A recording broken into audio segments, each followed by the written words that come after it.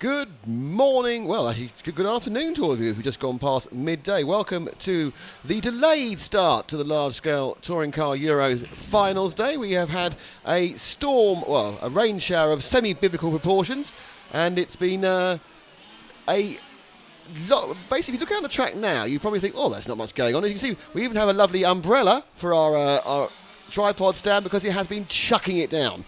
We are promised more rain or just threatened with more rain. There's likely more rain as we go. 2 hours of the track has been drying out, and if Frank shows us the track now, we'll see that it actually looks quite dry. But trust me, we were under about 3 inches of water on the AstroTurf parts just an hour ago. So we probably got a couple of centimetres of water as we get that. Excellent water shot. Good work there, Frank. So what does that mean? Well, it means the track's now completely different to how they went on it before. It's completely cleaned off, and what action do we have for you, I hear you ask, Nick? Well, we are now running pretty solidly. They've lost 2 hours at the start.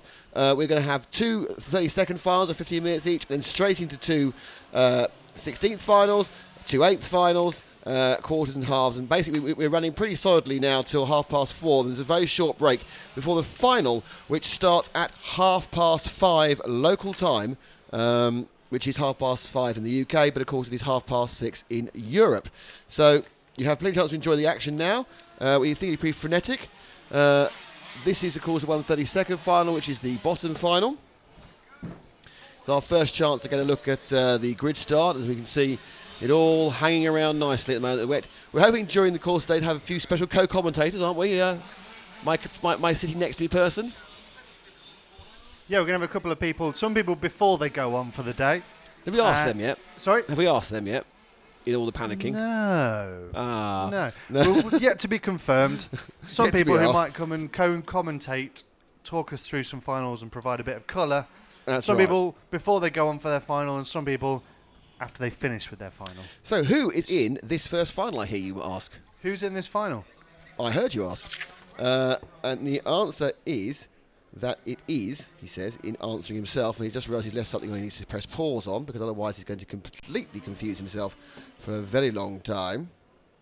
So let's have a look and see where we're at. Don't forget you can interact with us on the stream, you can interact with us on the Facebook page. But the first 10 drivers in this, the 132nd B, it's car 1 is Jose Candeias of Portugal, car 2 is Kjell Christensen from Norway. In 3, it's Valentin Saavedra from Spain. Adam Griffin from Britain is in 4. Anthony Fitzpatrick from Ireland is in 5. Aldo Buffo from Italy is in 6. Andre Lopez from Portugal is in 7.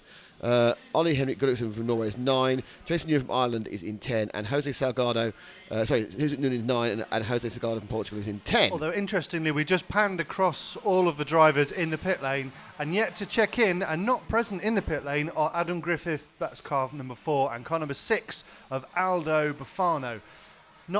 Not taking part in this race, perhaps. It looks like they may have elected not to. Top 3 go up. There is one car sitting unwell in the pit box, but we have a grid start for this, and they're on their grid positions as the crowd begins to, generally the crowd begins to turn up.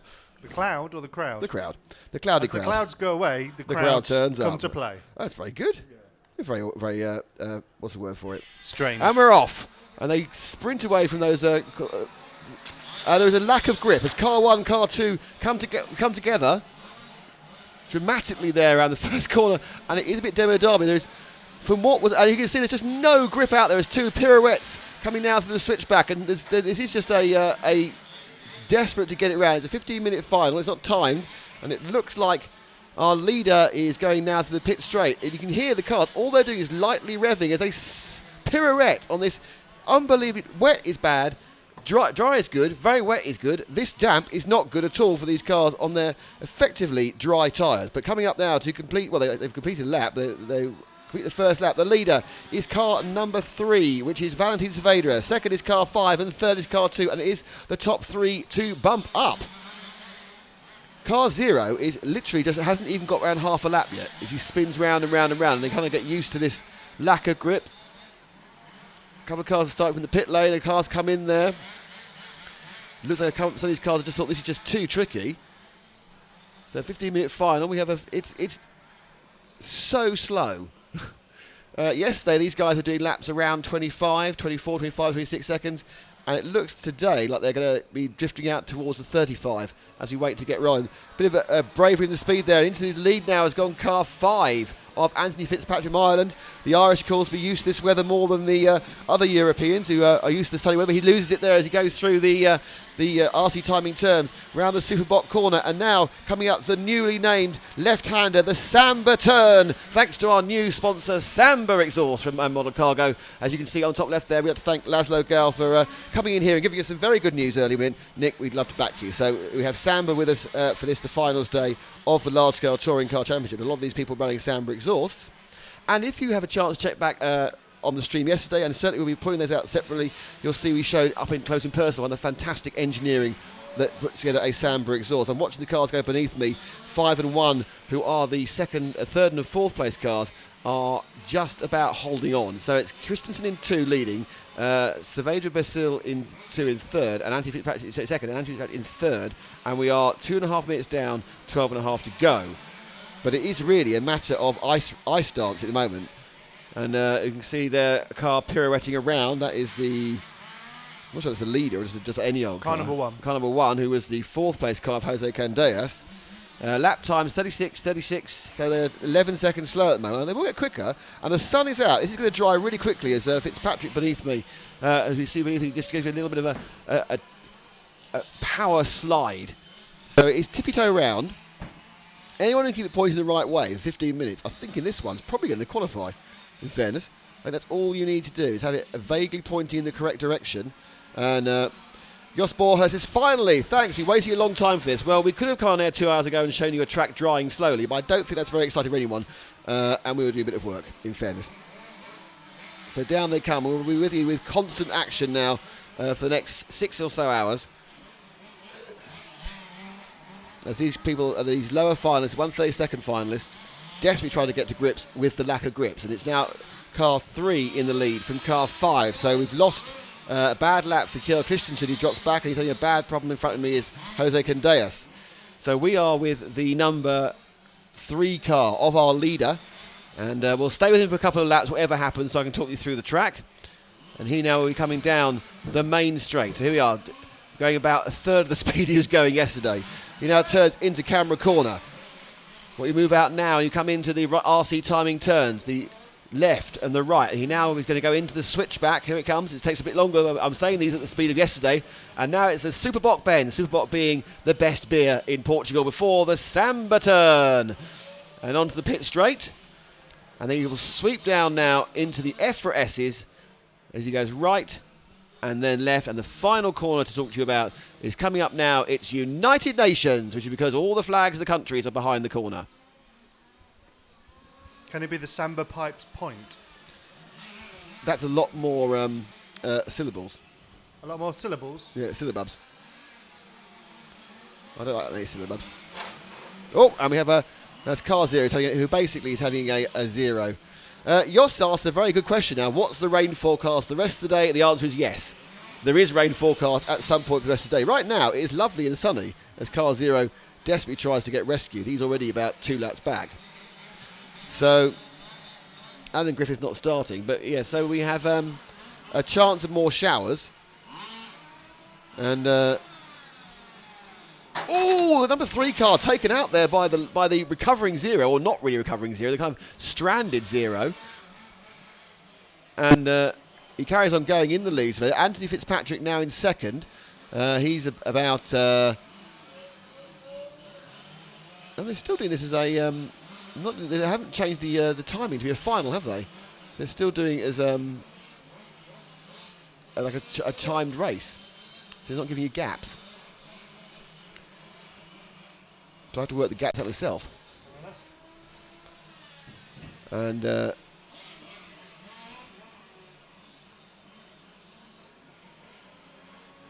so it's 10 laps. So the leader in absolute time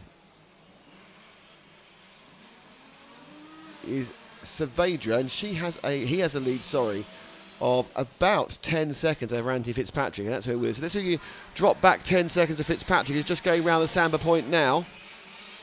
The 7 Pipes point now and round the short chute, and there he goes into the as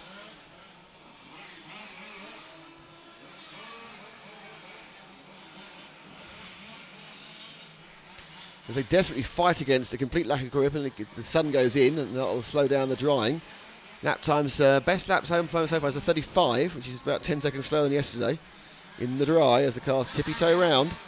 Still, it is Beresil leading from Fitzpatrick and from Christensen in third. So it's 3 from 5 from 2, and they are the 3 cars who will bump up. And this is Fitzpatrick, the second place man in your camera. Christensen is about 8 seconds, but 12 seconds behind him. So the 3 cars are in splendid isolation. In fact, that car in the foreground, the orange car, is the third place car, sorry.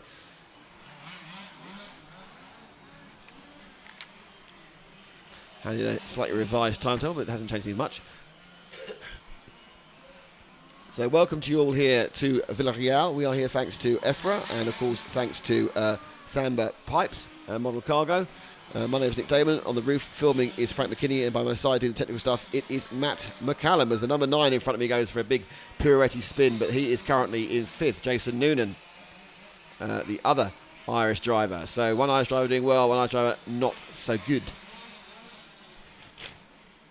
So let's see if anyone is likely. It's a 5-second gap between second and third. So if I find this bump up, so if I find car 2, who'll be coming down the straight probably next, with my guess, as they all try and avoid the desperately upset 0, which is still trying to complete lap. So number 2 of Christensen is the secondary car behind there. The car ahead is Noonan of 9, is about to get lapped, and then the 1 who's catching is Candeas is coming around. So as the 2 goes to the switchback now in third place, the 1 comes through now. So that's that green car in the background. So the car between them, but they are the battling for the final bump up space, which is Christensen and Noonan. Sorry, Christensen and Candeas. Noonan already a lap down on them both. Last time round, Candeas was 2 seconds faster than Christensen, so this could be a real battle by the end of the race. You can hear it now, they're getting more confident. They give you a little bit more throttle around the way. Christensen then, this lap's a 37. Chasing him down, Candeas, his lap is a 41. So he had a problem off camera and is now 8 seconds back. Let's pick up the following man. He's going round the Sifbot corner now. That is Jose Candeas. Beresil and Fitzpatrick happily away. 8 minutes down, 6 minutes, 9 minutes down, 6 minutes to go. This 15-minute 32 sub-final. Roadhog, howdy Roadhog. Good to see our friends from Australia are tuning in. And this is a tricky final. So our chasing man, that's an interesting redesigning of the track, in fairness, but it hasn't costed much time.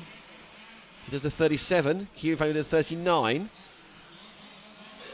So that is possibly a real battle. Saavedra Beresil happily ahead. He's completed an extra lap. Second place man Anthony Fitzpatrick.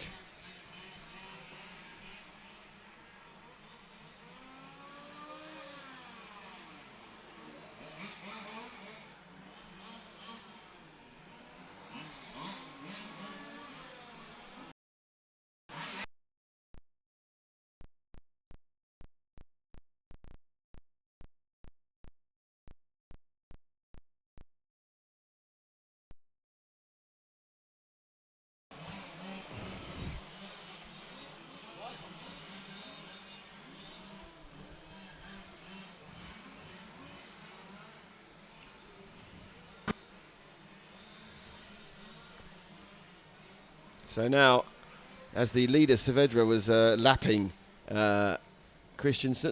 Candeas is now 6 seconds behind. I think maybe a bit further off that spin.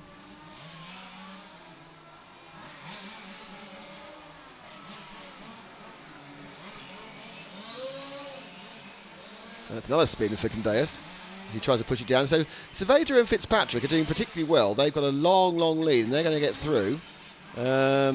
Other cars are available, but you know that in 4th it's Candeas, 5th is Noonan, 6th is Lopez, 7th is Gullickson, 8th is Salgado. They're all the people who started to going, not necessarily any great speed. And it looks like Candeas' challenge has disappeared with 4 minutes to go. He's 8 seconds back. Let's pick up car number 2 of Christensen, if we can. He should be completing his lap any second now, and he has. He's now going down through to the Superbot corner. He's the second car there, the orange majority. Oh, and off goes the zero into a big splashy puddle. That's your third place, man.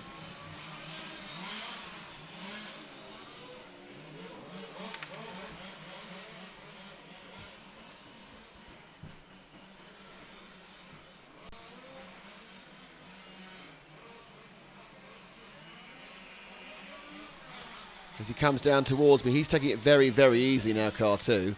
He's got to really he knows he's got length of the straight, well, more than that now, in a lead over the 4th place man, Candeas, who actually is trying desperately to get past car 0. It's like a nightmare of spinning this. So 3 minutes to go. It looks pretty much like we know who's going to be where. Jos wants to know, will the finals continue when it starts raining? Yes, to a point is the question, Jos. If it just rains, that's fine. If we get the stair rods we had earlier today, they can't run. It gets too dangerous. So we think that ordinary rain, not a problem. Heavy rain, no, they will stop. But again, it's who knows what's going to happen. We came in this morning, it was lightly spitting, and suddenly it was stair rods, and it was really, really heavy rain, straight down. Woof. I reckon it had 3 or 4 centimetres easily in about an hour and a half. Roadhog, indeed, we are racing on ice today because it has got wet. And of course, what you have there is wet sitting on the goo and the rubber and everything else before. So effectively, just a slick surface with water on oil, which is a bit of a disaster.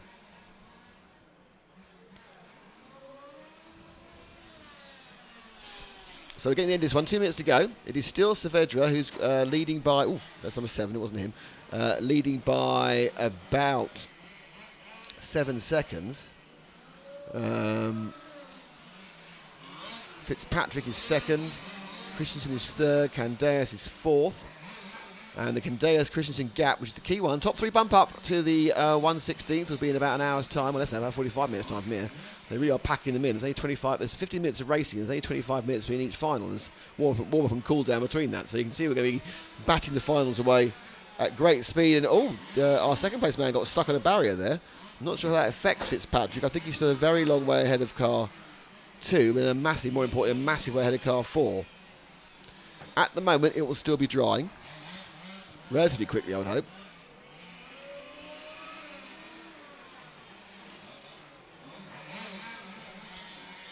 And the local crowd is already coming in. We've got a good smattering of people on the... when this race finishes, we'll let Frank give you an idea of the crowd. There we are. There'll be quite a lot more. There's a lot more to the left as well. To his right, sorry. When we were here 2 years ago for the 1/8, we reckon we had about 600 people here. All the stands were packed. So this has been what can only be described as a very low-key start to the day, because we have drivers who have struggled anyway, struggling on difficult conditions. Saavedra Basil has mastered those, and there's a lead, I would say, of about a lap over Anthony Fitzpatrick, Kiel Christensen, and then Jose Candeas, Jason Noonan. After that, all moving forward.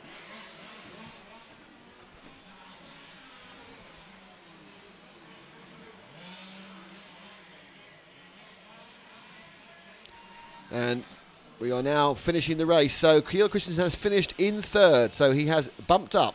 So Christensen will bump up and be 10th.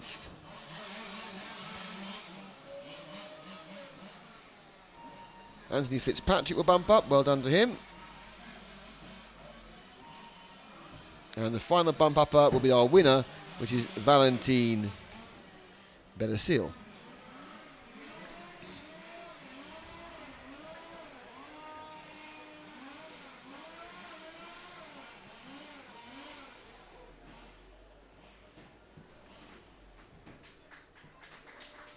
A little round of applause for that, which is, I suppose, round of applause for trying, probably more than anything else.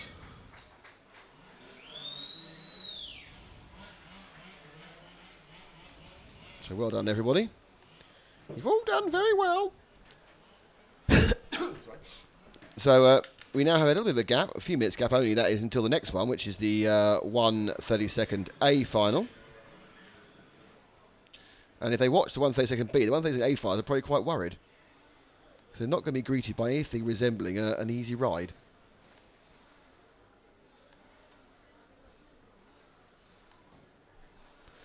Now give me a couple of seconds, because I'm going to pass the noise to the noisemaker to my co-commentator for a second, because I need to go and fiddle with the timing screen.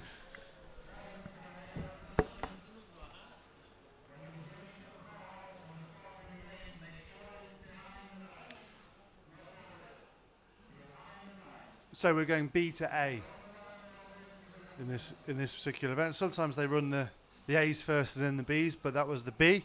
And now we've got the 1:32A final. And on pole in that final is a man who didn't make it to quite a lot of his qualifying rounds, Dusan Bayer, Papa Bayer from the Bayer racing dynasty that is based in Brno in the Czech Republic. The Auto Bayer Arena is a grueling track that hosted this event 4 years ago, I think. Behind him is Marco Maines, Fernando Requejo, followed by Jiri Rybank, Dennis Lopez, Tommy Carlson, Claudio Rossi, Matej Bender, Alex Tlusty, and Dodo Tsaki. And Matej and Alex, junior drivers. The most prominent of the junior drivers is David Perez, who we saw yesterday evening just missing out on that semi-final position, but I have no doubt that he will climb up and get into the semi because I've seen him do that before. And he's a very good racer. Has a very promising future ahead of him with his father at his side helping him out. You're back, Nick. Did you manage to get what you wanted from the timing system? I fiddled some stuff, yes. Yeah? I did some stuff fiddling.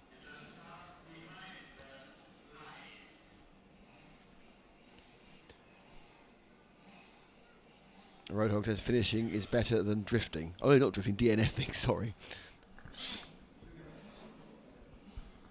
So, we're ready for 15 minutes more of drifting. They wouldn't win many points in a drift contest because it wasn't, controlled. Simply circling around aimlessly. Yeah. Donutting round at a fixed point does require some skill. Yeah, it's more sort of a kind of a country dancing, isn't it, really? But just pivoting around the centre of the car.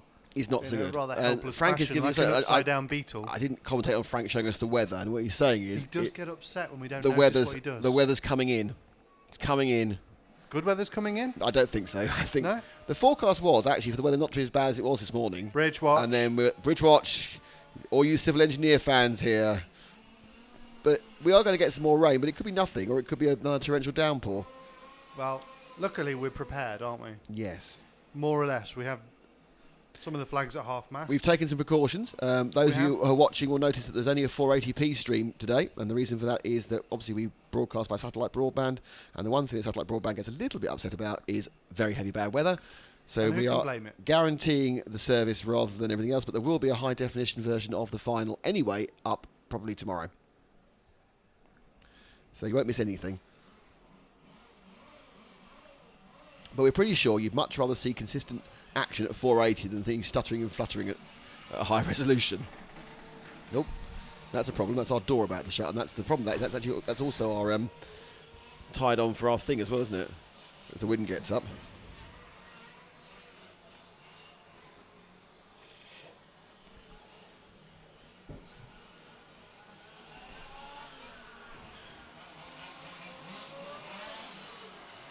So the second final is, as Matt told you, 1:32 A fars, another 15 minutes. And from the look of this first warm-up lap, they're having the same problem everyone else was.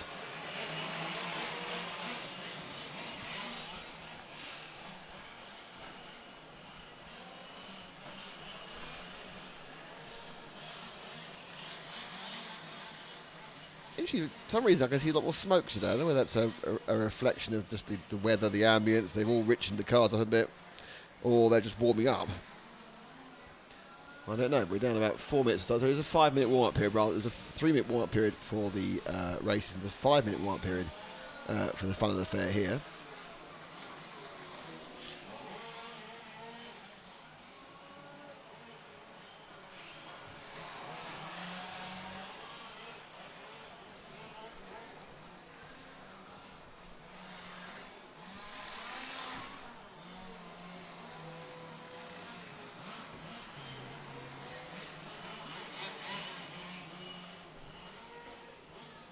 They spin round.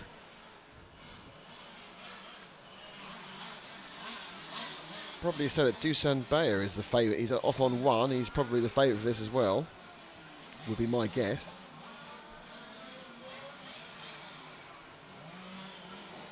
I might be wrong. But again, looking at this warm-up, they're having the same issues with handling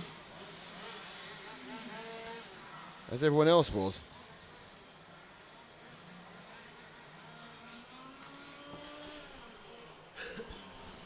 Thank you all who hung around for 2 hours waiting for the start. We have started and we won't stop, basically, now we've started. We'll keep on going. We have the studio cam up and running. That's a large percentage of Matt. And this is a large percentage of me. And this is our umbrella. That is there for when it does start to rain. That's going to get rushed up to the camera position to cover the cameraman. We're lucky that our other camera position here is actually underneath the roof of the grandstand. So Frank, can you show where that camera position is? So that was put there purely because we wanted to get a high vantage point. It's actually worked out absolutely brilliantly because we haven't got to get, we don't get wet, it doesn't get wet, and it's fine. But that wasn't there for that reason. We had no idea it was going to rain like that. And it's more crowdy people. So we were all prepared to go. The one thing none of us had between us was a coat, was it? We had no coats between us. So we all just sat around getting wet. No coats, no long track. Well, I only brought shorts. Yeah, you got kind of slightly. Can you get your shorts on short without getting yourself? Because I think they're slightly camp shorts. I think you have slightly gay shorts on today. Because look at that. This is just wrong. It's very wrong, but it is a minute and a half to go for the final, and the viewer count's still going up. It is a sudden dip, but it's not because of the broadcast has stopped. Because we've turned off. It shot up just then. We picked up about 5% more viewers just when your knee came out. No, actually doesn't come out for 45 seconds, does it? Because there's a delay. Yeah. So it's about to dip. Effectively, we'll look. And in about 20 seconds, if it suddenly goes, there's nothing, we'll know what's happened is that they've seen Matt's knee. Let's get back and look at some track action. Yes, fantastic. We need a puppet. We should have got a puppet. Are you being serious? We should have an amusing RC puppet. It sounds like the sort of thing Ollie would do. Oh, okay. I'm not. We'll leave that to the other boys. Yeah, they're too good. They're too good for us. They outthink us every time. Have you been saying enough about our sponsors? Yes, okay, I mentioned him once. I mentioned him again. He's got his Samba point. But it's Laszlo from Samba. Thank you, Laszlo, who walked in with an umbrella and said, "Hey, I want to back you. You're doing a great job."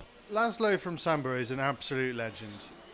Offering us drinks, offering us anything. You know, he's just can't do enough to help, and he seems to be here just to kind of look over the people using his pipes and just make sure everything's all right. They are lovely, that. I mean, and I said that before he offered to help us yesterday. I thought it looked fantastic when the welds are just orgasmic welds. Yeah. Well, you know. They are. Okay, we're about to start the 30-second A final. Actually, I've slightly preempted that because there's a man with a Portuguese flag. And we're kind of not looking at either the Portuguese flag or the cars at the moment, so it's make your mind up, really. Shall I go and try and line us up with some co-commentators? Do you want to just cut the first couple of laps? Because then we'll do that. Yes. We lost one viewer, by the way, with your knee. And they're off. And this first corner could be interesting. The 2 goes very wide and he's lost it. And they go round and through. How come the 2? I don't think did the 1 not start? Oh, it didn't. He did pot, so it didn't make it start. So it is in the lead. It's 1 from 3 from 2.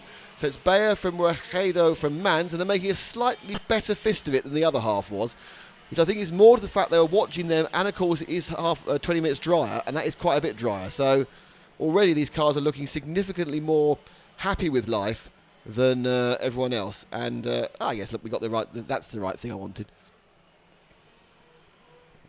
This is the Nick's trying to get the right bits of the timing screen up. He's done that. So coming towards me is our leader. It's Dusan Bayer.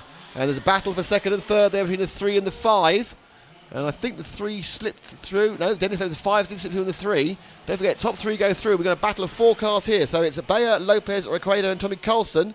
Just a little bit further back is Dodo Tatsky. Top 4 covered by 3.2 seconds.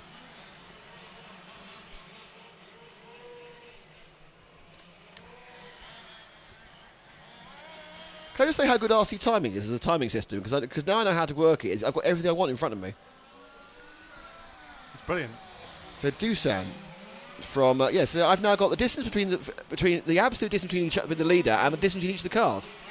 And we've got a problem for 6 in front of us, but looking at the leaders now, so Bayer has got away with Lopez following him down. This is obviously coming first here is massively important. And they're already about 2 seconds lap faster than we were seeing from the guys in the previous heat. Still very slow in comparison to how they were going. They were 35s compared to 26s, 25s. But things are going well for them. There's a little accident again. As we come down the straight, it's Bayer leading in this 1:32 B final, which we bring you here thanks to EFRA and thanks to Samba Pipes. In second, it's the 5 of Lopez. And third and fourth is where the battle is. Let's go to third and fourth, Frank. That's obviously the key point of this, because it's the bump-up place. And it's Ricardo and Dodo Tatsuki will kick with fourth place man, which is car 10. So Tatsuki coming from the back of the grid and looking to get inside. Oh, he tried to get outside, he's touched him. And when he get going again, he does. Should be a bit of a wait there. So they're going now through the Samba Point. Is that what you want to call it, the Samba Point? Samba Pipes. Oh, Samba Pipes Point. Okay, sorry. And now it's United Nations as they turn left to go round the United Nations bend before they hit the main straight, and just pulling away slightly is Ricardo from Tatsuki in the big battle, which is the battle for the last bump over third. Tatsuki a little bit oversteer as he comes out the corner. He now comes in and drifts round, and that gain he made, he looked a lot quicker a lap before, has dropped back after that little tap they had going here, Superbot bend, and now they lurch across to the Samba Pipes Point. Right, that's better, you're right. And down the pit straight into EFRA S, which isn't an S unless you look at it from a certain angle, as Frank contractually says I have to say. He was very upset about calling that an S. Oh, and Tatsuki's lost it under his own power there. So that's a bad news for his battle for third, as another car comes streaming in from the side of the track for no discernible reason. That's the number 9, who controlled his corner. A lovely bit of opposite lock there. And into the 33s now with the leaders. So they really are enjoying this track significantly more. And 5's off as well. So a mistake by Lopez. Ricardo may get a bit closer. Dusan Bayer is nicely ahead now. He's got about a 4 or 5 second lead. As cars get a bit mixed up. Some of the lapped cars getting mixed up with some of the unlapped machines. Gerardo does a go for it. Dennis. RCB Scale Forum.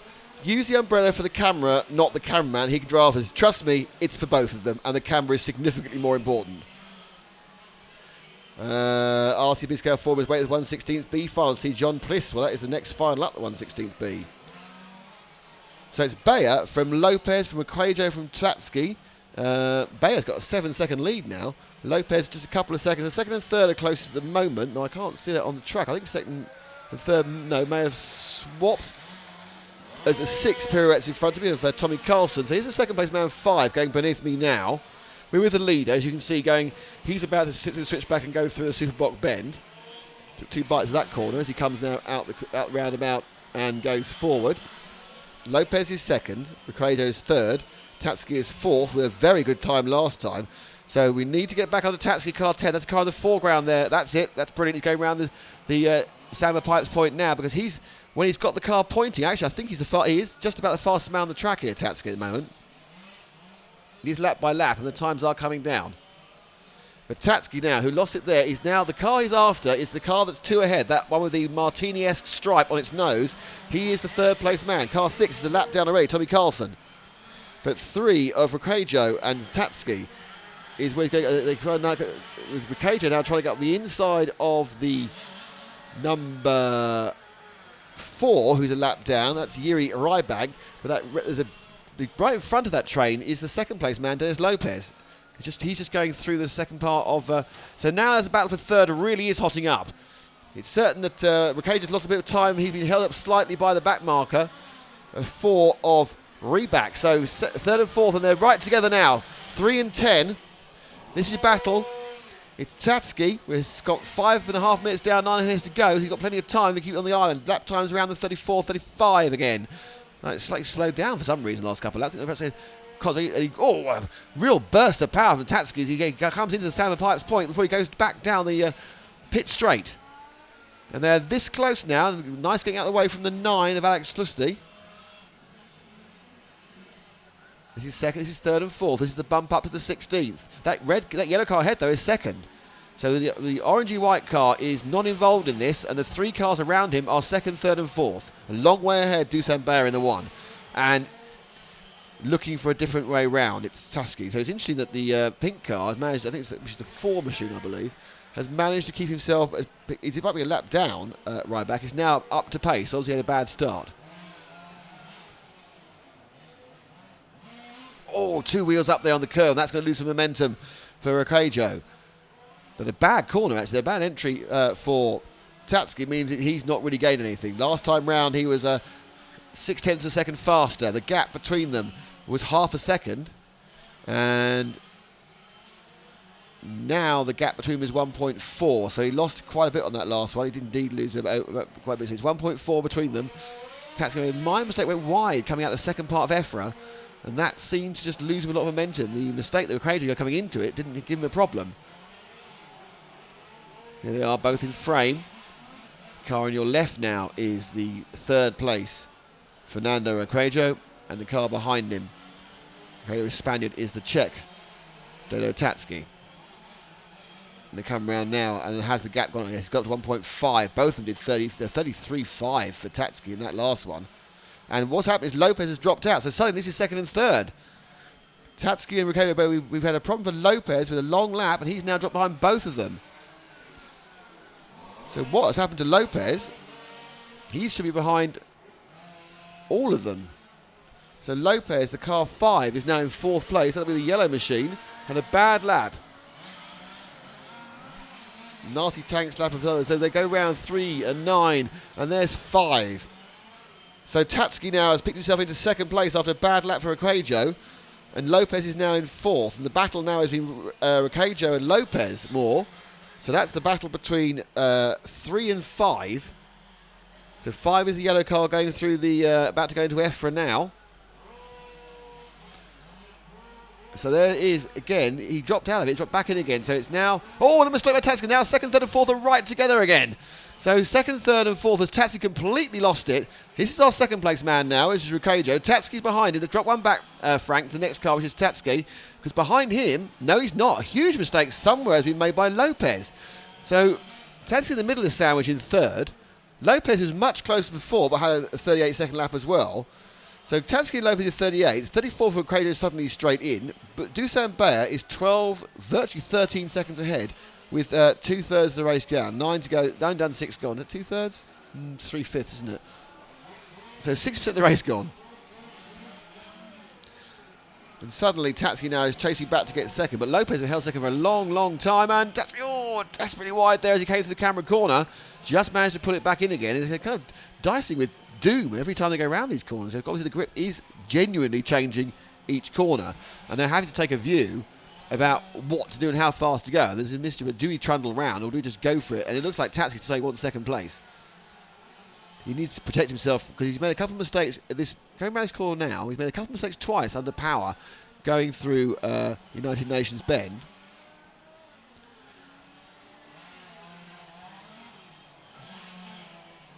No, these two are neck and neck. This is the 2nd and 3rd. Both have been bump up positions. Half second between them. 33.8 there for Tatsuki. Plays a 34.5. Both get it on the iron. Tatsuki goes on the inside and he just gets those cut off there. So they go around Swift Block Bend. Now really, Tatsuki has to decide, is it worth it risking? Oh, that's nice little beautiful overtake there. And I'm not even sure whether it might have been that Riccaggio knew what was going on and let him go.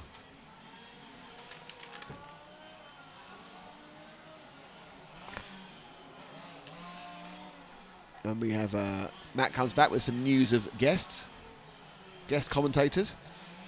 But this is a good battle here for the 2nd and 3rd, but it's not the battle that matters really because they're both bumping up. Lopez behind them. Just he's that blue-bottomed car you see going round. In fact, no, what's happened now is a mistake has been made by Riccaggio, and he now dropped to 4th to 3rd. This is the 3rd and 4th battle. They are literally side by side. I mean, that's proper full-size touring car action, that is. There'll be an inquest afterwards, and we'll probably have Anthony Reid and Jason Plato hitting each other, which tends to happen. So Riccaggio made a mistake. He's dropped out the Tatsuki, who's now picked up 2nd. And complete reinvention of the corner again there by Lopez. Lopez is not the fastest car by any means, but if Riccaggio makes another mistake, he'll drop out of the bump-up place with 4 minutes to go. Dusan Bayer currently is 13.2 seconds ahead, so he's not getting any TV time because basically he's showing off.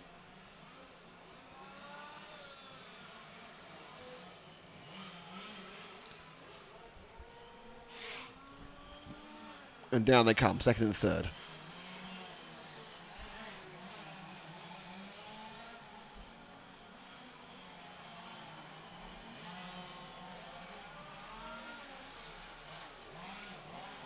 Oh, what the inside there. So it is very much a case of Lopez is deciding he's going to try and pick Recreator off. It's important now with 3 minutes to go. He may as well do it now or never. The gap was 1 second at the end of the last lap, and these two are the ones who are battling for the bump up place. Let's Recreator gained a little bit from that over-enthusiasm by Lopez. And Lopez now, who, with the second, very simply painted car ahead of them, Lopez, who absolutely went for it earlier. And that's Tatsuki in front of him. So second hasn't really got away. That's second, third, and fourth coming through our vision there from the top camera cam. And there they go through the Samba Pipes point, put the power down through the short chute of the pit straight. The left kink before they turn into the EFRA S's. And they're looking pretty equidistant. They're all kind of, I think, getting the hang of it. The lap times have stabilised around the 34-second mark, which I reckon for an average of 2 or 3 seconds faster than the previous final, but that was merely because the track's now a bit drier. But easing back up the gap between second and third, but it's really more about Lopez in fourth, about whether he can get that final jump up place. Jump up place? Bump up place. Jump up.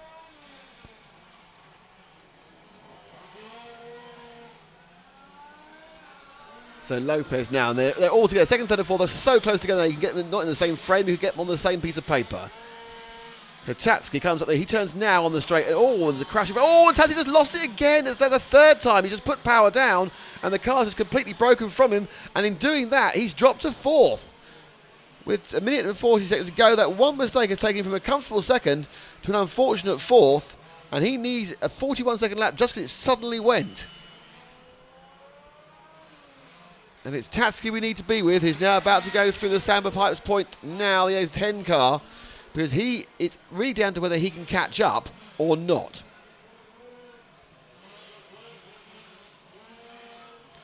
So, oh, that's not what Tatsuki wants to do. Drifts it out a little bit wide there.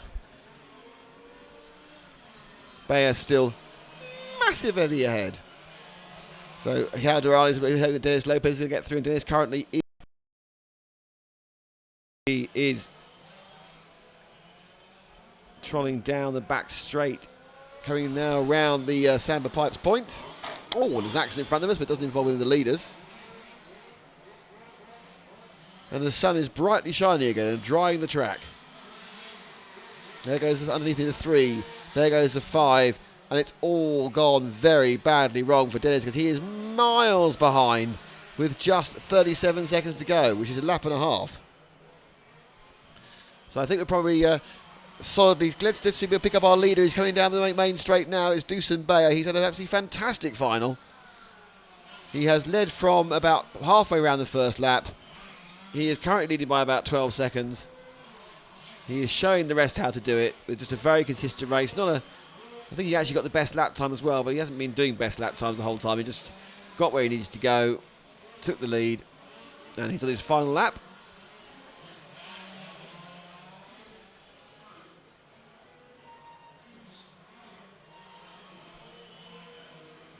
And there we go. And he has 2 corners to go to finish in first place and qualify up. So Dusan Bayer is your winner and bumps up. Fernando Recreator will come second, I think. He might come third. It doesn't really matter because they're both bumping up. And I have already lost my pen. I've now found it again. So your bump ups to the 16th A are Dusan Bayer, Fernando Recreator, and I've lost it. It's changed already before I had a chance to write it down. And of course the third one was Dennis Lopez. Have to be quick. So a very short break now for the 1/16 B final.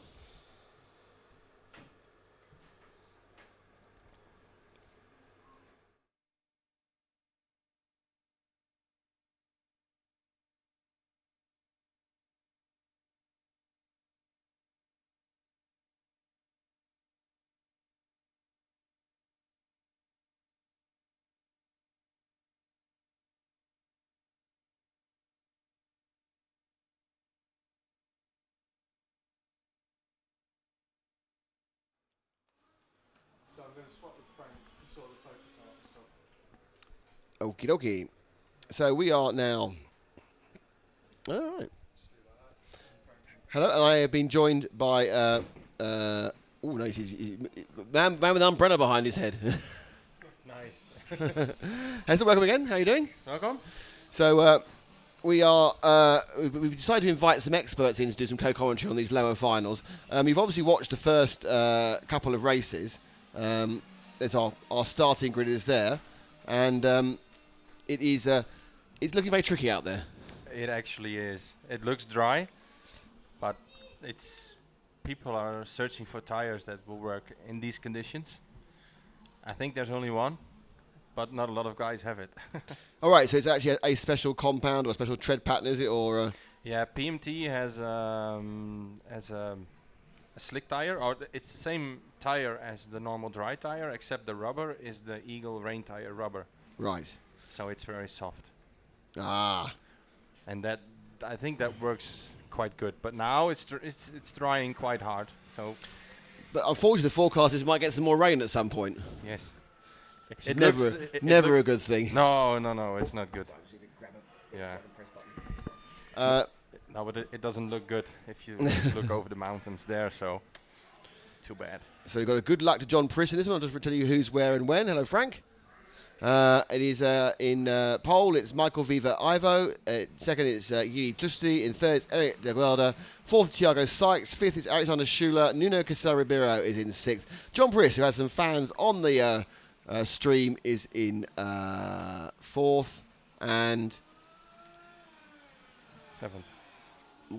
then it's Valentin Sevilla Brazil in, and then Antti Fitzpatrick, and then Kiel Christensen. Kettle is a big 5 driver. Yeah. It'd be fun. It has to be like that so I can see it, Frank. Otherwise, I can't actually see what's. I have to sort of comment off the screen as well as off out the window. So we currently have a nice bit of parasol shot there, and John Priss hasn't checked in. The only person so far not to. There are 10 people up there, I think. He is on the rostrum. Mm-hmm. In car number 7. No. We're all craning our necks. You look up there and see what's going on. No, I can't see his body. No. Yeah, he checked in. He just checked in. So we do have a full complement of 10 drivers, and the key point to make it to the top 3. So obviously, I mean, I know obviously normally you qualify quite high, but how do you approach a final where it's not about winning, it's just about getting into the top 2 or top 3? I mean, what's the different attitude you have about that? Is it on a Christmas tree final? Well, actually, it's the approach is the same.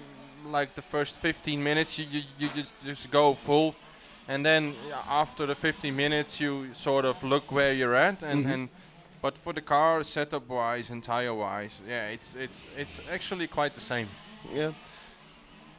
At what point? Yeah, you're like halfway through and it's really going badly. Does your heart just go, oh, sink, or or is it a case? Oh, there's always a chance.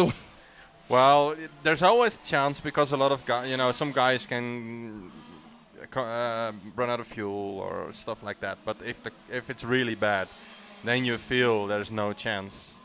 But still, you have to keep on driving because it's possible. There was a Grand Prix in Lostalo this year.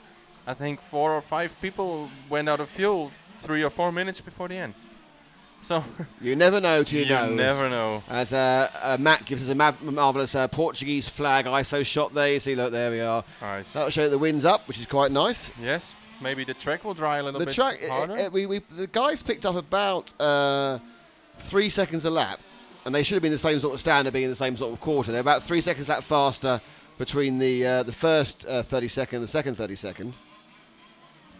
So we're expecting them to go a bit faster again because they're better, and a bit faster again because of the track in this one. So, but the fastest lap we've seen so far is a 33.5.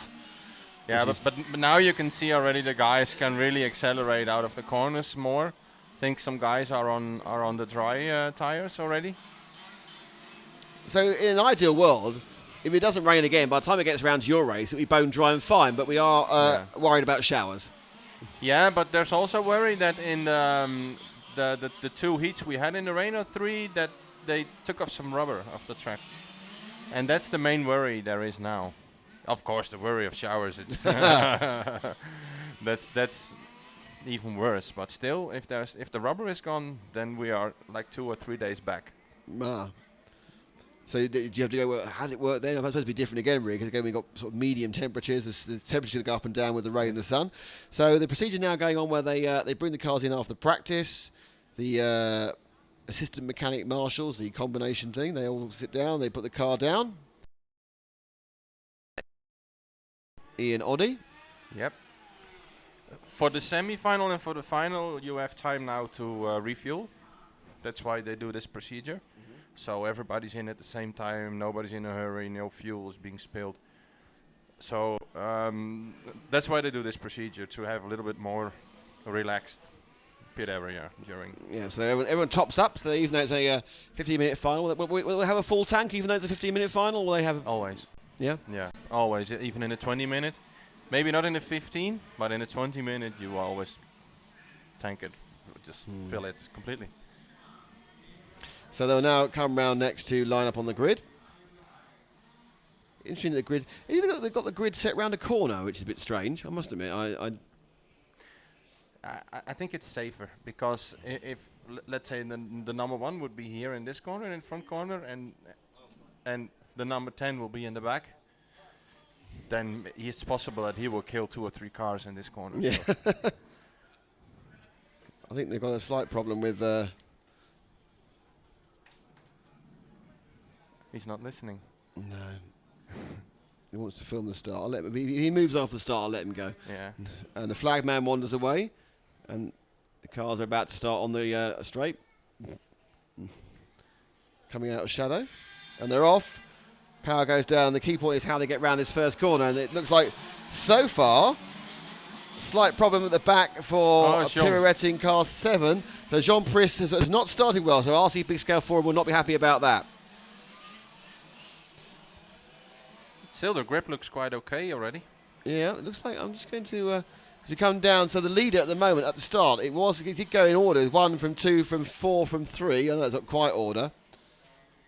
And they come out of the back, and the crowd ever growing. And coming underneath him now, it's car 4 has got into the lead of Thiago Sykes. And there's a car backing through. I can see the car 2 of Yuri Justi as well, going quite well. And there's carnage breaking out in the middle of the track there with all 4 of them. And Matt, I'd say you're a little bit dark, Matt, a little bit dark. So we keep looking. That's fantastic.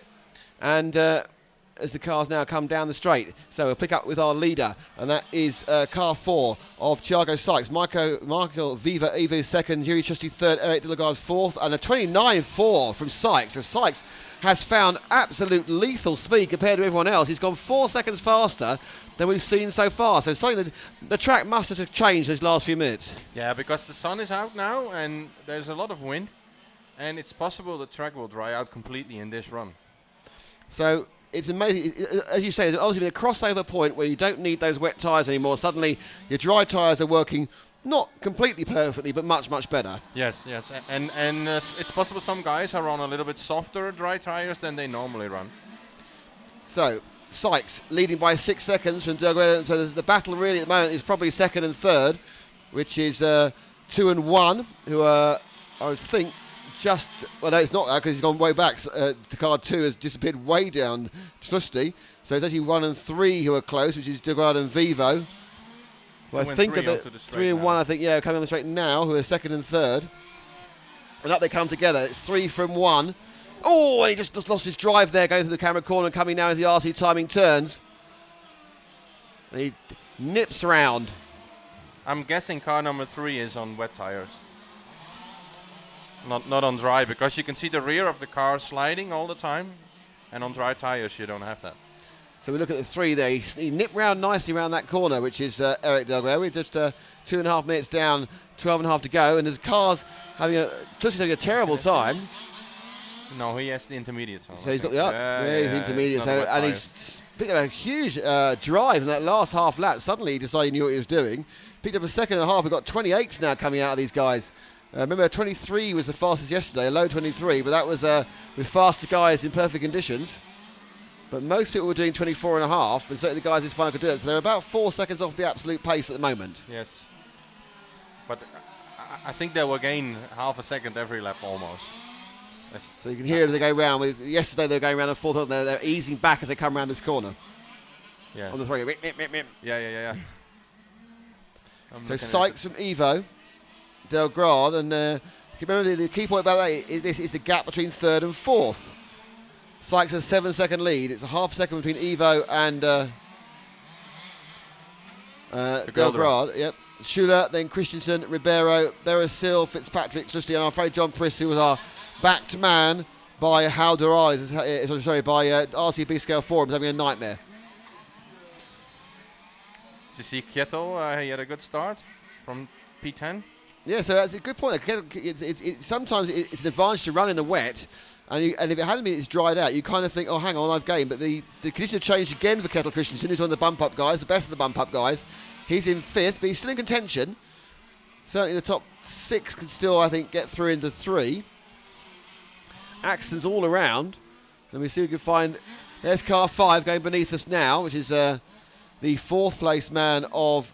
And it looks like Evo's had a problem at the start-finish line. So that's the battle for Schuler and Evo. So Schuler in 5 is now 3rd. And Evo's 4th. I think we're with 5 at the moment. A bit the increase in pace is kind of really mucked everyone together in many ways. There's a kind of a strange situation. They're coming towards us now. And on camera, it's car 5. Who is our 3rd place man, Alex Schuler. Evo behind him is... That's him behind him about the green car, revving all the way. So catching up here is with the 7, who's a lap down. So the car in front of the green car we're following is about to be lapped. I think that's is that the Priss car, is it? I think, I'm not sure. Yep, that's the Priss car. So about to be lapped already by 3rd place man Schuler. But this is the battle of 3rd and 4th. And Viva Evo coming up. It's a battle for second position now. It's a battle for second. It's the Goldra. Evo just passed Schreller. Right. Yep. And that is right. That is 2nd, 3rd and 4th running. It's de Gelder. I had the wrong number there. So it's 2nd, 3rd and 4th on your camera. And so at this point, obviously, Hesse, you should be watching to see where can these guys get past, or is it a bit easier in the wet? No, it's harder in the wet because... Oh, dear. Now, he needs to wait, really. Yeah. He has to wait now. And yeah, 5 he's waiting. doesn't. Yeah. Or else Dallas will be angry.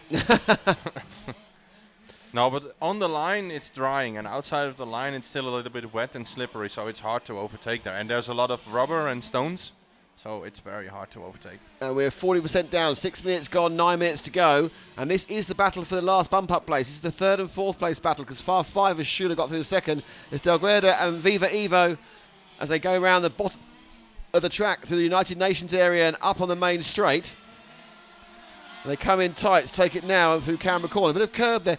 I mean, taking that curb on the inside of the there, is that a big risk in this weather? Yes, because I think it's still wet. But that curb is always a risk, also in the dry. If you pick that curb really on high speed, the car will flip instantly. Because there's no danger of grip roll in these conditions, is there? No, not now, no. But I think if it will dry and if a lot of guys drive again in the dry, then the grip will come up.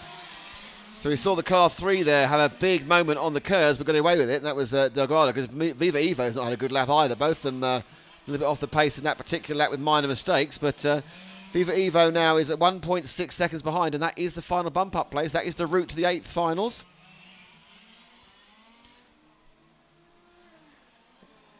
As they come through, Sykes, though, leading by a country mile, or a country kilometre perhaps. Oh, and a big accident in front of us.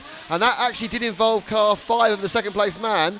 Schuler clunked. I think that was the 8. It was the 8 of Valentin Bersil. I think he's got some problems. But as we're carrying on now with the battle we've had before, and this is the bump-up battle as they go now into the start of the EFRA turns. And letting through there, the lap is that's a 3 machine. The 3rd place, Delgrade. Viva Evo is that him on his tail? It is. It's the one. Oh, and that's a big accident. They've hit each other as they come through, and they're right up the sides. This is quite an aggressive little fight, this one. And it's turned around again, and Viva Evo's got the lead, and Delgado just flies the curb there with no regard to his car or anything else. He's just got the mist down as he tries to get it back at Evo for that coming together in front of us at camera corner. And this one's getting personal, and it is also very important because it is the battle of the final bump-up place that come towards us again, Hessel. Yeah, and as you can see, some guys, they enter the corner at the end of the straight late, and then the car oversteers, and that what happened in the previous lap with Eric. So Eric in fourth, you say, and that's the gap you can see on the floor. It's about 0.8 of a second. And they are... Lap times are dropping a little bit now, 28.0. Yeah, they've got 27.7 actually. 27.7 is Schürrle, who after, and they come down the on again, and it's Delgado looking to get up the side of Viva Evo. I mean, if you were in the position now, if you were the following driver, where would you look to get past? Yeah, I think I would wait for an error from the other driver and then just pick the inside, because in these conditions somebody has to make an error. Yeah, or else just hammer it down the straight, try to get a little bit more drive onto the straight and pass him there. Well, they're certainly looking pretty racy and pretty quick. Even though these cars are running about 4 seconds slower than yesterday, they're actually looking faster. I don't know why that is, whether it's the excitement of being in a final, just because they're throwing the cars around a lot more. Good lap for Viva Evo. He picked up, actually it wasn't the lap, it was just those last couple of corners where he picked up, coming actually after the timing loop and through the RC timing turns, because that gap has moved out from the 0.6 of a second. As Delgado now needs to look at closing him down. But he's got 5 minutes. We're not 2/3 the way through as one of the back markers, and that's the Irishman, car 9 of Anthony Fitzpatrick, gets lapped, and they now carry on battling for first second. Thiago Sykes 13 seconds ahead. Andrew Sul is 5 seconds ahead of this battle, and this is the battle of the final bump up spot between Viva Evo and Delgado. And again, Delgado looking to get close. And they are looking quite fast around this bottom part of the section of the track. So obviously this must be pretty dry already. And they come up here full black on the straight, Hessel, and they have to guess what they're going to do next. Yeah, you can see already now they're doing a lot of guys doing 27.5. So now it's dropping really hard. He just lost it on the curb, and then something fell off the car there. Yeah, something. What's that? Someone's lost a part of the car. It's the air filter, is it? A bumper. No, it's like a piece of bumper. But what actually happened there was Viva Evo lost it and on the curb, and Delgado hit him and unfortunately couldn't gain anything from it because it wasn't a deliberate contact. He could have gone past, but it was just, there was a very large fifth scale car in front of him on his racing line. And you could see the curbs are still wet, and that's why he spun, I think. So he doesn't bother him. He takes it again. Yeah. I think once is a mistake, twice really. Come on. But you have to take some risks somewhere to stay in front or to be faster. So that's. Delgado is very, very good for those bottom two corners there in comparison to Viva Evo, and Viva Evo seems faster at these next corners. And they go, oh no, that's not the way. That's it. And again, they're both spooking each other with Kerber because Eric tried to cut the inside there, and that kind of strangely put off the. I mean, how difficult is it to keep your rhythm when you follow this closely? It's better to be the number 2, so it's better to be Eric now to follow, because I think if you're in front, especially in these conditions, you know you have to push. That's very hard. To be in the back of somebody and rear of somebody, then you're okay, but he made an error again. Yeah, but if we look at the track now, that RC timing turn, that top turn there, Eric is not very good at in comparison to Michael. But these two corners which we're about to go through now, we won't get them both in the same frame, he's really, really quick. He slides through those bottom corners, the EFRA turns, really well. But it's going to take him a couple of laps to catch up again now. If he can catch up, it may have given the breathing space that Michael Evo needed. But they're quite on the limit. You can see a slide in the rear of Eric's car. So they're really pushing now for these conditions. So we have just 3 minutes to go. And this is a battle that's livening us up quite a lot. It was another gain there.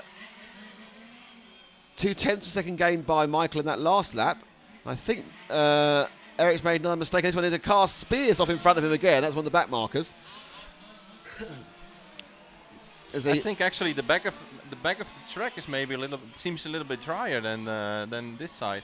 Yeah, I think you're right. I think the bottom end of the track, certainly we come around this section here. But once we get into this section round here, there's like a dry line there, for example. This bit they're really taking some liberties with, and the cars look visibly as they did yesterday. Yeah. And now put the power down. Perhaps I think really this corner may not be quite dry yet, but then they are having more problems here. As he comes around here, the camera corner, car 1, and he sloops it. That's not the line. Get off the. It's tight, but get off the curbs. And so in front of his car 10, who's Kjell Christensen, the bump up man. He's being lapped. And Michael Viva has found some real pace. Yeah, he's doing good. Doing very good. 27.6 the last time round, 30.1 for Eric. I think he made none of the mistakes. So this battle is fast disappearing. Sykes is ahead by 5.2 seconds. So Schürrle now is gaining on Sykes quite dramatically. He did it 27.2, Alexander. As it settles down with a minute and a half to go. It looks like our 1-2-3 are our 1-2-3. But the thing is also when the track is drying and you're driving and it's drying up, you have the feeling your car is flying if it's dry, but you're like 2 seconds slower than normally. But the feeling in the car it's amazing. Well, Michael looks like he's enjoying it now, and he's certainly putting down some good lap times and better lap times than Eric. And Eric has got a long way to make up, I think. I think Eric can't make up. So let's have a look. We haven't seen our leader much. See if we can find car 4, Thiago Sykes. Because he has been leading quite easily. Here. And there he goes now. He actually made a mistake at the start just when we came to him. And that last lap was a 30.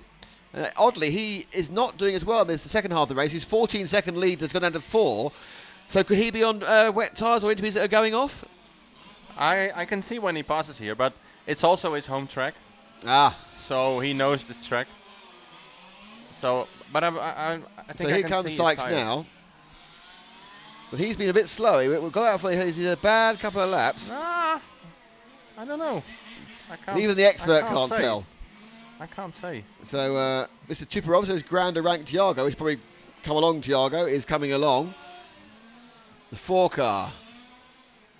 Maybe if the cameraman could take a close-up of tires. I think of his tires at the end of the race. At the end of the race, possibly. At the end of the race, I think that's beyond our lens, let alone beyond our cameraman. I know, I'm kidding. So he's got a 2.5 second lead max on Schürrle, who is the car behind him. So that green and blue car has been much faster, and the race is over. The race is over. And Sykes and Schürrle have finished. Michael Viva Evo will pick up 3rd place. So interestingly, they have been caught by the timing screen. So interestingly, my guess is that Schürrle is going to be happier than Thiago because his car is much better in the back half of the race. When they come back out again in an hour, it's going to be completely different again, isn't it, Hassel? Yes. I think the next final will be quicker again. But I saw in the bottom of the screen, I saw rain expected between 1 and 3 this afternoon. So 50%. Okay, everybody can pronounce 50% of rain, but doesn't look that good. Yeah, and then just so you know, I think you're on are you in the A or the B semi-final? I'm in the 5 minutes to 4. 5 to 4. You're a long. Oh, there's rain. Yes. We have rain already. So. Does the cameraman need an umbrella? No, he doesn't. No. So the rain has fallen. This is not good. No. So Hazel, thank you very much for your help there. It's great, fantastic. You're welcome. I hope you enjoyed watching what we're doing and how we do it. Yeah, it was very nice. We watched the interview yesterday, and on YouTube we got a lot of positive reactions. A lot of countries are watching, so excellent. You guys doing a good job. Thank you. I was fishing for that, and you gave it. Thank you very much, Hazel. Thank you, great, and good luck for you in about 4 hours or 3 hours time. Thank you. So Hazel's got there with us and. I'm just trying to find Hessel Roskam there with us. That's whistling. And we have a bit of rain. I'm not sure how rainy it is. And some dogs are having a bit of a bark, so that's all good fun. Oh yeah, you can see it behind the flags ahead of the It hillside. doesn't really look like clouds that are going to give rain, in fairness.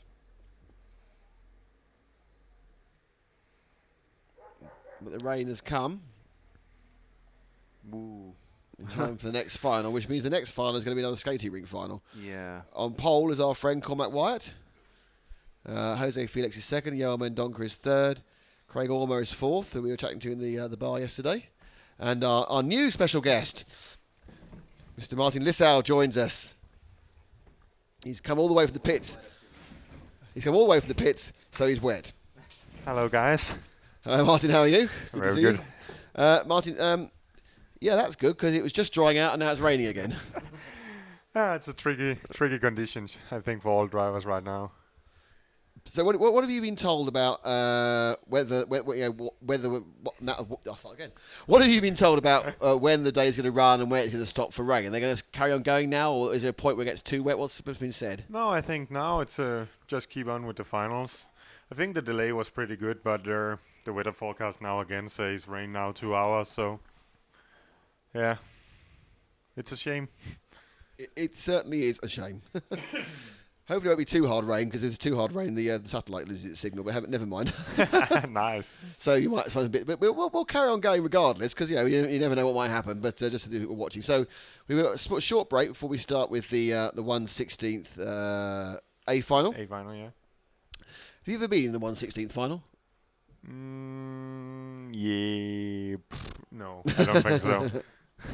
So when you're in one of the lower finals, I mean, if you haven't made the semi, say you're in the quarter, something like that. I mean, how do you mentally prepare for that? Are you just concerned about being in the top three, or is it important to win, or what are you doing? Yeah, I think for the last final, I was mechanic for one of my friends there, the Danish guy, who actually made it through. So I think it's a lot about also the mind game, because if you're running third, there's really no point for pushing the limits, and especially in these tricky conditions, you can easily do a mistake and lose the bumper position, I think. So yeah, and now it will be even more tricky, because what will you do now? Will you go on rains, or will you go on the dry tire? Will it dry again? Just wondering whether it's stopped now. Has it stopped? The puddle? No, it's still rain. I can see the puddle in front of me. It's still a bit of rain. It's not quite as hard as it was, but it's still coming down lightly. There's a light speckling of precipitation. I should be a weatherman, shouldn't I? Yeah. Yeah, it's always such a tricky conditions with the track conditions. When it's like intermediate conditions, it's almost impossible to find a good solution for the tires, I think. So if this was a semi-final, you're up now. What would you go for? I don't know. I'll maybe roll the dice and see. No, I think I will go for wets, because it's still raining and it still looks like the sky out there is pretty black, and the clouds. So I will maybe go for wets. But in case that it stop raining now, I will for sure in 30 minutes go for the dry tire, because if it's dry out and you're running on wets, it's 2 minutes game over. So everyone's giving it a good old go, and they're a bit of tyre warming, waggling the tails in the pit lane. They've got a 5-minute warm-up period for this one. I'm not sure that we'll be on time. It's supposed to start 20. Yeah, they are. If it's which one's this one? This one. No, I think they should get start going. quarter. They'll be on time. Yep. Yeah. So we are still on time. Well, I think this leg's collapsing. I think if I fall into you at some point during this event, Martin, it's nothing more than the fact that my chair's given way. So much weight it can take. So let's just. Yeah, that's fine. Checking this. So far, it's still working. This light smattering. It's one of these. I kind of think there'd be a rainbow somewhere. We've got a bit of sun, It should be a bit of light weather.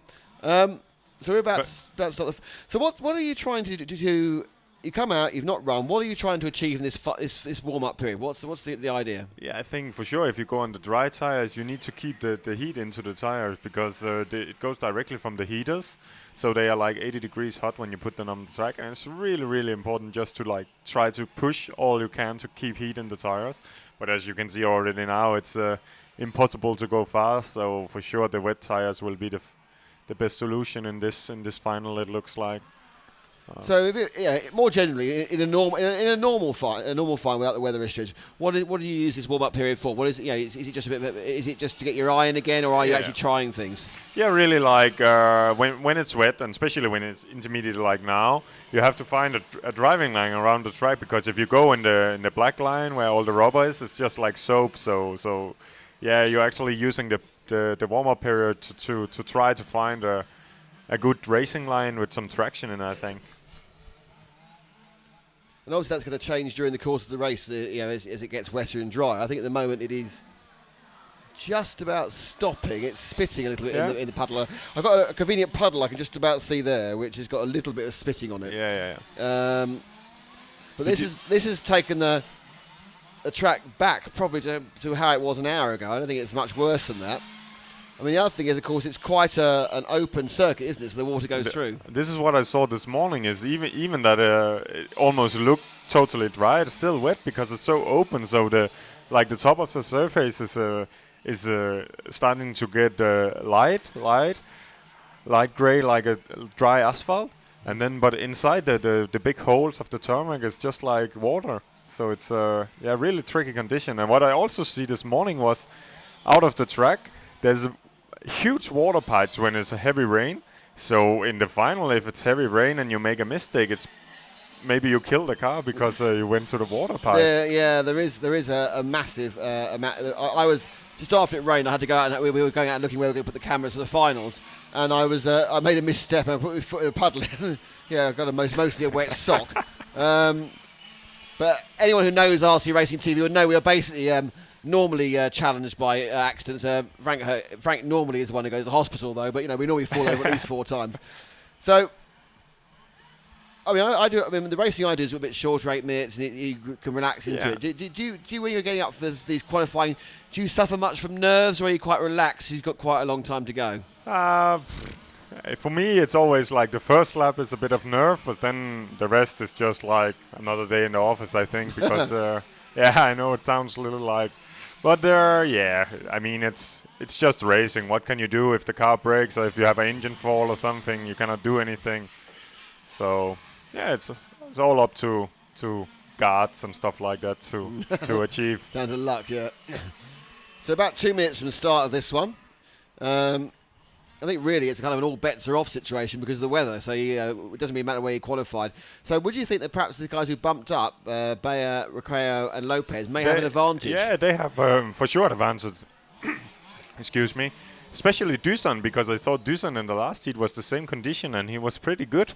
But I see also in the names I can see some English guys there, and they are normally really good in these tricky conditions. We were chatting to Craig in the bar. No, sorry, in an important meeting. Yeah, sure. Yesterday, and Craig was saying that 3 out of the 4 rounds this year have been wet, I don't think that's an average for. I'm sure 3 out of the 4 rounds are always wet. Yeah. So. You would think they would know what to do. That's the one machine. That's the 4 machine of Craig Ormer. Call it Wyatt, obviously, is Irish, and that it never not rains there. I'm sure you've been Danish. There must be. It's not the driest place in the world with Denmark, is it? No, but we are actually pretty lucky because we have only like 3 or 4 races, and they are all within 2 or 3 months. So we race very short season, and normally it's okay. And if it's rain, we go home anyway. So. Yeah, we never use. Oh dear, you crazy Scandinavian Danish people. So they've released them now from the holding page, and they will come up to their grid positions. And we had Hessler in there earlier. It seems to be a slightly strange grid because we started quite a long way down, and several of the cars around the corner. Yeah. I'm not quite sure why that would be. Any idea? No, I don't know, but I thought the position 7, which is just in the black line in the corner, will for sure have an average over 5 and 3 because they are in the dust. So to start 7 I don't think it's so bad after all in the finals. So we will see now. Ready to go now? I think position 1 is Cormac. Cormac's got a chance. We've got to back Cormac because he's been on the show a couple of times, and more importantly because he's Irish and he must be just enjoying this weather as the sun comes out. But if we look to the left, where the weather's coming from, it's very grey. So I think we can have a bit of an English day of showers all day. The first corner is a voyage into the unknown for all these drivers. What is position 4 is also from England, I think. Yep, that's great. It looks like that on the body shell, though. There they go. And 5's had a nightmare on the start line. And there's some very circumspect driving. Car 9, bump up man Fernando Rejejo has immediately fallen off the track. And they go round 1, 2, 3, 4 in order, then 7. You see Dusan is already moving up there. It's 8 to 7 right now. That is right, yeah. So they're passing 7. Dusan is the man on the move in the blue and the orange buggy. Let's see if we can pick him up. Matt, he's just about to go into the EFRA now. Oh, and one the second more. half, and he's got one more. So we'll see how far he can get in the lap. He started 8th. He was already up to 7th, and he just looked quite good. But he went a little bit wide there. But Dusan's got the experience. And he's now came past 10th place man. So a little bit wide there. Just managed to hold it on. And they come round now through the RC timing turns. Switch back. And you can see that Craig Ormer's is only a couple places ahead of him. Dusan now is up to 6. So you've got 3, 4, 5 and 6 in your frame. And they are the guys, obviously, who are fighting for the lead. And we've already 2 more gone. So Doosan moving up. The leader is indeed, I think it's Cormac. Well, Cormac may have dropped a second now. Cormac Maybe just overtake to... Is it Jose now leading? Jose Felix in car 2, leading Cormac Wyatt in car 1. This is the battle on your screens now for the lead. Bayer is in 4th, and in 3rd place it's Joel Mendonca. So this is the battle for 1st and 2nd. And Mendonca's made a mistake, which is going to give Bayer a good chance to move into that bump-up place. So we pull back to the Samba Pipes point. We're there already for my super camera-tastic man, and Bayer, who is, of course, Martin's tip. You know, this is just an example of why it's so great to get some practice. Yeah, sure. He knows his tires, and he knows quite the driving line from before. So he, for sure, in the first 5 minutes, he has a huge advantage over the other guys. Oi. Going a bit wide there on the straight, I think. Put it back, and he managed to keep it pointed the right way, but now coming up the inside, I think, is the yellow and white car, the 10 car, the other bump-up man of Dennis Lopez. So it's 2 bump-up men fighting. They've got that experience. And this is for 4th place, and 4th place is also really important, because if you have One Bayer loses it. if you have like the bump-out places, the first 3 have a mechanical mistake, you are in there as a 4th man. And more important, that's 3rd place ahead of him. So this is now the battle for 3rd and 4th as Bayer dropped out of that one, and it is Joel Mendonca in the 3 and Lopez in the 10. Using his example to go there and click a lap. The laps have gone back to 34 laps, so we've lost 7 seconds a lap from the previous race in that shower. But what you see is that this guy, the bump-out guy with the blue and yellow Lopez, body. yeah, he's really got a good run. It gets on the inside. That's a quite. That was always going to happen, really. I was either going to be clean or that was going to happen because he was doing quite a clever move. He's got through though, and he now has 3rd and can carry on going. What happened with Dusan? Dusan is way back now. Dusan lost it on the short straight and pointed the wrong way and had to get back again. So Dusan now has, but he's still got 11 minutes to make it up, 11 and a half minutes to make it up as they spin round the timing turns again. And they've just stretched out there. Felix is leading by 5 seconds from Cormac. Quite Wyatt. Lopez 7 seconds further back. Bayer's dropped all the way down to 7th. But as you see now, the sun comes out and already now it's starting to dry again. So in 5 minutes, maybe the dry tires has been the right choice. Well, unfortunately, it's not going to be an option for them because they won't have enough time to change tyres. There goes our Lopez in 2nd. And suddenly everyone's catching up. So this is a train of cars now. Lopez are in 3rd. So with Cindy as well. So 6, 0 and 3. They are your battle for 3rd, 4th and 5th. Lopez, Resende and Mendonca. So it's a 6 of... David Resende has got in the lead there. I mean, these conditions, really, do you actually plan anything or just wait for someone to make a mistake, Martin? These conditions, it's pretty strange because you mostly achieve more speed or much more speed or much less speed than the other guys running there, I think. So if you can pass them, you pass them. But if it's really hard to drive for them, they probably make a mistake and it's easier to pass them, I think. Even you see Dusan was right there, but now he made 2 or 3 mistakes, and now he's almost a lap down already. So how, I mean, would if you were driving in these conditions, would you be staying right off the curbs, or would you have? Or would it depend? The curbs is for sure a no-go when it's like damn conditions or like these conditions because there's no traction at all. Also see a lot of people have problem in the start of the straight. Seems to be a little bit wet there. This corner seems to be okay. I think this is a tricky place to go. This straight here, because if you touch the curb on the left side there, you will for sure slide. And this is if you spin here and hit the concrete wall, it's game over.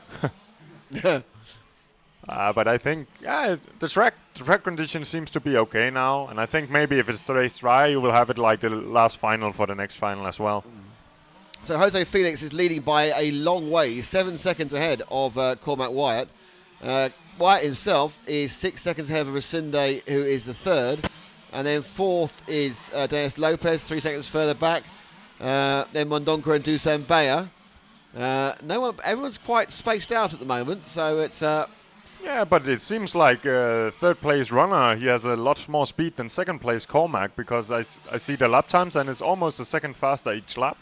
So even the gap on 7 seconds will only take like 7 laps to close down. And that's Cormac on our screens now, who's now drifting around the bottom of the Superbot corner, turning up to the Samba Pipes point. And thanks to Laszlo for coming to our aid with a bit of backing for this event, which is fantastic. And also thanks to EFRA and thanks to Martin for being here.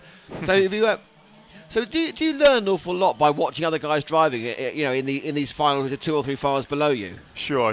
Driving and also the track conditions always, and also you can kind of make the espionage on what the tires the other ones go on, and yeah.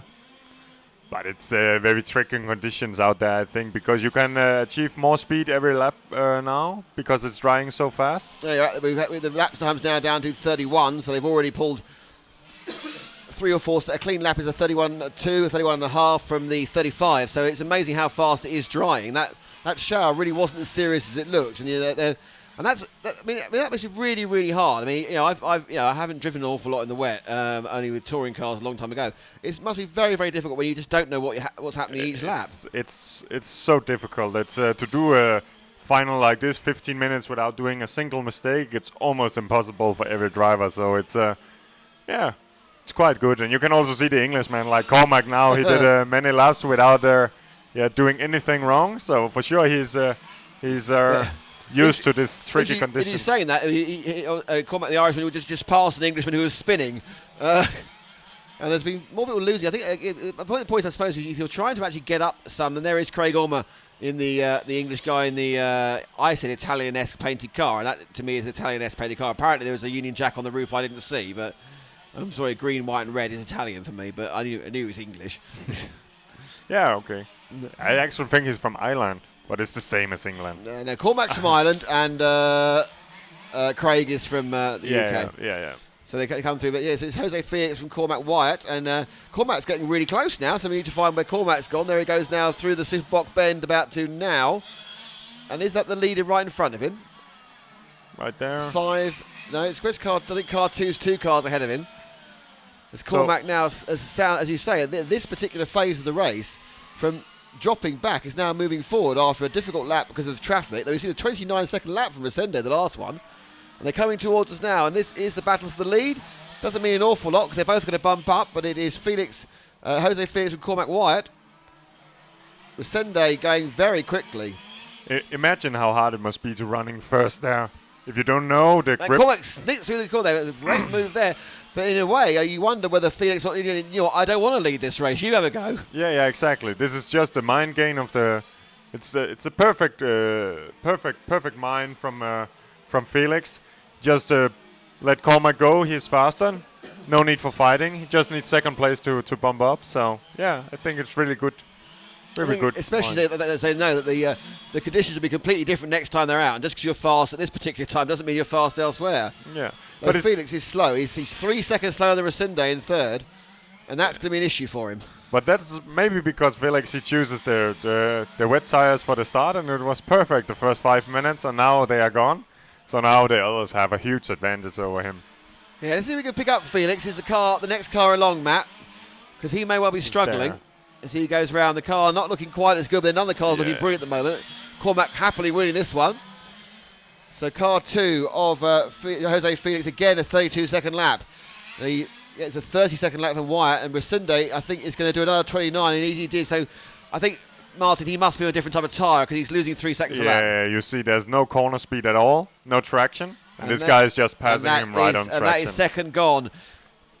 So he will have a hard time. And it's Dusan Bayer who's in 4th. So if Dusan now, who has 5 minutes to make up that huge gap, and where is Dusan in the green and blue? There he is. So it's a long, long way, but Bayer doing laps about 2 seconds a lap faster than Felix. He's going to need to go a bit quicker if he's going to catch him up, because Resende caught him really quickly at 3 seconds a lap. Bayer, if he's on the dry tyre. Yeah, but it doesn't seem like that. You see, he's also losing traction now really fast, so it will also be hard for him to finish the race. It's still 4.5 minutes to go there, and Bayer needs to find a little bit more speed. He's got a huge distance. He's 16 seconds behind.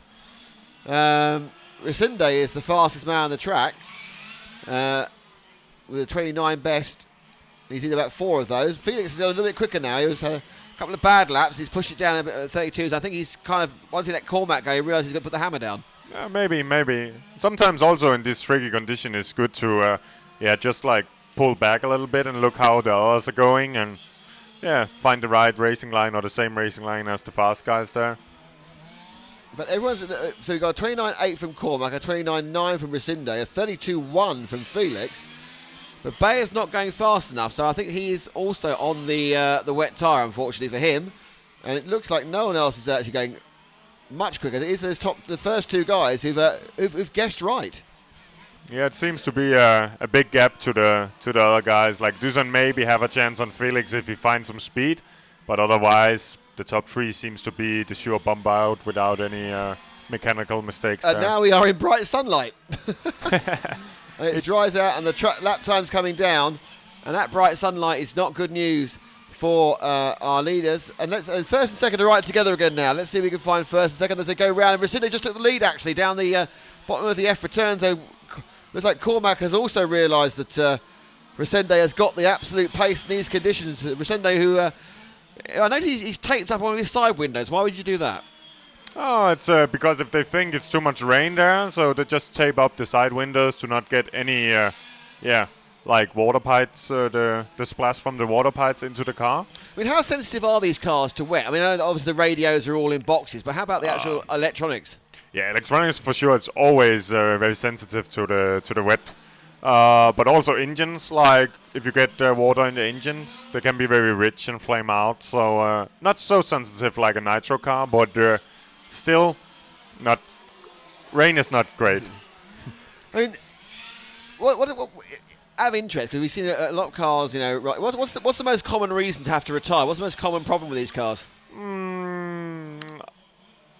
That's really hard to say, but I think like just like screws coming off, gear wheels coming off, even the wheels. I see. Our leader has slammed us in front of us there, and that was a sound effect.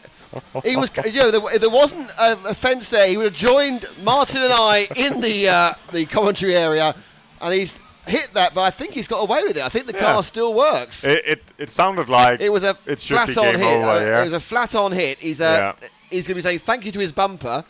But really, why should you do that if you are like leading the final with 5 or 6 seconds? It doesn't make so much sense to try to go full speed. Car zero flies off the track. I think people are really pushing now, and they're finding out once they start to push with a minute to go, there actually isn't the grip there. Yeah. I think he made he went a bit too wide on. He went out of the tarmac on the straight. I think actually on the AstroTurf, and in that case, it's no traction for sure. But he's come back with another quick lap. Cormac's eased back again. It's like Cormac wins. He's got 4 seconds of a lead with a minute to go. Though already I can see Cormac just ahead of us, 7 spins in front of him. That is Cormac. Leader about to lap Bayer, but what you see with Cormac here, he knows he's 100% sure on the bump up. Yeah. So why shouldn't he push the car and, like the other guy, maybe crash it? Yeah, Cormac's eased right back. You're absolutely right, Martin. He just put it on cruise control, and the last minute he doesn't care if he's first or second. So I think it's a pretty good drive by Cormac there. Resinde now down 28.6, so he's really finding some speed when he actually keeps the car on the track. And any second now, he's going to try and wrest back the lead from Cormac. It's Cormac leading. There's no action in the bump-up places. There's 20 seconds between. But it's second place there, right? Yeah. And so second and first together. So this is just for bragging rights, or in Resinde's case, a chance to try and repair the front of his car. Yeah, and they are going on last lap when they come down here. And so let's see. So is he going to let him go, or will he just keep back and try and keep the win? Both of them get circumspect. This is the final lap, and they finish. And Cormac takes it from Resinde. And Jose Felix should be third. I think he will be because he's a lap ahead. Is that indeed? Dusan is finished, so Felix is... So it's great work for Cormac. Great bump up, well driven. Resinde drove well, but perhaps a little bit lucky, do you think, to get away with that big accident? Yeah. Sure. Normally when you have such a big accident, it's game over, I think. So have you ever written your car off whilst in the leading position? Oh, sorry? Have you ever written your car off whilst in the leading position? Written your car? I don't understand. Smashed the car up with... yeah, I probably have done that many times, I think. Okay, so that is the end of that. This is Martin. Thank you very much for coming over to talk to us. It's great fun to have you here. Fantastic, and good luck for your which of the semi-finals are you in? You in the A or B? I'm thinking the first one. The first one. So you got B1. You've only got about 2 hours to go. Yeah. Okay. Thank you guys. Hey, Martin, cheers, man. So thank you to Martin and thank you to Hessel earlier.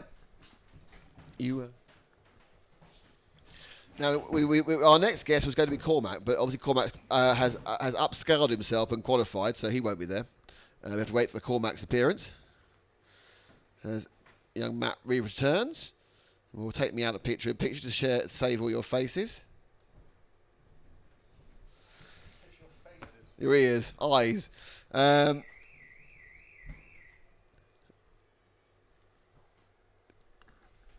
cream.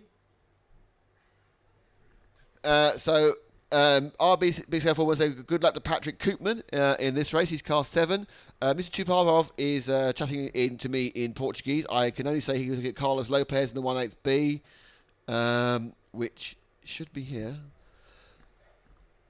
Carlos Lobo, sorry. We're in the 1/8B.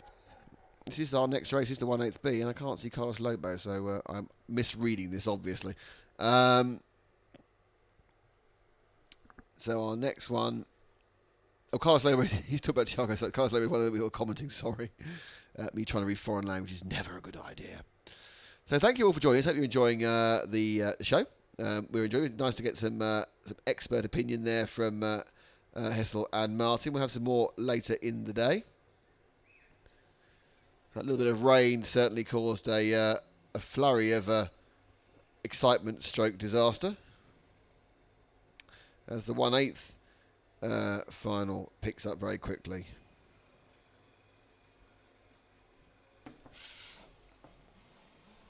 And we are now getting ready. It's rather exciting. Certainly the rain means everything's happening thick and fast. As we have we're getting bridge cam, or we're just getting flag cam. There we go. Civil engineering porn there for you. And they aren't ready to go yet. Some engines revving up.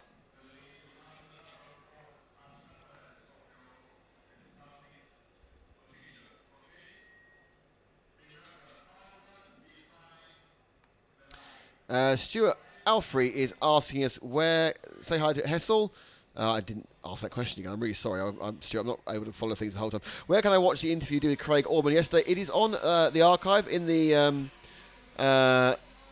if you go to RC Racing TV and the live page, you'll be able to find our broadcast from yesterday, www.rcracing.tv. You'll see our live page, and you can then go and stroke it through. We'll be cutting those out later. His is about midday, so about 2 hours into the broadcast. Is about 2 hours and 5 minutes into the broadcast, I think. You will find him, and the broadcasts are all archived on YouTube, and you can access them, as I said, through the links that are either on the RC Racing TV Facebook page or at www.rcracing.tv for Friday's action. And Stuart, thank you for watching.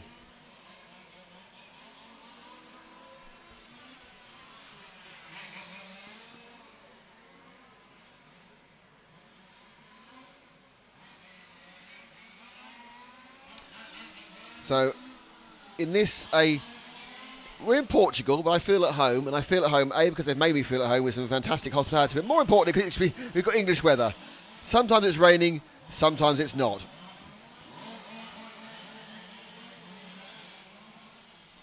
And who knows what's going to happen next. At the moment, it looks like we're a bit of dry for a while, but we are promised rain intermittently over the next hour and a half. But it's looking like it may be set fair for a completely dry set of semi-finals and finals, which should be interesting. Because, of course, whilst they're dry, the track will have been completely different from the very heavily oiled and rubbered up track they last saw at about 4:30 yesterday afternoon.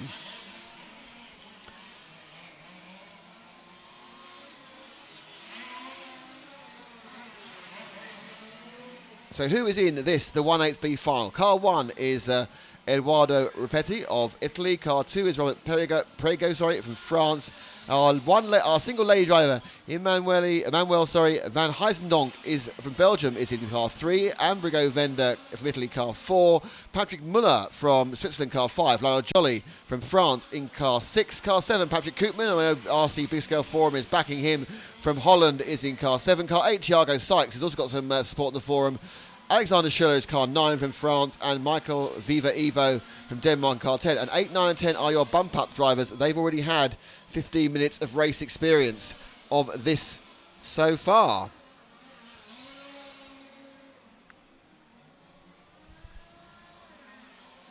So we're about 2 minutes away from the start of this, the 1/8B.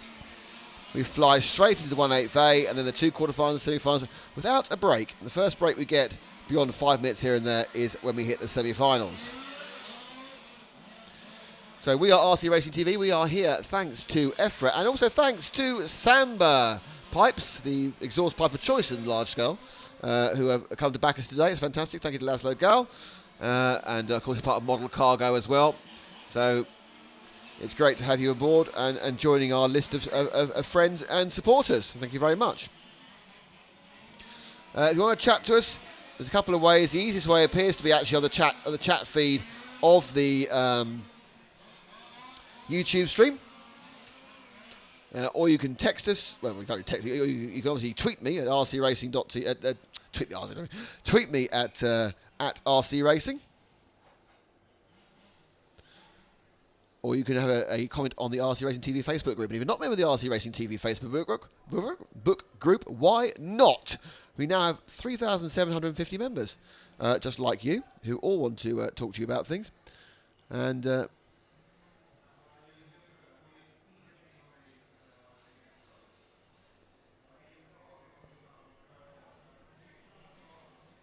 I'm just checking the RC Racing group. If you actually go on to the RC Racing TV Facebook group, you'll see how wet it was here only about 2 hours ago.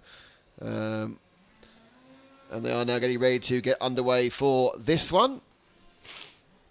So they wait a little bit. They all kind of warm their tyres once more. And we have this start, slightly cock-eyed start round a corner.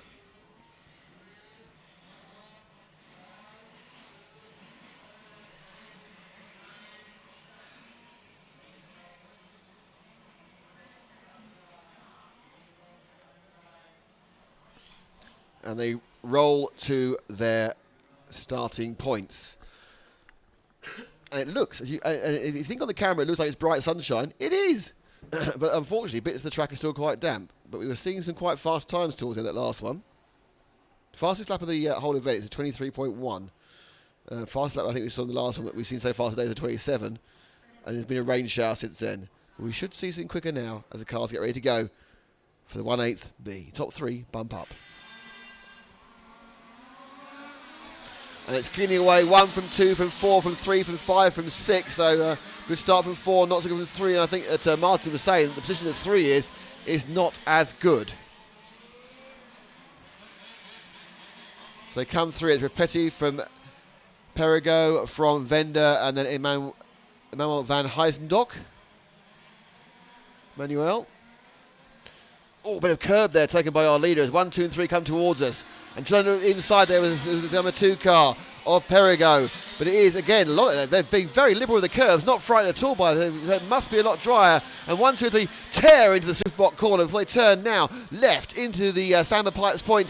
Down the short pit straight before they get in the first part of the FRSs and back out again. Oh, there's been a hit there. And the third place man, car 4, just clipped number 2 enough. And now we see the marshalling that has to take place. Number 2 is a man run. There's no marshals in this event. You are marshalled by your own man who has to run out and rescue, no matter whose fault it was. And I'm pretty certain that Robert Perigo, who had a nightmare there, is going to be really, really upset with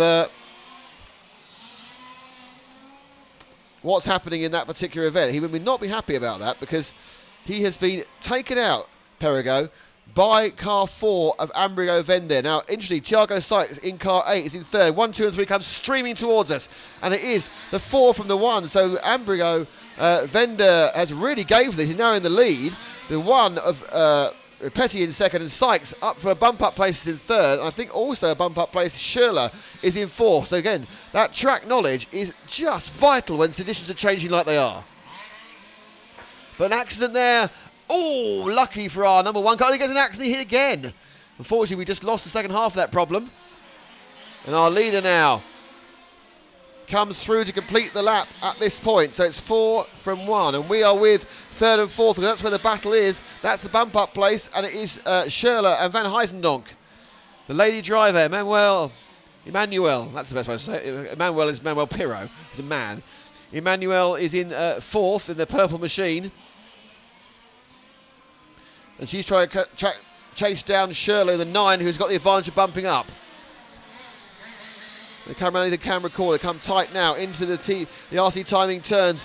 You can see how hard the front end of the number 9 machine of Schürrle is having to work to pick up that grip to just pull the car around. These cars, which were oversteering horrendously yesterday, at the moment, I think they're on a knife edge of just lack of grip. They'll understeer, and then we've seen quite a bit of snap oversteer as well, and a couple of the cars are doing more pirouettes than they are doing straight line work. They go round. Still 4 of Vender in the lead and Sykes in second. But this is the bump up position, 3rd and 4th, and there's a second between them.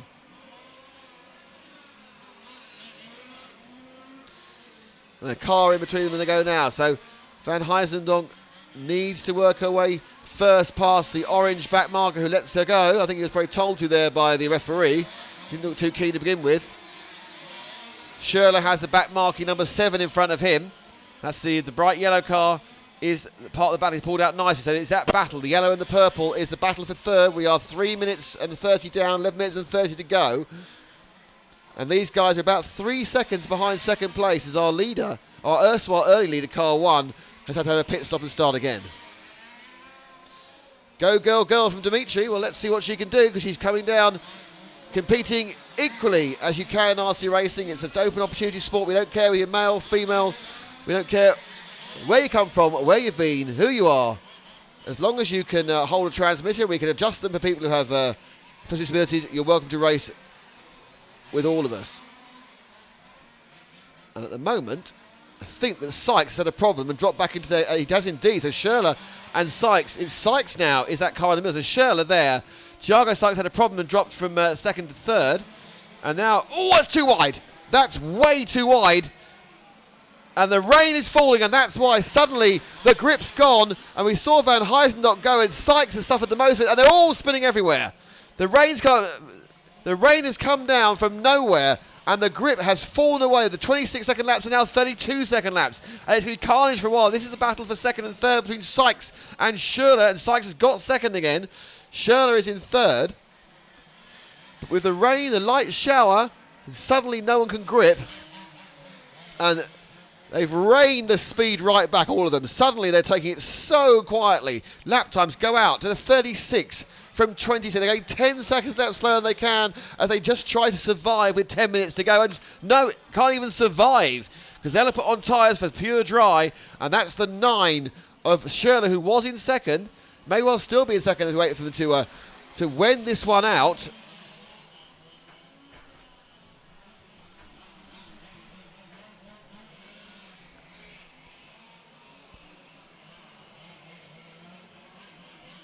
So Schürrle is running.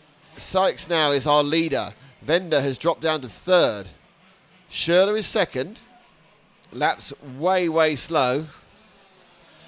Ambrigo Vender is running. He may be out. I'm not sure. Michael Viva Evo is in 4th. It just is a very, very long laps. Now they're there together. The 3rd and 4th are very close together. Next car's along. Wait. Those 2 cars there going through the Superbot bend. They're 3rd and 4th.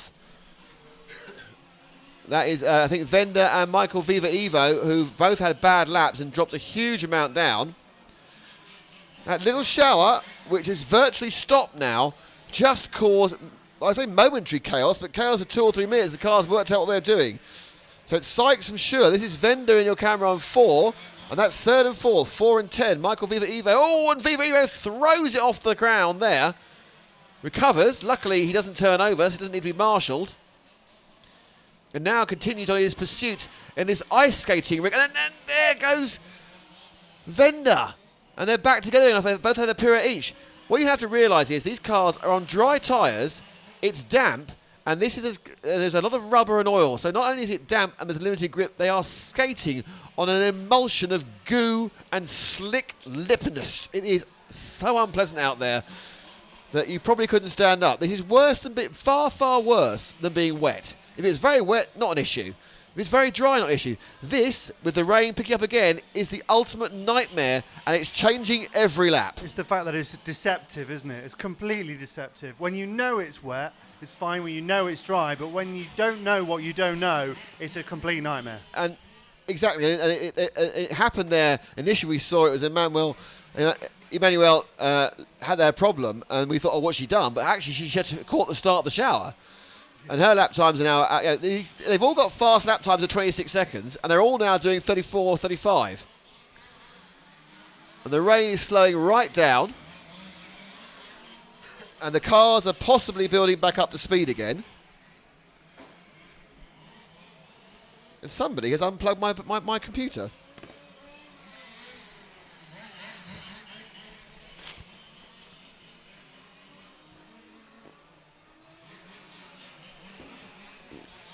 We don't really need to go flat 'cause it's doing quite a lot of work.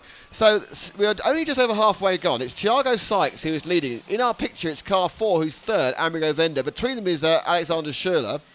Perrigo is in 4th, and Michael Viva Evo has dropped down to 5th.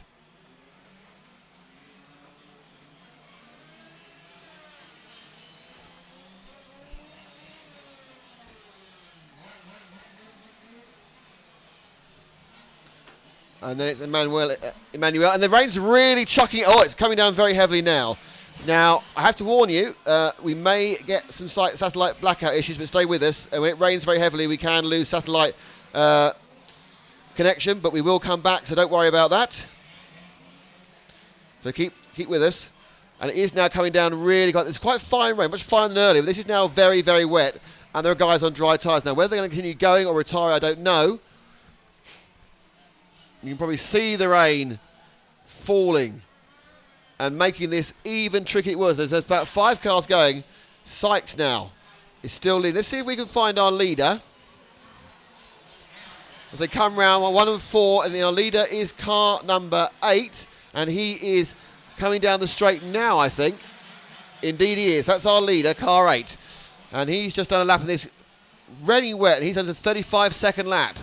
And 2 is falling in front of him. So now it's going to get to be who can keep the car pointing where they want it to go.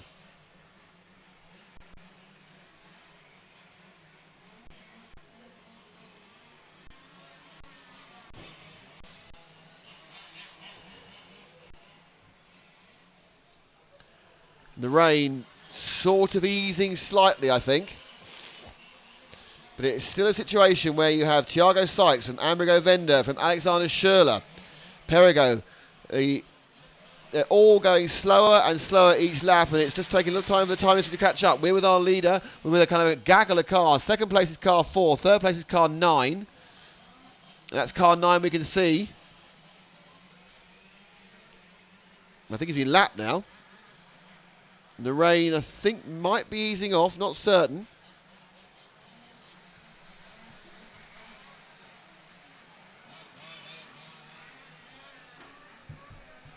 Car 6 comes in front of me. And 4, then 8. In fact, no, the rain's getting heavier. Heavier rain we're getting now. And we're just trying to do some more waterproofing on the camera, by the way. This way it's a little bit out. So let's pick up, as we see the very heavy rain, let's see if we can pick up our leader, Sykes, now a lap ahead. So let's see if we can pick up car 4, who's running in. So let's pick up car 9, Schürrle. That's the green and the orange and green. That's the one. The yellow, no, not that one. The yellow and green car. The green and green car. No.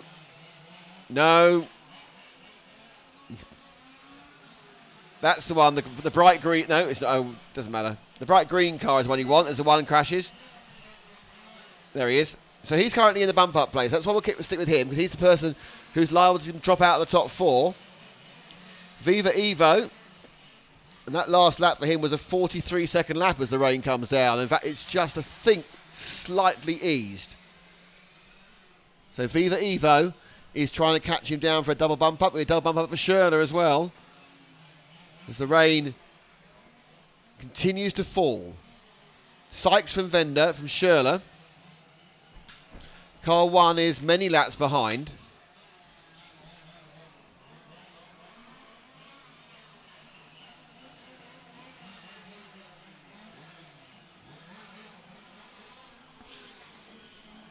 As the man falls off.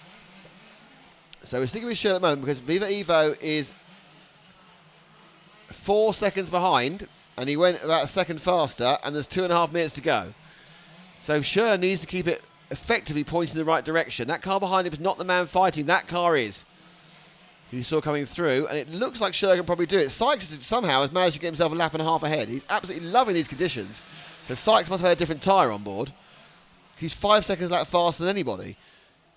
The second place man also having problems, and it looks like a little bit quicker. The rain has stopped again. So the rain now, that particular shower has passed. It's caused the chaos it's going to cause. And it's passed. And Schürrle looking to...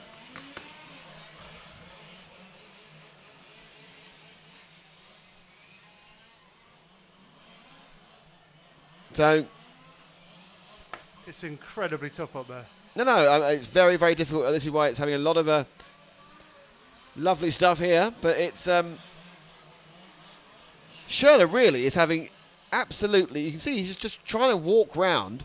He's got 5 seconds on the man who's currently in fourth, which is now Perrigo. And we appear to have thermally wrapped Frank to stop him. He's now spitting lightly again. Well, the whole camera and all of the electrical items around him are completely soaked. Excellent. That's brilliant. So his movements are slightly restricted. By being soaked. And by being covered now in damp Oh, plastic. that's our man. That could be it. That could be it. That could be the bump up gone, because the person who needs to get past is Perrigo in car number 2. Is that 2 going past him?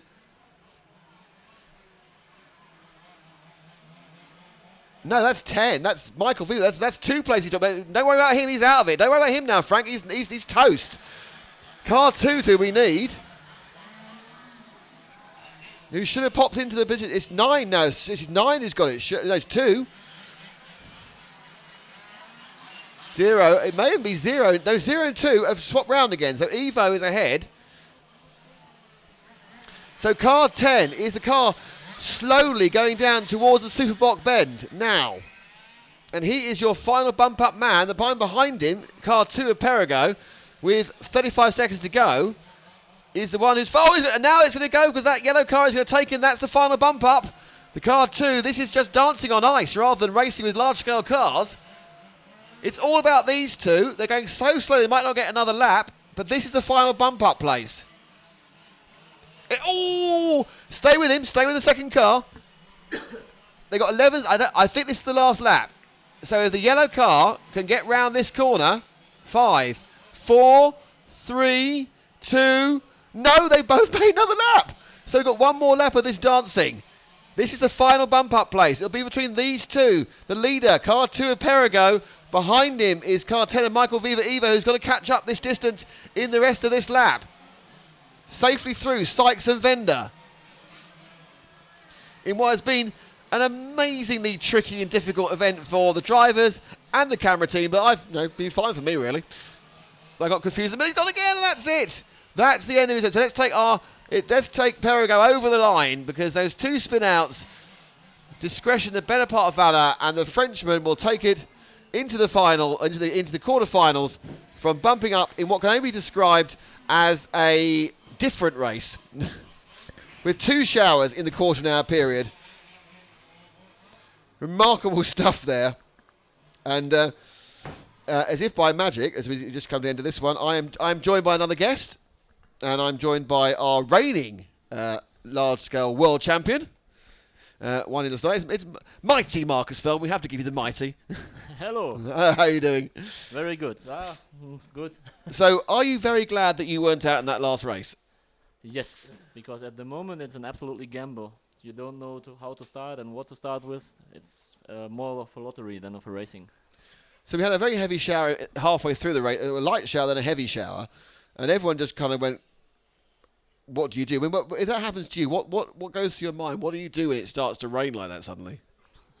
There's nothing you can do. Just stay on all wheels, stay on the track, try to be calm. I think that's the only thing you can do.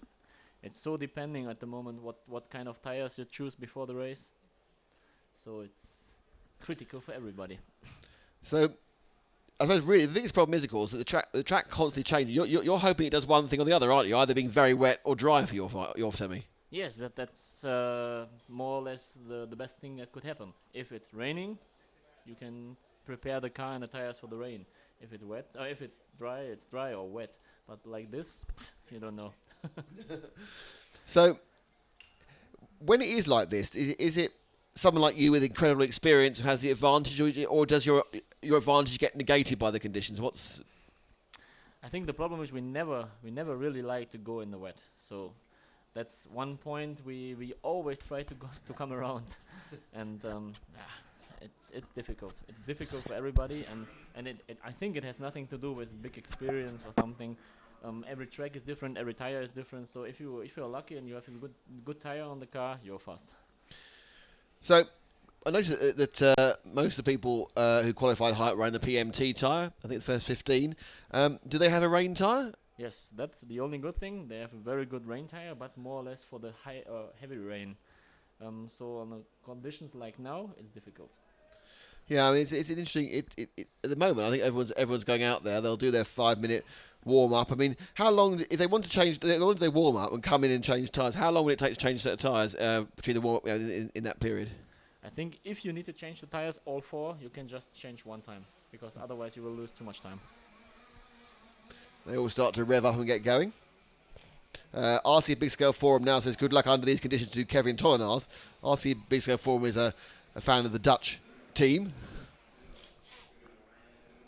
So it's in car 1 it'll be Maximilian Hornig, in car 2 Nuno Pinto, in car 3 it is Artis Sanchez, in car 4 Kenny McCann, car 5 Kevin Tollenaars, car 6 Olivier San Pietro, car 7 is Harvard Gullikson, car 8 and the first the bump up is Cormac Wyatt, car 9 is David Resende, and car 10 is Jose Felix. Now those 3 guys who've bumped up, they've got a big advantage, haven't they? Yes, because they know where the spots are on the track which are very critical, and so for the first laps they will have an advantage.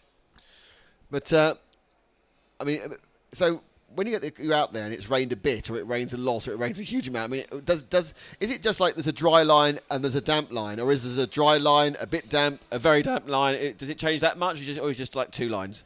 Usually yes, but the problem here is that the asphalt is quite rough, so the water stays in the holes or in the parts between the asphalt. And like you saw in the last couple of hours where the sun was shining, the track almost didn't dry up completely. So it's you don't have a line. That's a problem. And I mean, it does look like we saw people with a bit of rain suddenly fell, and it was like whoa, and they're straight off the track. And now, of course, the sun's out. This you see, I think they just laid this weather on for me, because basically this is the British summer's afternoon. Bit of sun, bit of rain. We had some wind earlier. It's great.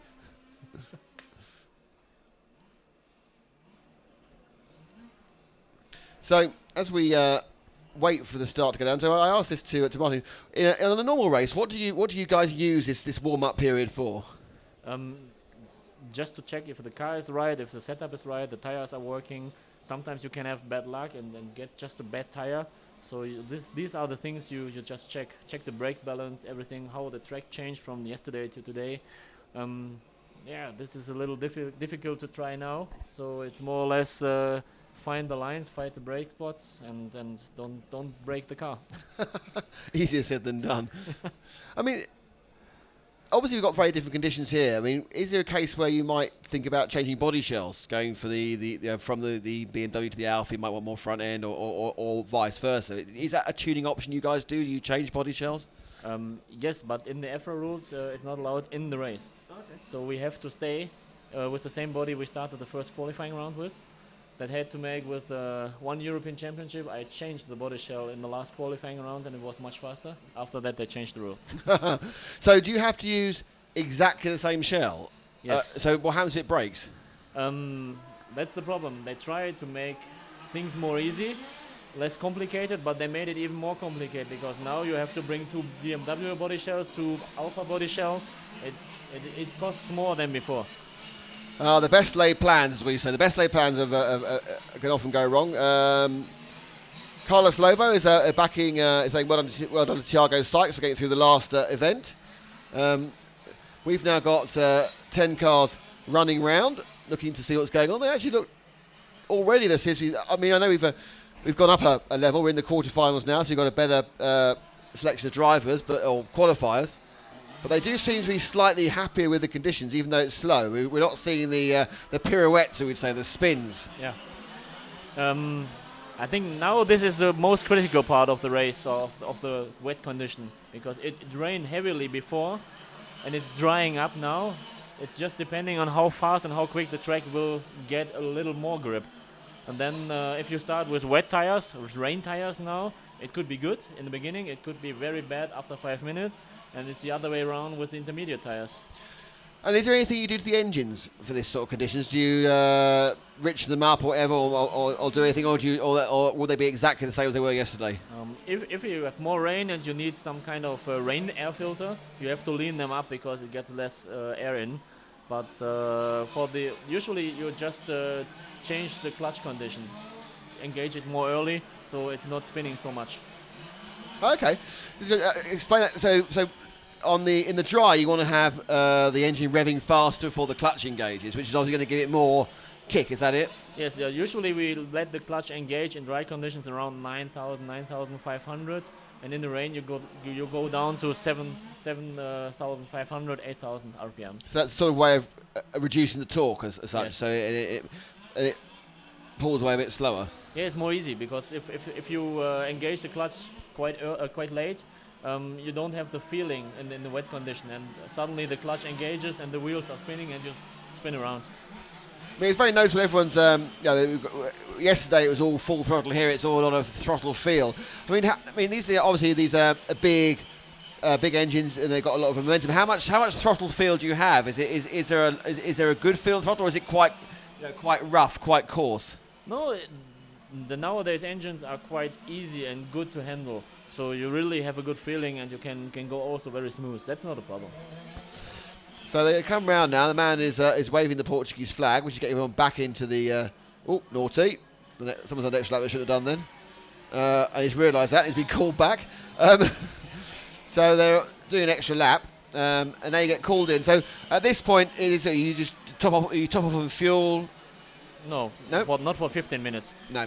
And in the wet conditions, there will be no problem, no fuel issue. If you have the fuel tank full, you can go 1 hour. It's that much less fuel than weight. Yeah. It's double the fuel consumption. So Frank's showing us something on the rostrum. I don't know what it is. It's the drivers. I think you can tell from that is the rostrum's covered because they're all in t-shirts. That's not always the case. I'm sure we've all raced on uncovered rostrums and got very wet whilst racing.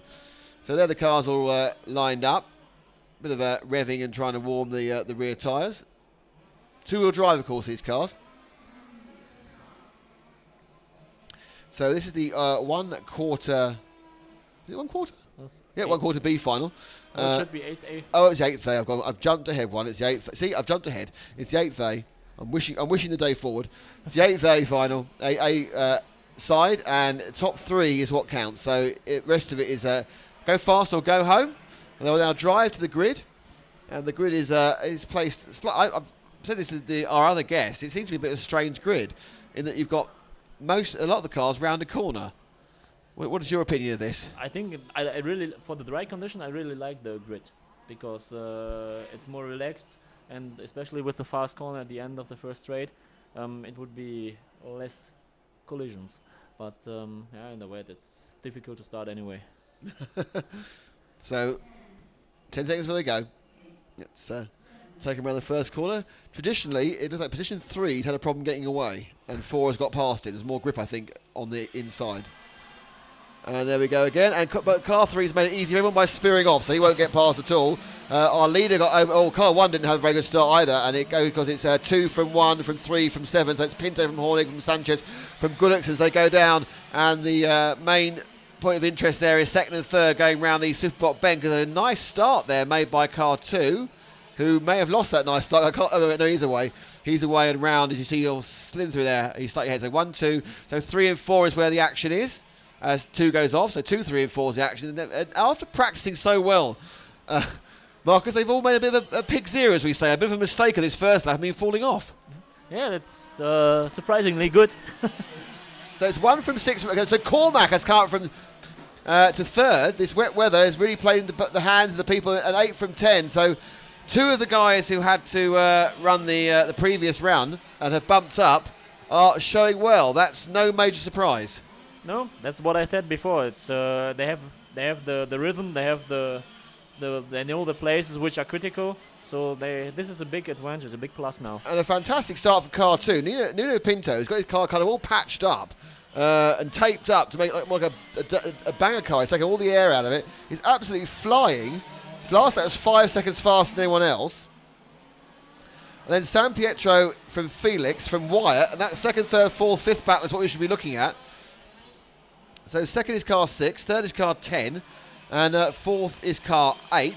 And then behind them is car 3, and that's a trail which has 2 people who are going to bump up and 2 people who don't. So what has Nuno done that makes him so much faster than everyone else? He's 3 seconds lap faster. Do you think he's on a wet tyre or do you think he's on a dry tyre? I think at the moment, if I look at the best times was 32, I think he should be on rain tires, on wet tires. But I think he just was the luckiest guy by tire choice. So he's pulled away and he's got a lead of 9 seconds. So he's a long way away and off. Spearing to the side goes one of the people in contention. So Cormac unfortunately had a bad lap and he's dropped way back as well. So Cormac Wyatt isn't quite where he was. But so one is way ahead. He goes underneath me now, car 2. The second, third and fourth cars go past underneath us now the camera corner. And we're with the third place man, who is car number 6 of Oliver San Pietro. And he's been chased down, I think, by Cormac Wyatt.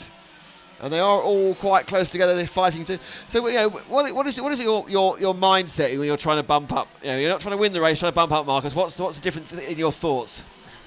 In these conditions, it's very difficult because you really try to push, but you don't have the feeling when is it too much, what is too much, what is not enough. So it's quite difficult to get the feeling on the car, on the track, and especially when the track is getting a little drier, it's drying up, and it's difficult to find the moment when is it possible to get faster. And so, does that give you? Is it likely, therefore, that you'll actually push too hard, or do you find yourself pushing too hard at those points, or do you find yourself going too slow? I think it's all about finding the best rhythm. I think, in my opinion, in these conditions, you have to be easy and calm. And then a guy like Olivier San Pietro, who is always very easy and very relaxed, should be quite good on that. And San Pietro, we're watching at the moment. He is the leading of those 2 cars. He's in third place. So what you're going? Oh, and Cormac there just was about to overtake him, and he got too much power. You say not easy and calm enough, Marcus. He's now dropped down a position behind car 3 of Sanchez. So that is the 4th and 5th battle. And now San Pietro may have to start going a little bit quicker because I think these 2 are faster than him. Though at the moment, I think Sanchez is holding up. Was that off the track? That was. Is that our second place man, or was it? No, it was a back marker, I think. Yeah, it was a back marker. That was back marking number 10. I think Cormac should be quite good in these conditions too, because he's racing in the UK and they have a lot of rain. So that was actually Jose Felix from second place. And my chair again attempts to collapse. So it's Punto who's leading by 15 seconds. Felix is second, and then right behind Felix in second now is San Pietro, and then Sanchez and Wyatt as well. So second and third are close together, going around the corner, as are third and fourth. So it's raining again, and there is some more rain. Yep, absolutely, we can see it. Marcus spots it first. Man, the race are looking for the damp bit. So we're going to slow down again. It's going to get trickier. And if Nuno had good tyres when it was drier, will they be good tyres now? Yeah, that's the problem now, because if you went out on rain tires, it could be bad in the first few laps, but now when the rain comes back, they have a big advantage. So we will see in a couple of minutes. And we're still with Wyatt, so Wyatt is now ahead of Sanchez. He's back up to 4th place again. And he'll spin round to the left, and I think ahead of him it may well be 3rd place. So this is 3rd and 4th, I think, coming down towards us. There's the 10 of Felix in second. Now there is our 6th place man, San Pietro. So this is actually a back marker they've got through. And it's now a clear battle back up to that 3rd and bump up place. But Wyatt is dragging Sanchez with him. The car ahead of them is San Pietro. The 3rd, 4th and 5th in these lower finals. That's where the action is. 1st, 2nd is great. Good for bragging rights. Good for 2 or 3 yards on the grid. The next one. But the key point, of course, Marcus, is to make that bump up. That's I think, as far as I look the lap times now, Olivier is getting a little quicker, and also Jose Felix. I think they are both on rain tires, because the times get faster. So they now have a plus. And it's still raining a little bit. It's kind of it's gone back to spitting, and the sun's coming out. So with 6 minutes gone and 6 minutes 15 gone, 8 minutes 43 to go. So we still have about more than half the race to go. We'll probably get at least 3 more types of weather. I think Cormac will have a.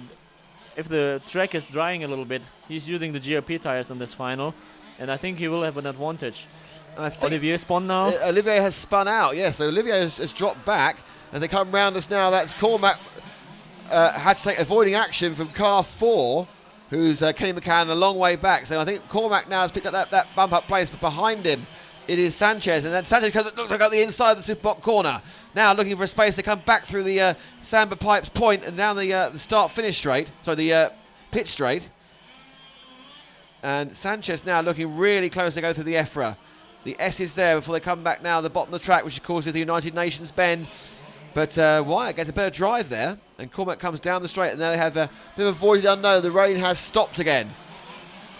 And this is the battle of 3rd and 4th. And Marcus, if you were Sanchez, what would you do now? Would you just wait for a mistake or? Waiting, because battling in this condition is very difficult. Just a little touch on the cars will spin you around, and then you lose everything. Now, interestingly, of course, if he does touch the rear end of the other car, it'll be a big advantage. But I take it if you tag someone, you'll get called by the referees, yeah? Yeah, I think Dallas is quite strict on that. So you have to be careful with that too. But he made a good par. Oh, tried it, lost it, spun it. So Cormac gains a bit of breathing space, and back comes San Pietro in this battle for 4th and 5th. So that's car 1, our pole man having a nightmare. Maximilian Hornig, he's just dropped back a lap behind. So Cormac looking for a second bump up. As Jose Felix is in second, but our leader is Nino Pinto, who's had an absolute flyer. I think he's local, he's Portuguese. I don't know if he's actually local. He could be many, many miles away in Lisbon for all I know. But let's drop back to the next couple of cars, Frank. There we go, and those 2 of those 3 cars are battling for 4th place. The leading car is the car 3 of Sanchez, who after making that mistake is now trying to gain back on Cormac and picked up 7/10 of a second in that one. Yep. I think Sanchez is the fastest now of this group. So let's see if he's catching up Cormac again. But the sun is coming out now, so so we can have more weather. The only thing you guaranteed here in Portugal today is more weather and more racing. There's lots more racing to go, but there's also lots more weather. So Cormac turns in, and now not very far behind him is his 2. One's fallen out, so one of his major rivals going to spin there from. Now it's car 2, which is the 7/10 of a second. So and at that rate, it's 2 laps before Sanchez is with him. Actually, now they're both in the same frame as they go down the pit straight, and they'll turn left into before they turn right for the first part of the FRSs, and then left again. And the car spins in front of them. That's going to be kind of putting them off. They need to just gather your concentration. And Cormac lost a little concentration there, lost a bit of speed, because he's got in front of him, it's car 5, who's a long way back. Kevin Tolinar's backed by RC Big Scale Forum. He is a long way back. He lets them through, and there's kind of confusion as 2, 8 and 3 go through. But that's Nino Pinto. Is that a lap he's put on them? So Pinto now is a lap ahead of 3rd place. So Pinto is leading that. He's the leader, a lap ahead, and that's your battle for 3rd and 4th is what's on the screen now, which is Cormac, Wyatt and Sanchez, and that battle, of course, is the final bump-up space. So Pinto has found unbelievable speed. I mean, where has that come from, is the question. Marcus, tell us, you're a world champion. Where does he find that speed? And through goes Sanchez on Wyatt as they come through that area. I think the Pinto is just faster because of the better tires. You can see it didn't matter if there was rain or no rain. The lap times were consistent, very good. And Cormac there fighting to get his position back. Rolled himself against the bottom bend. He turns tight now. And now Cormac needs to try and catch back up on the 3 of Sanchez. And the battle turns round. And they are a long way behind Felix in second. And Cormac now looking closely at the 3. The 7 gets out of the way well. It's good driving. Heads up from Harvard Gullickson to get out of the battle. And this is the key thing for this race. I think Cormac is catching up a little bit. this could well be it's easier to lead than to follow. It's easier to follow than to lead. Is that how you Yes, feel? especially in the rain, because you can see where the mistakes are made, and you can just jump into the spot where the mistake was made by the guy in front of you. So it looks like that was a relatively easy lap. We'll find out now as they go past. And it was a lap, Sanchez 34 flat. And in fact, Cormac Wyatt was 1/100th of a second faster in that lap. But he's gained a bit now. He's got closer because he was 9/10ths back and he's not. So Wyatt needs to start getting it more aggressive without spinning it. And in this weather, that's very hard. Yeah, that's a secret. Easy for me to say. It's easy to do. Oh, he's Oh, spun. no, he's done it. So he's spun, but he's still got 3 minutes 10, but that's his last mistake he can make. And I think it will be even harder now for him, because he will try to push more, and that will raise the risk of spinning again. So Nino Pinto is a long way away in the lead. Jose Felix has also got a gap of about 17 seconds. 17 seconds, yeah. As he goes across, yeah, 24. Pinto is 24 seconds ahead of Felix, and Felix is about 12 ahead of Sanchez, I think. Between 10 actually ahead of Sanchez. As Wyatt comes down the straight, and he's got 2 minutes and 30 seconds to make a second bump up, but at the moment Sanchez is looking good. It's really, I think, have been a mistake by Sanchez. I don't think that Wyatt, who Yeah, but Cormac was almost a second faster. he did gain a second, Yeah. and he's got 3 laps to go. So as he goes into the point, but he has 3 seconds to make up. And you'll see going that orangey car leaving the part of the EFRA is his target acquired, goes very wide in the second part. And coming down the straight, it's Sanchez. And then the next car you'll see is the man following and trying to get that final bump up place to the quarterfinals, which is Cormac Wyatt. And they're both on again, and then he's that time round he was a 10th slower. So Wyatt needs to put in a lap like the previous lap and not like that lap. I think for Sanchez it's now the problem to find the compromise between staying calm, and for Cormac the problem is to push more without spinning again. The ones who makes the mistake will be out. Yeah, and I think that's obviously playing on their mind, because certainly Sanchez knows if he keeps it going round, he's probably okay. But that's going to probably make him tighten up even more. So it's a real mind game now, as another lap clocks by and Wyatt gains 1/10 of a second. So no movement over the last 2 laps, and there's about 3 laps to go. Possibly, yeah, they'll get this lap and 2 more, I would think. But Sanchez, if he can just go straight, he's got what he doesn't want, which is traffic, but he's got through it nicely. And just so you know, Nuno Pinto and Jose Felix happily away in the lead, the 2 Portuguese drivers.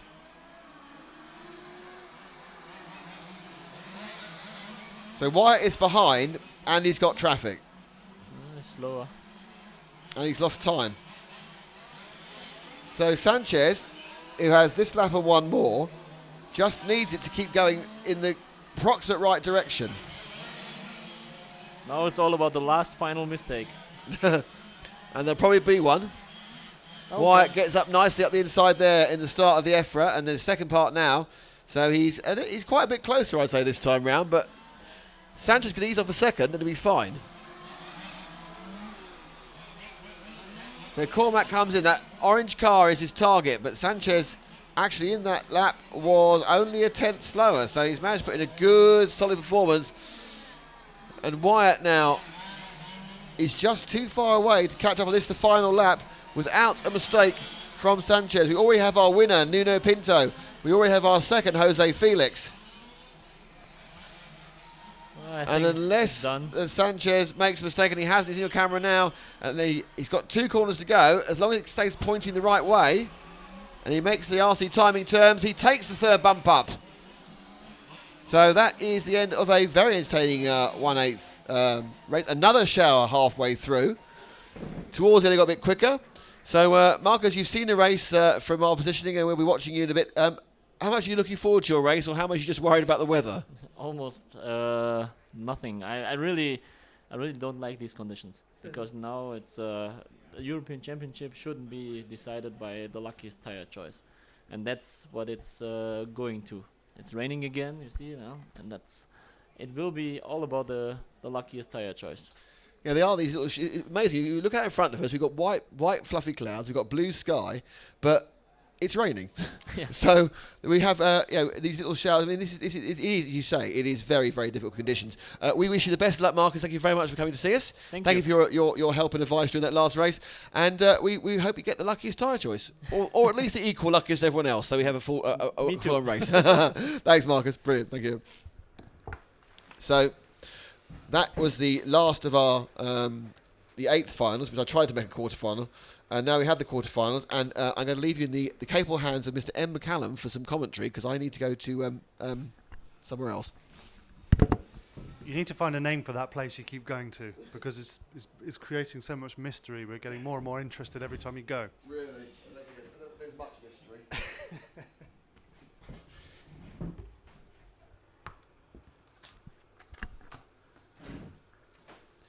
Well, great to hear from mighty Marcus Feldman. That is 3 co-commentators and 3 world champions we've now had. Martin Lissau, Hessel Roskam, and Marcus Feldman, who's the current world champion. Great to have them all with us, all competing in a very well attended and star-studded field of competitors here in Villarreal in Portugal as the sun comes out again, playing with our emotions as the quarter-final B field warm up their engines, still in the pit lane. The track is not open yet, which means I have to change a graphic, which is exciting.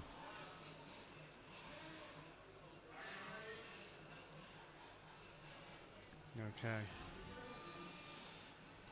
So the track's now open and we have 5 minutes of warming up time. I'm not sure if that's been extended because the races have been reduced from the 20-minute run time that they are scheduled to be and would usually be down to 15 minutes. That's due to the weather conditions and the fact that we delayed the day's action from 10 o'clock, which we should have got started, to 12 o'clock. So a much more compacted schedule, which makes a change because we've had such a laid-back couple of days. We've been starting around 10 o'clock every morning, finishing around about 4 or 5 o'clock. It's been pretty nice. Fantastic weather and good spirits in the pits and great food. Beautiful surroundings, as Frank shows us the vista. And I guess that's supposed to be the clouds drawing in again over the lush green landscape with a couple of buildings popping their heads out over the trees. You can see the flags blowing quite rapidly in the wind as the wind and the weather threatens to continue to worry us all through the day, even though the sun is now shining on the track and will give us a little bit more dry. Some of the cars on the track, and we haven't gone through them yet, but we will go through them. Some of them may have wet tyres, some of them may have dry tyres. And as Marcus said, that will have such an impact on what happens to them in the next 15 minutes. Not necessarily their skill, although they'll all have to have a chance. They need to at least keep it on the track, but such an advantage over whether it's wet for more time on the track or dry for more time on the track will really play into their favour, or the alternative will really mess up their campaign and their hopes to get into the semi-final, which is what's happening next after these 2 quarterfinals. And let's take a look at who is in the quarterfinal B. Well, pretty under the weather has been Dario Viselli, who he's really an off-road man, but he is a bit of a large-scale legend. We like to follow him at all the events, and we did capture him winning here the European Championship in the UK in large-scale off-road, and he did make the podium as well last year in Spain. His fortunes not quite so fortunate in on-road touring car, although he did make the podium, I believe, in Leipzig, when I covered it with Nathan, one of our fellow teammates. Hello to Nathan if you're watching. Hello to Paul. I believe Paul said that it was quite an entertaining race. It has been an entertaining morning. It's been great having the world champion sitting next to you. Oh, yes. Back to, where was I? Yeah, Dario Viselli in car number 1. Andrea Catalani in car number 2, Jiri Visin in 3, Patrick Follman, Constantino Nicola Marone, Maxence Kutra Fritz, Guido Ruster, Tiago Sykes, Ambrigo Vender, and Michael Vivi Evo. And potentially Nick will run us through that again as they approach the grid, and it will sound like a completely different lineup as he has his take on how on earth you pronounce some of those names. And apologies if we got your name wrong or your friends or family name wrong, but we're just doing our best. And we have the Portuguese flag being waved in the middle of the track, which means everyone needs to come back to the pit lane. And Nick will now take over as Ivan Vukovic says, "Heyo, Ivan." He says, "Dario." Thank you indeed. I've come back from the place where I've been to, which I've been to before. And now basically at some point, we've been going for a few hours. I need some sort of sustenance now. I don't know what it is. It's Really? nice ice cream, coffee. I don't like full fat sugary drinks. I'm just like that. I might be able to Popsy. get you a baked pastry with a flap of meat inside I it. don't want that. I really A don't want a meaty baked pastry with surprise. flap of meat. No. So, welcome to all you watching. We are, of course, RC Racing TV. We're here at the large-scale touring car European Championships with, thanks to EFRA, and thanks to EFRA, and we.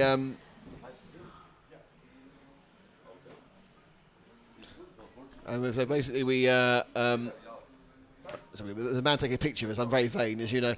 So we're here thanks to EFRA, and they're about to line up. And it is, of course, Vasily from Catalani, from Vizim, from Folman, from Maron, from Fritz. And we are here thanks to Samba Bracing Pipes. And into position 3, you see, is way out of line because the 3's had a real problem starting. So here we go now. Seconds to go in this, the first of the quarter-final. Dario Vasily, the big favourite, but of course it's wet. Who knows what will happen? And they're off, and it's kind of a struggle to get away for all the cars, but they have got off clean, and that movement very heavily right as you look to the driver's left for the car 3 has worked out well for Jiri Vizin, and he's got a good start. So they go off basically in order 1, 2, 3, 4, 5, 6, 7, and moving around. So it is Vasily who's got away, and straight. Who's going to the pits? There's a stop-go penalty for the green. No, take the car with a stop-go penalty, please. The stop-go penalty for the green machine. I don't know who that was. I'll have to see it later. We're back with the leader. Okay, run with the leader, and that is Vasily. He comes round. So who got the stop-go? The stop-go was car number 2, and car number 2 got the stop-go, and that was. Andrea Catalani.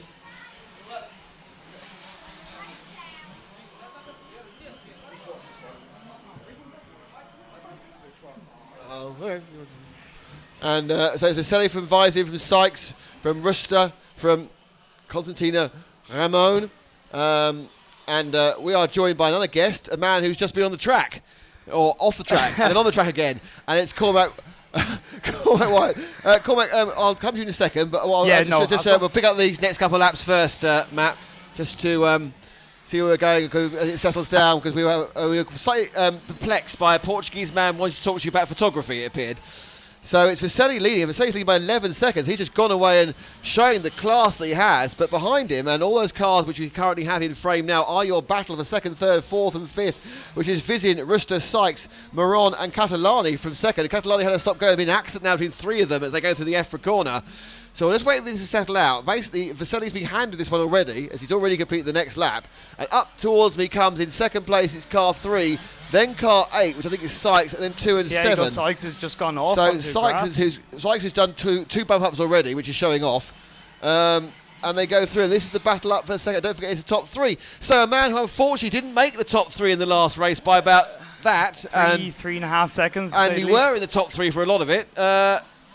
Disappointed? No. Delighted. To be honest, the car was getting better and better. Another 5 minutes, and I probably would have caught him and passed him. Mainly, and I can say because Dario's in the lead by an insane amount, I can simply say the GRP tyres in these conditions are fantastic. I would presume he's using the rain tyres, which is why he is so stable and quick. And 4 seconds faster than anyone else, yeah. Because in the damp conditions, they give you a stable amount of grip, and then as it dries out, it still gives you a really good amount of grip. So as far as this final, he's clearly got one step ahead. But we watched you, and you're in third for a while in the car. But what is it like when you start and it's a bit damp, and there's a rain shower halfway through the race, and then it dries out again? It's insanely difficult. All you can do is play it lap by lap, corner by corner. Simple as that. Once you have a bit of an idea of what the car is going to handle like, it's trying to navigate each corner as fast as can without spinning off, and it's really, really difficult for the guys out there. And a mistake there by our leader. Vaselli just spun in front of me, and he's lost only a couple of seconds in doing that. As we now go back Still a to, lap I think, ahead. our second place man. Indeed, he's turning around now. Is it car 10 in a second? No, it's our second place man now, car 2. Catalani's come through from that stop-go he got, so Catalani's got some speed as well. But he got stop-go early on, so it's 2. And then our battle for third and fourth is 7 and 6, I think. No, 6 is lapped down, so it's 7 and 3. So Ruster is third in car 7, and that is the white BMW.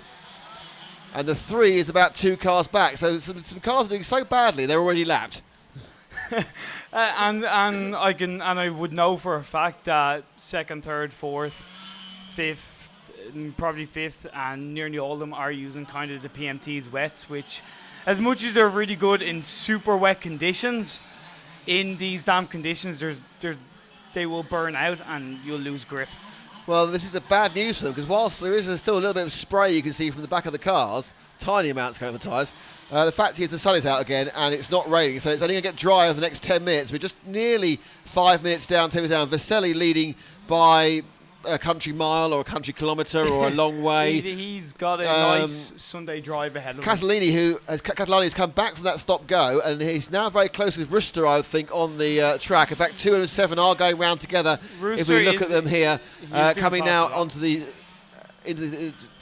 back marker in between them is the pink and white machine. So, but second and third are both bump ups. The 4, which is a lap down, is Folman. So these guys are quite comfortable at the moment, and it's Yui Vizin and Marone who have to try and catch up. Nope. Now Allman's caught him down there. Is that back marker or something else? They are fighting for position quite closely coming onto the back straight. There's a camera call. That is 2 and 7 fighting indeed for second and third. Car 3, who is your fourth place man, is 1 car further back. That pink car's not involved, and then in comes the 2 and the 7. The pink car's not involved, but the 3 car is the fourth place man. That's the vital bump up position. He's after the third, currently held by the white BMW.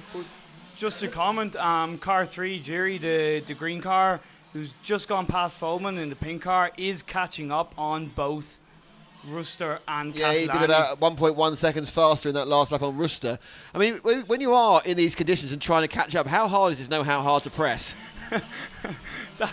That's like asking how long's a bit of rope. How long is a bit of rope? How long a bit of rope is as long as you have and as long as you can make it. So it's really difficult. I know in my position, you have a lot of help off your mechanics. If they give a lot of vocal information as far as how far you're ahead, behind, how close you are,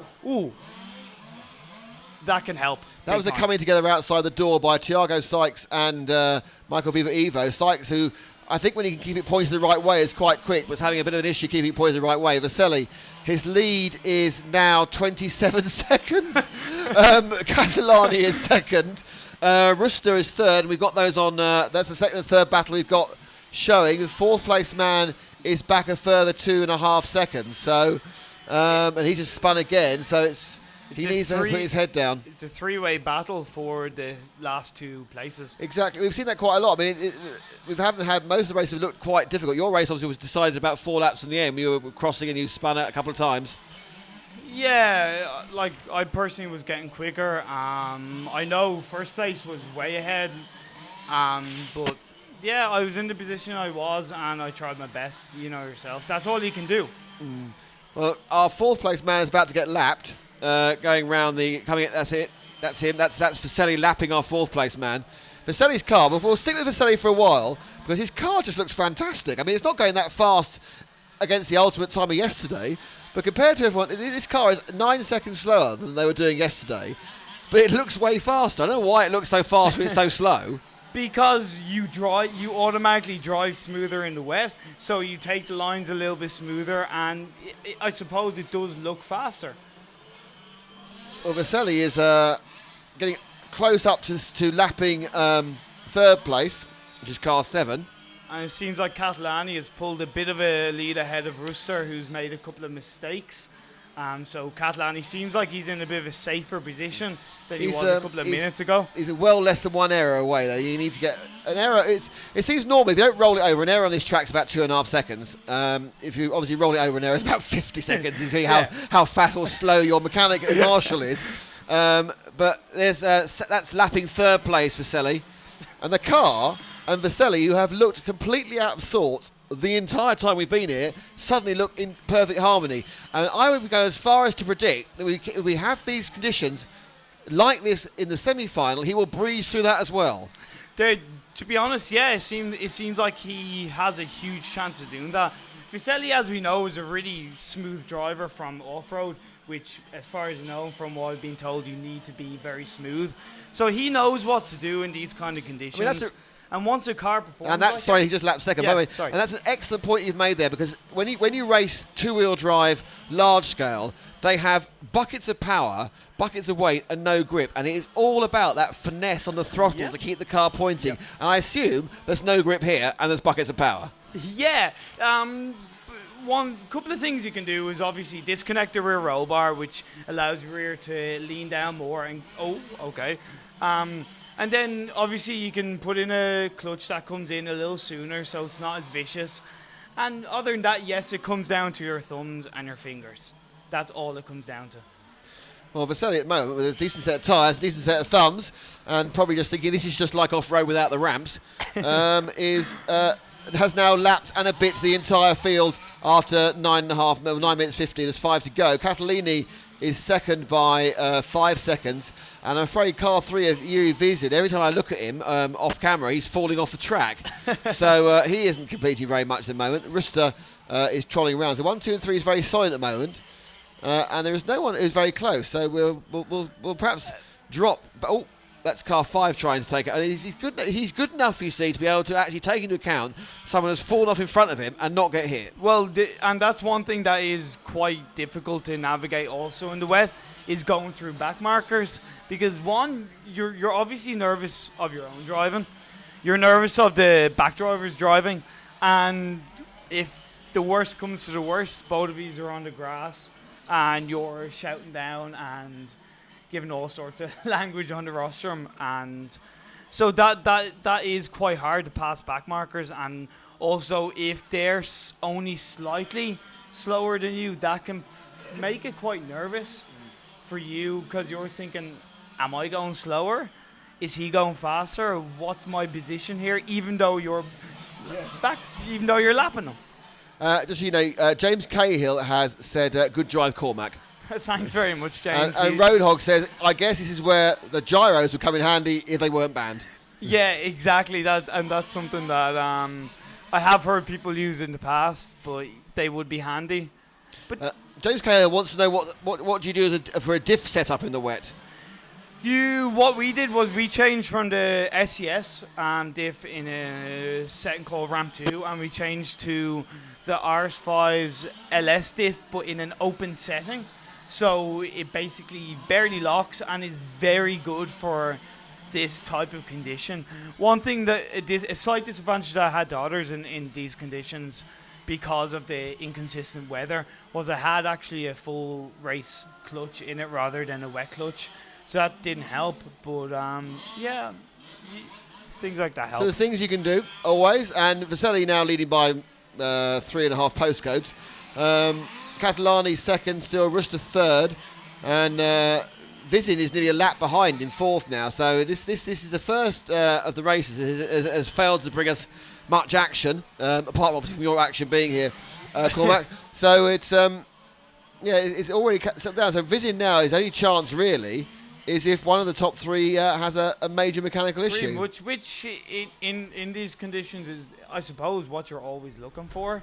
I know being in fourth in my final, I didn't know how close or far away I was from third, but all I was praying was that he made a mistake and I went past him, and that's as insensitive as that sounds. It is what you want, and yeah.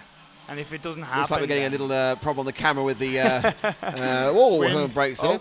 As we said, I think we're getting the Rooster but I has. think the wind's gone up. It's quite windy up there. So having been battered by the rain, we're now battering with the wind. One thing I gotta ask.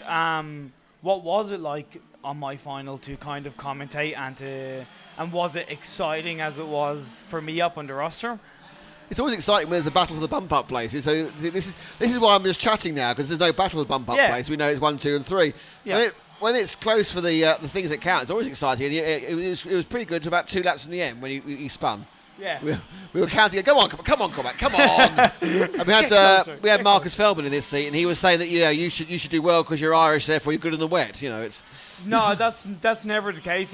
That's as bad of a stereotype as saying Irish people are always drunk.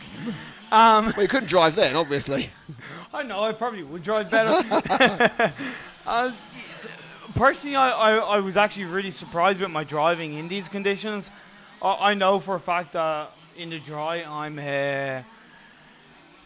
0 to 100% in 1 second. So in these conditions, it's never going to be fully to my advantage. But the car was set up perfectly.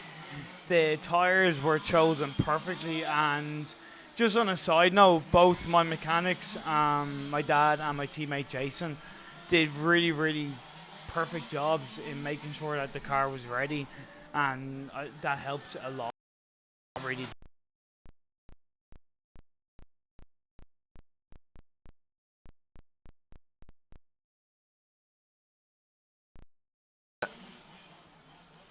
Sorry about that.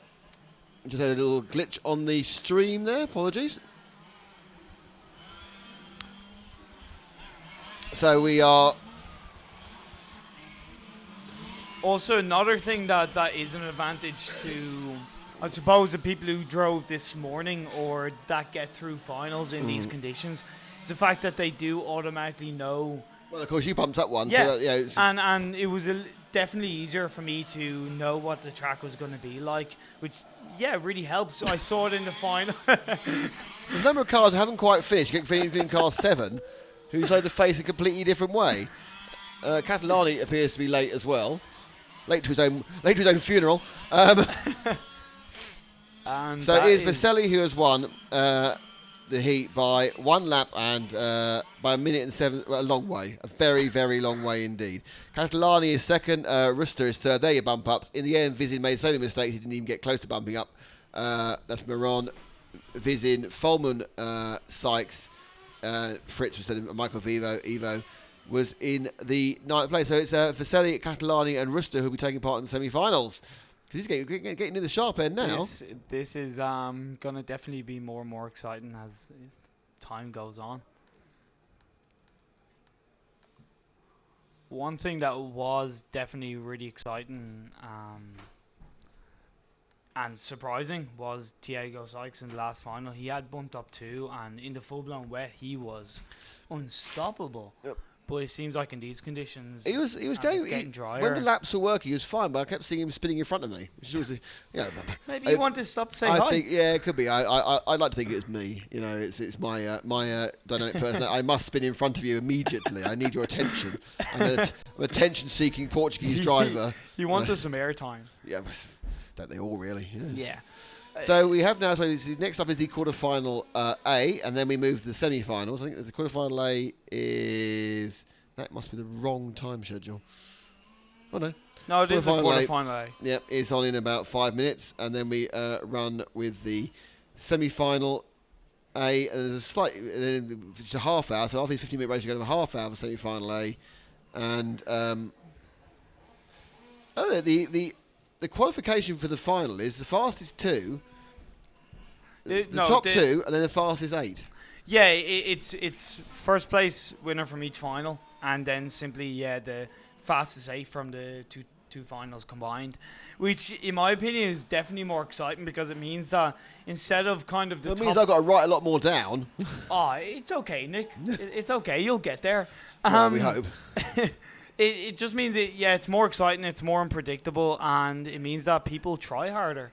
Because instead of the top 4 being secure and thinking, okay, I'm through, I don't need to push, it means that, the 2nd, 3rd, 4th, 5th, 6th, 7th, even down to 10th are thinking, okay, if I need to drive as fast as possible because I might have a chance. And that's what it comes down to. You know, because people want close, tight racing. They don't necessarily want somebody winning by 2 laps like Viscelli did. Well, maybe. he was just showing off, wasn't it, really? But it looks like by the time he gets out again, this is famous last words because he's not out again for an hour or so, or he's 45 minutes, about an hour. It's going to be a huge change going from 15-minute finals to half an hour finals for the drivers. And it doesn't matter what people say. It doesn't matter how many half an hour finals you've done. If it's on a track you maybe haven't done one on before, it makes a big difference. So who do you think will go through? I don't know. You're the expert. Let's just talk about it. Who said I'm an expert? Well, you race the thing. You should know. Hey, in these conditions, who knows? I mean, it may well be that Pinto looked pretty impressive in the previous race in position 8. So you kind of don't want to walk too far away from him. Just to read, you got so car 1 is David Perez. Car 2 is Jeffrey Van Vilk. Car 3 is Manuel DiMarco. Car 4, Carlos Fernando Ferez.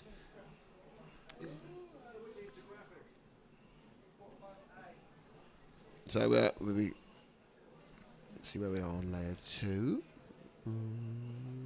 Okay. See, look, changes it. Almost like I know what I'm doing.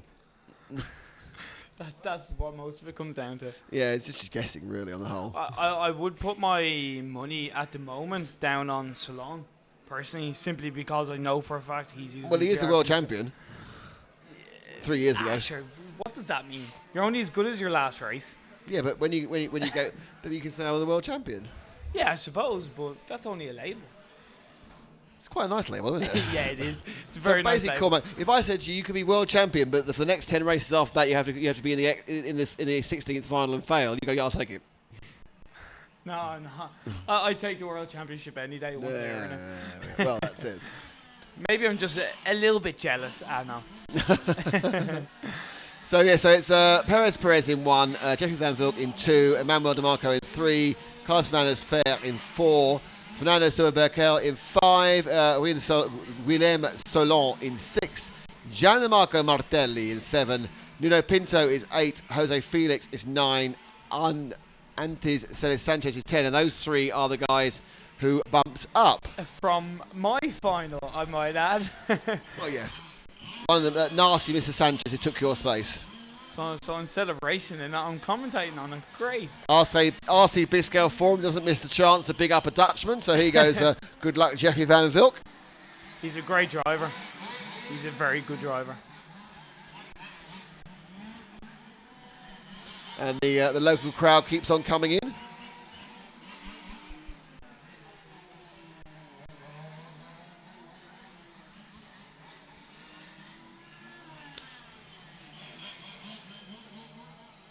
I know that most mechanics will have a set of full-on wets or full-on dries, depending on what tires they have on the car at the moment, just in case.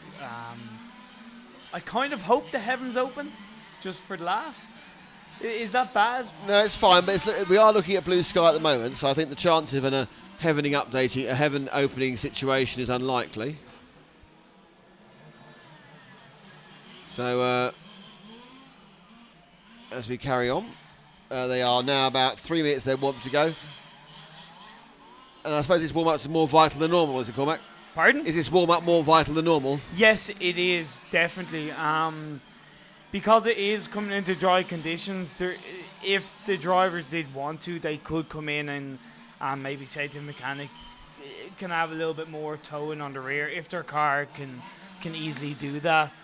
Or even change tyres if they don't feel what they're using is right. So it is very vital, and simply to get an idea of where the grip is, where the grip isn't, and to take it around. Like I know on both of my warm-ups, I suppose I pushed the car to the limits to see what it would do on each corner, which is a big thing, because if you don't do the warm-up, you'll screw it up in the race. Car 1 of Perez just parked his car in that enormous puddle in front of us and then drove out of it slowly. I don't know if he's trying to get a free car wash, I don't know, but it doesn't sound like a great idea. I'm sure, I know they're big, but I'm sure water doesn't mix brilliantly with them.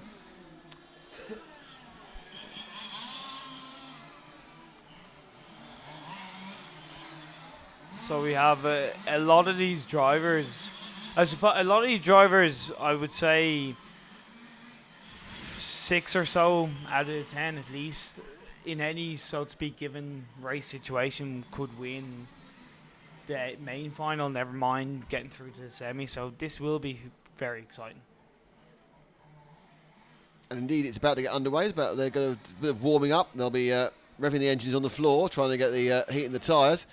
Track looks like it's drying out a bit more again. The sun's on it. It's obviously going to be dry as it was last time. They'll be getting slightly quicker again. But looks can be a little bit deceiving.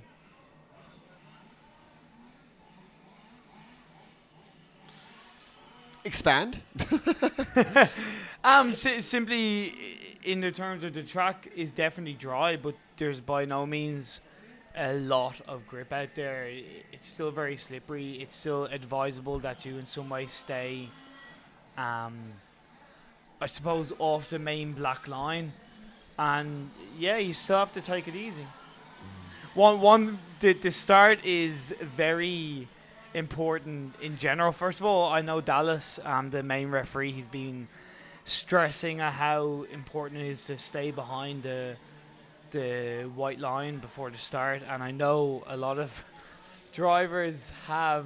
There's a woman walking with a cat, by the way. A woman with a cat on the lead, just about going to the left. I think this race is about to start because we need to get a picture of the woman walking with the cat.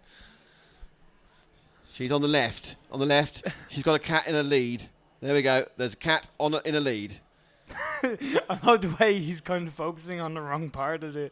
No, he's got the cat's tail and everything else. That's fine. That's absolutely fine. Anyway, can we get back to the start of the race? We have to realise this random animals is a key part of RC Racing TV programs. You put the cat down to leave it for a walk. This is ridiculous. You can't let a cat for a walk. Okay, now the grid is lining up. We need to get back to that after this race, by the way. So 15 minutes is quarterfinal A. Again, the position 3, not very popular, so he's trying to move slightly out of it. Well, no, because you don't want to be too outside of the line there. There's a mechanic running already, so there's a problem with one of the cars. Good start by Fernandez. Car 3-5 has fallen off, Perez. Car 5 is off, car 10 is off, and car 3 started badly. So it's Van Wilk who's leading from position 2. Perez didn't quite get the drive down, he's in second. Carlos Fernandez is in third. Nuno Pinto, who started 8th, shot up to 4th. And we have Martelli in 5th, Salon in 6th, and D'Amico in 7th. So it is indeed a clean start. There's some trouble at the back, and in fact we have lost one of the cars already. It's car 3 of D'Amico. He's gone, picked up, and Marshall. Car 6 has just fallen off at my knees, which is a bit odd. But it is Van Wilk in 2 from Perez in 1. And let's see if we can pick up the leader as he comes around now and up the main straight. It is Van Wilk. Got a good lead. Turning well from 2 from 1. Perez fighting as well. The third place man turns into the corner now. That's car 4. And already Van Wilk is sprinting down. The lap time is 29. So we're getting, again, a couple of second improvement on the last heat as well. So it's Van Wilk from Perez. These are comfortably qualifying, obviously.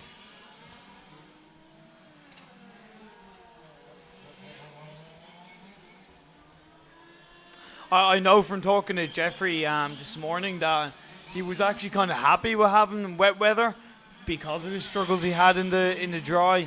So I think he'll feel a little bit more confident right now. So 8 from 5 in the middle of the field there, which is Pinto. It's already up to 5th from the 8th, with his man who won his previous quarter. But with Van Wilk, let's drop back to our second place man, who is car number 1 of Perez. And I think he's actually now literally hunting down Van Wilk. So first they've got a lot closer in that lap. Oh, until that point, and now he's gone for a wash. He's gone for a car wash. That's £5 for local Croatians. and he's come out. I think he didn't get the dry. Now, hopefully He's not. still in second. He's still okay, but right behind him are car 0 and car 4. 0's been lapped already. Car 4 is your third place of Carlos Fernando Ferres, and we are 2 minutes 20 down, 12:30 to go. Martelli is lapping in some way quicker than both Fernandez. No, then just Fernandez. So that could be a bit of a battle later on. Perez is a bit of a collision between Perez and Martelli. Perez is hit with Martelli. Martelli, who is in 4th. So 1 and 7 and set 1. So again, Perez is not having a good day. Has he got a I'm wondering where he's got a problem with his right rear. I think his right rear's down. Really? I think he's got a suspension failure. I'm not sure. On the Perez's car, the whole rear looks really low. What do you think, Cormac? You know the car, but it looks bad at the rear end. Definitely seems to have a problem with, that. I think he's got a suspension problem at the rear. And that is our pole man. Oh, that'll be it. He won't get any further. He might go back out again, but he won't get anywhere near the front. So it's Van Wilk leading now by 12 seconds from Fernandez. Ferres with Martelli in 3rd. So it's 4 and 7 is where the battle is. And they are just having started the lap, so probably going around the short straight now. Car 4 is going into EFRA as I speak, and then coming back out again through the United Nations. And now comes up the straight, car 4, the second place man of Carlos Fernando Ferres. Wow. And he's fallen off the track. Fernandez has fallen off, and Martelli Can you hear the drums, Fernandez? You've fallen off. He's a bit of a... And Martelli picks up to second place. So, and Nuno Pinto, our bump-up man, is just rolling along in 5th place. But also Fernando Silva, who started 5th, has jumped up into 4th. And he is lapping very quickly, I might add. So 4 and 5 are very close together now, and that is the bump-up place. Let's see if we can find them together. And that's them now coming onto the main straight. He has gone past Fernandez. Like 5 has got past 4, so 5 has taken that bump-up place. So great run there by Bercol. He is ahead of Fernandez. So this is Silva, actually. Silva from Fernandez. And Fernandez has gone backwards the last couple of laps from a good start.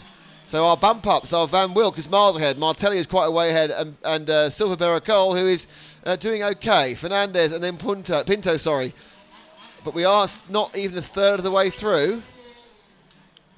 Again, it is still close between Fernandez and Pinto.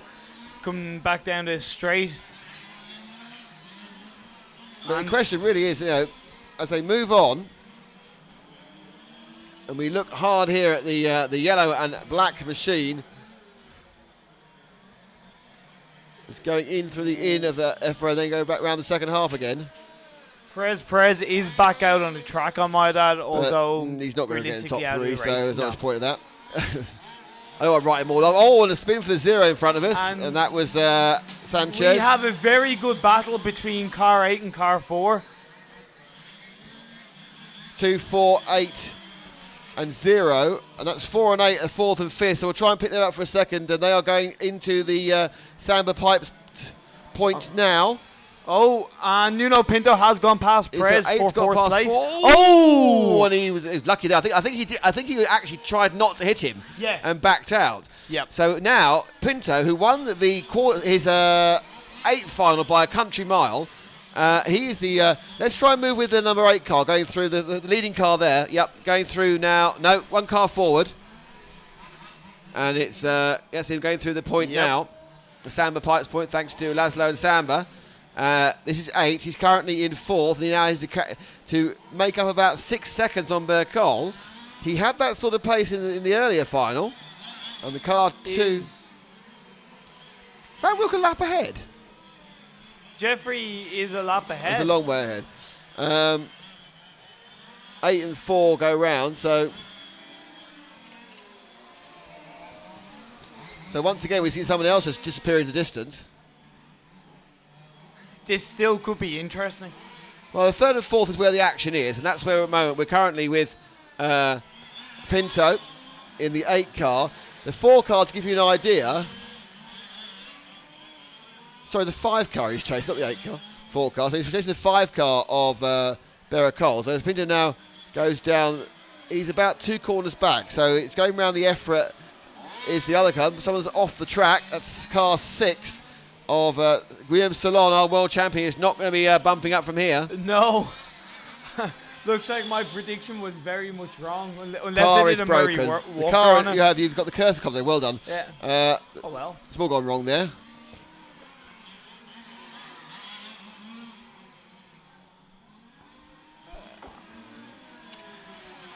Pinto is still not really lapping faster than Fernando Silva, so it might just be Silva's to stay in the lead and keep consistent. Jeffrey has this in the bag, but he seems like he's driving it a little bit hard. So coming up here, it's the 7 car, which is second, has got a deranged body. So we see a bit of a run with our second place man, car 7. He's just now going through the switchback and going to be going round in a second Superboc corner and up through the Pipes Point, Stammer Pipes Point, because his body's not on straight. And that's always a pain for all of us. One thing, it wouldn't really affect the car performance, I wouldn't imagine. Doesn't it Maybe upset the air? slightly. You see it comes always lifted up to the driver's left. It just looks annoying to the driver. I know that from experience. It does annoy you. And he now comes down and turns sharp right before the left. And here's the idea of Van Wilk doing a 27.1, 27.8 for Martelli, a 27 flat for Fernando Silva, and 27.1 for Punto. So Van Wilk did all his work in the early laps, and now he's settling down to the same pace as everyone else, which is still three and a bit seconds off the absolute pace of the dry. But basically, it's like being dry now, isn't it? Just when the grip isn't in the track. It's definitely getting in some way back. I'd say it's the best conditions it's been all day.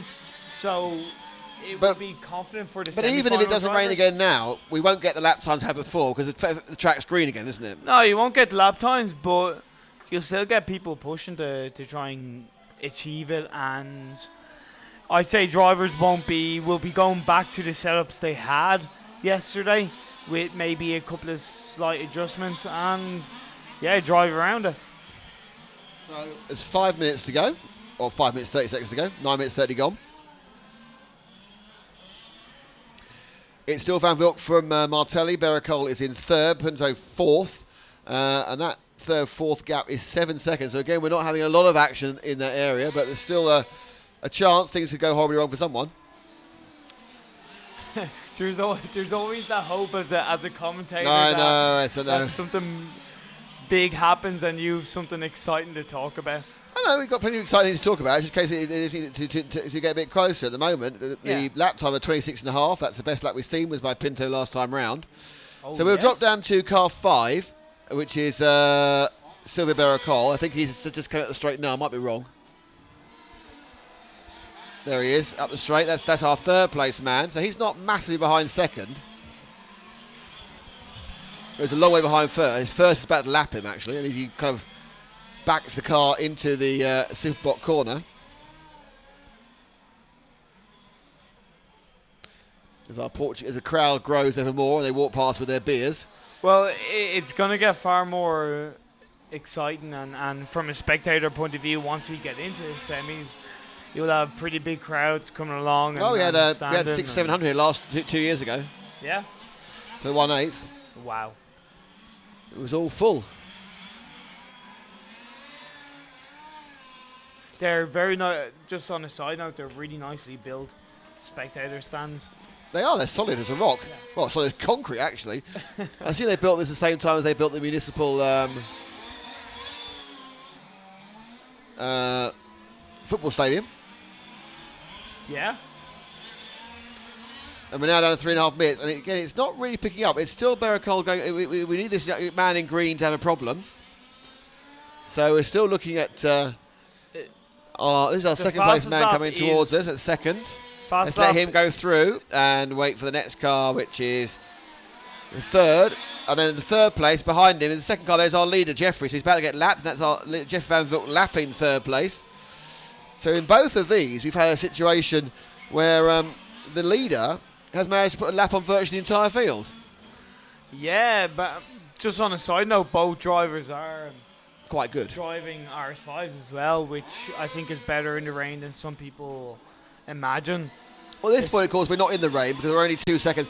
We're Well- probably only 2 seconds off the ultimate time because of the greening of the track. So Okay. it's very much, I think, as you say, it's more likely they got the right sort of tyre combination choice. They picked up some confidence. Yeah.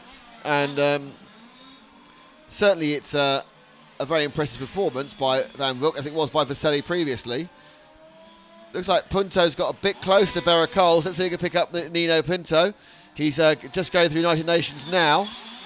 The fast lap Comes at so the far straight. is by Pinto. And there he goes, 26-0. the quite dull-coloured black and flat, dark red and blue car. Certainly hasn't embraced the concept of fluorescent colours. He comes in now to try and lap the machine ahead of him, which is the 9 car of Felix. So he's lapping a guy who's behind him. So he's lapped the person in 5th and he's in 4th.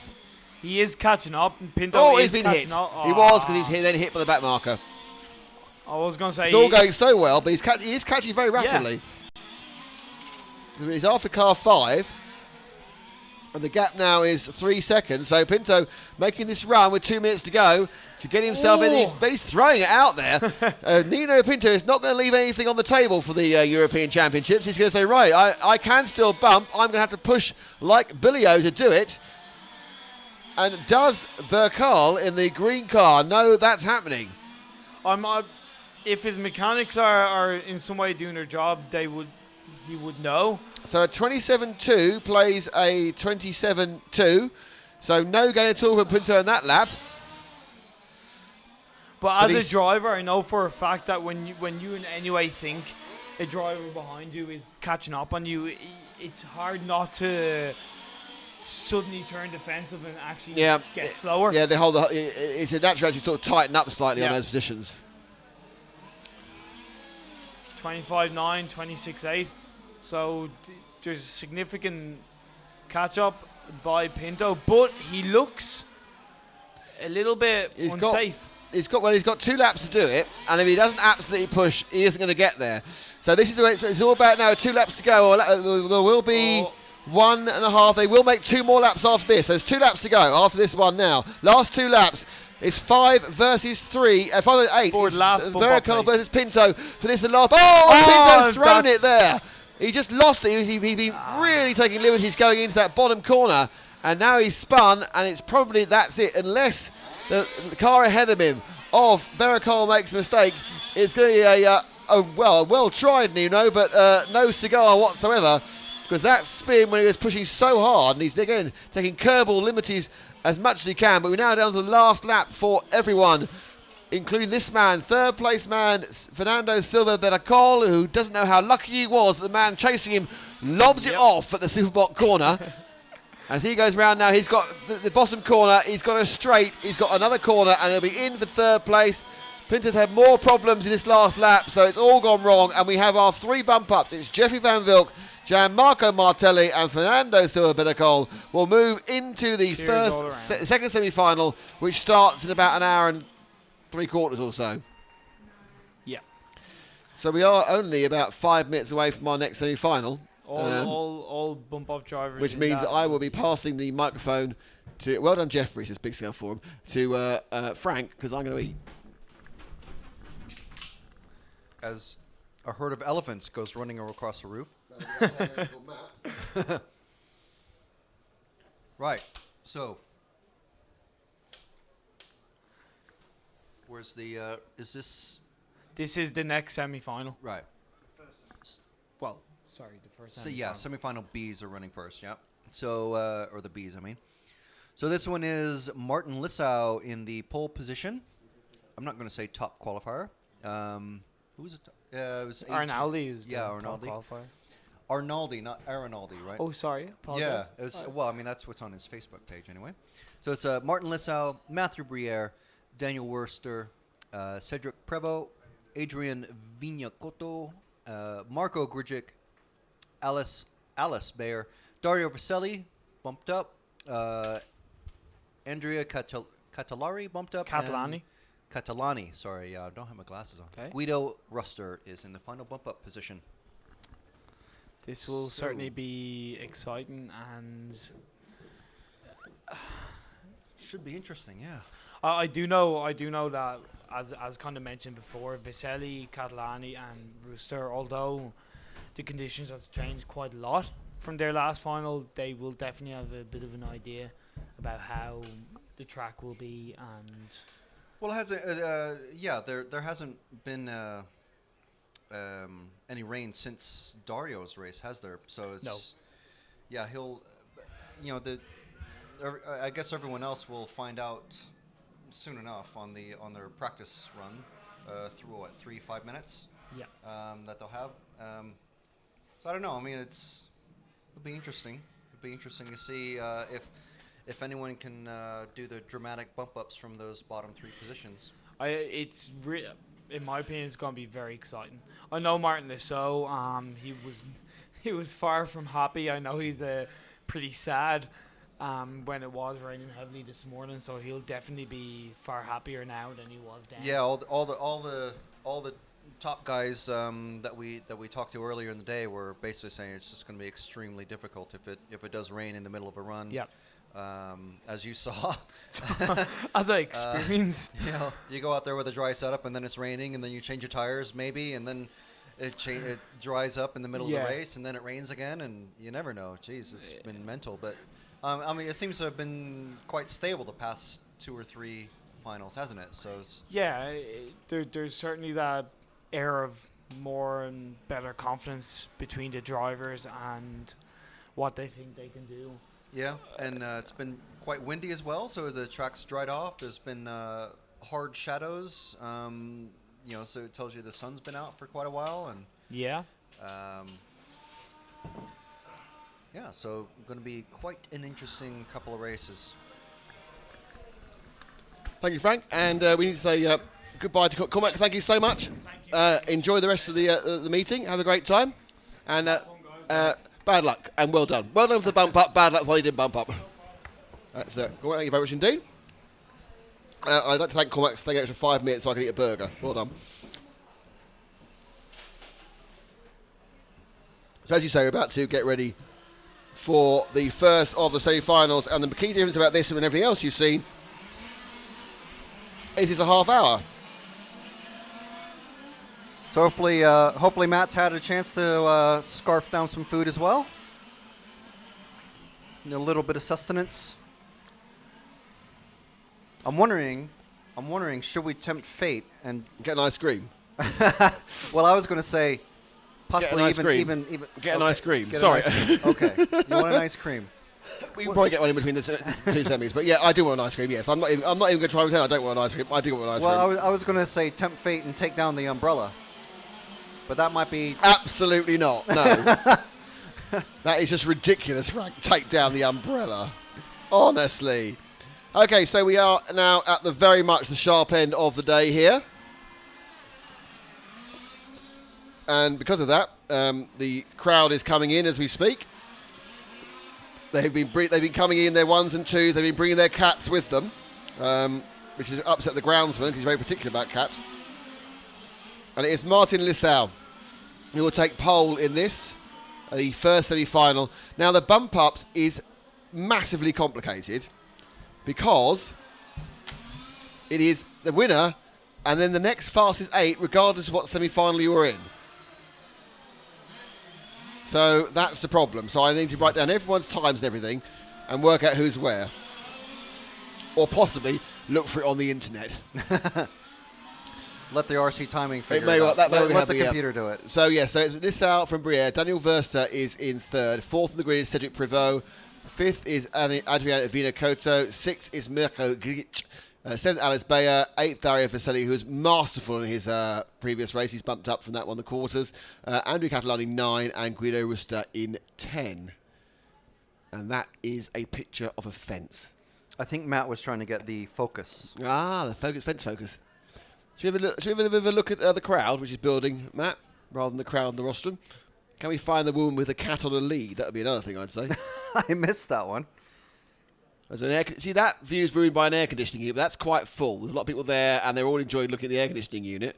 But to your left, it's quite full there now. I've got to get a ladder in there later to try and to turn something on. People. It is certainly building. That will be full all the time in an hour or so. It's like there's a town Twitter account that says, "Go to the Estadio now." Yeah, it could be that. So they're about to release the cars for this, the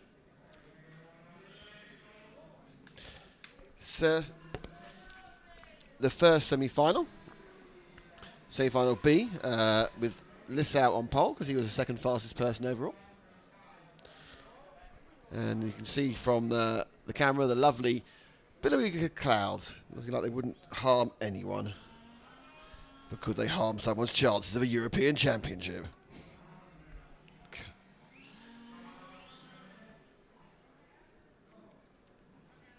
So, Has someone someone called a called delay? I think so. we may have a delay being called. We're not sure.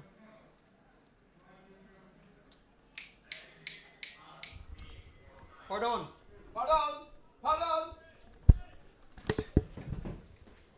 Shout at a local to gently spread him out of the way.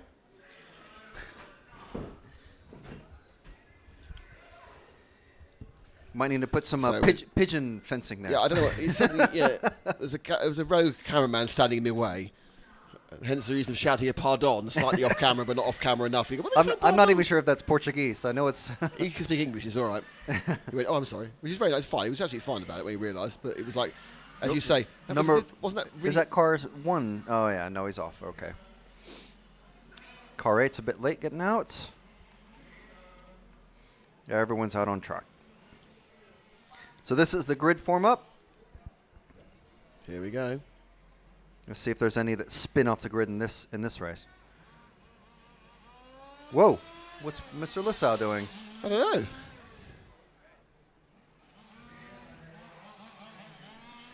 That's the first time we've seen that happen. This hour has done an extra lap for some reason. I don't know why.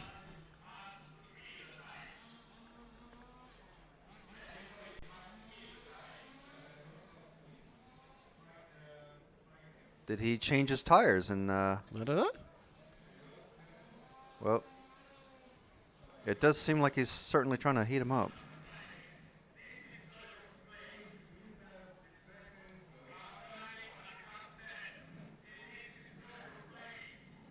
So car 9 and car 10 aren't on the correct place on the grid. Ah, okay, needed to move I've up no a bit. idea why Lissa did a lap then. That's Yeah, quite I'm weird. surprised that. I mean, nice guy as he is, I'm surprised he was allowed to. Obviously he was. Off we go. Here we are. Oh, for goodness sake. Jesus. Oh dear. And off they go. And they start and away And they're they're running. off and crossing line. And the leader, it's 1 from 3, from 2, from 5. So it's Lissau from Verster, from Briere.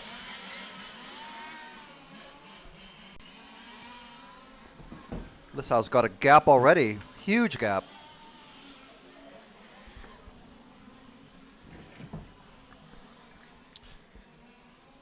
So Lissau takes the All lead. right. He comes on the first corner. In second place, it is the number 3 machine of Daniel Verster. And then we wait for Mathieu Briere, I think, who's going to come through in third. Alice Bayer in fourth. And it is all about going as fast as you can because only the winner is guaranteed to get through. Everybody else has to wait and see how fast the other heat was. So every position counts. Every bit of speed counts. Alice Bayer's made a good start up from 7th to 4th. And the battles here really do seem to be in that 3rd, 4th and 5th patch, Matt. So we've got there where we're on. They come 3 flory yellow cars come down the straight. But the number 3, 2, 7 and a mistake by 9. Double mistake, too much power. So 9's had a bit of a mare there. And that was Andriano Catalani making a huge mistake on the bump up, guys. He should know better. But this is our battle for second place. Lissau has a lead of about 2.5 seconds. And coming now, it's the red and white machine speeding towards me of Daniel Verster, hunted by the 7 and the 2, and a double bite of the tube. Alice Bayer had to really wrench that car into the corner at the top corner here before camera curve, and he now goes through the Superblock bend and into the Samba Pipes point.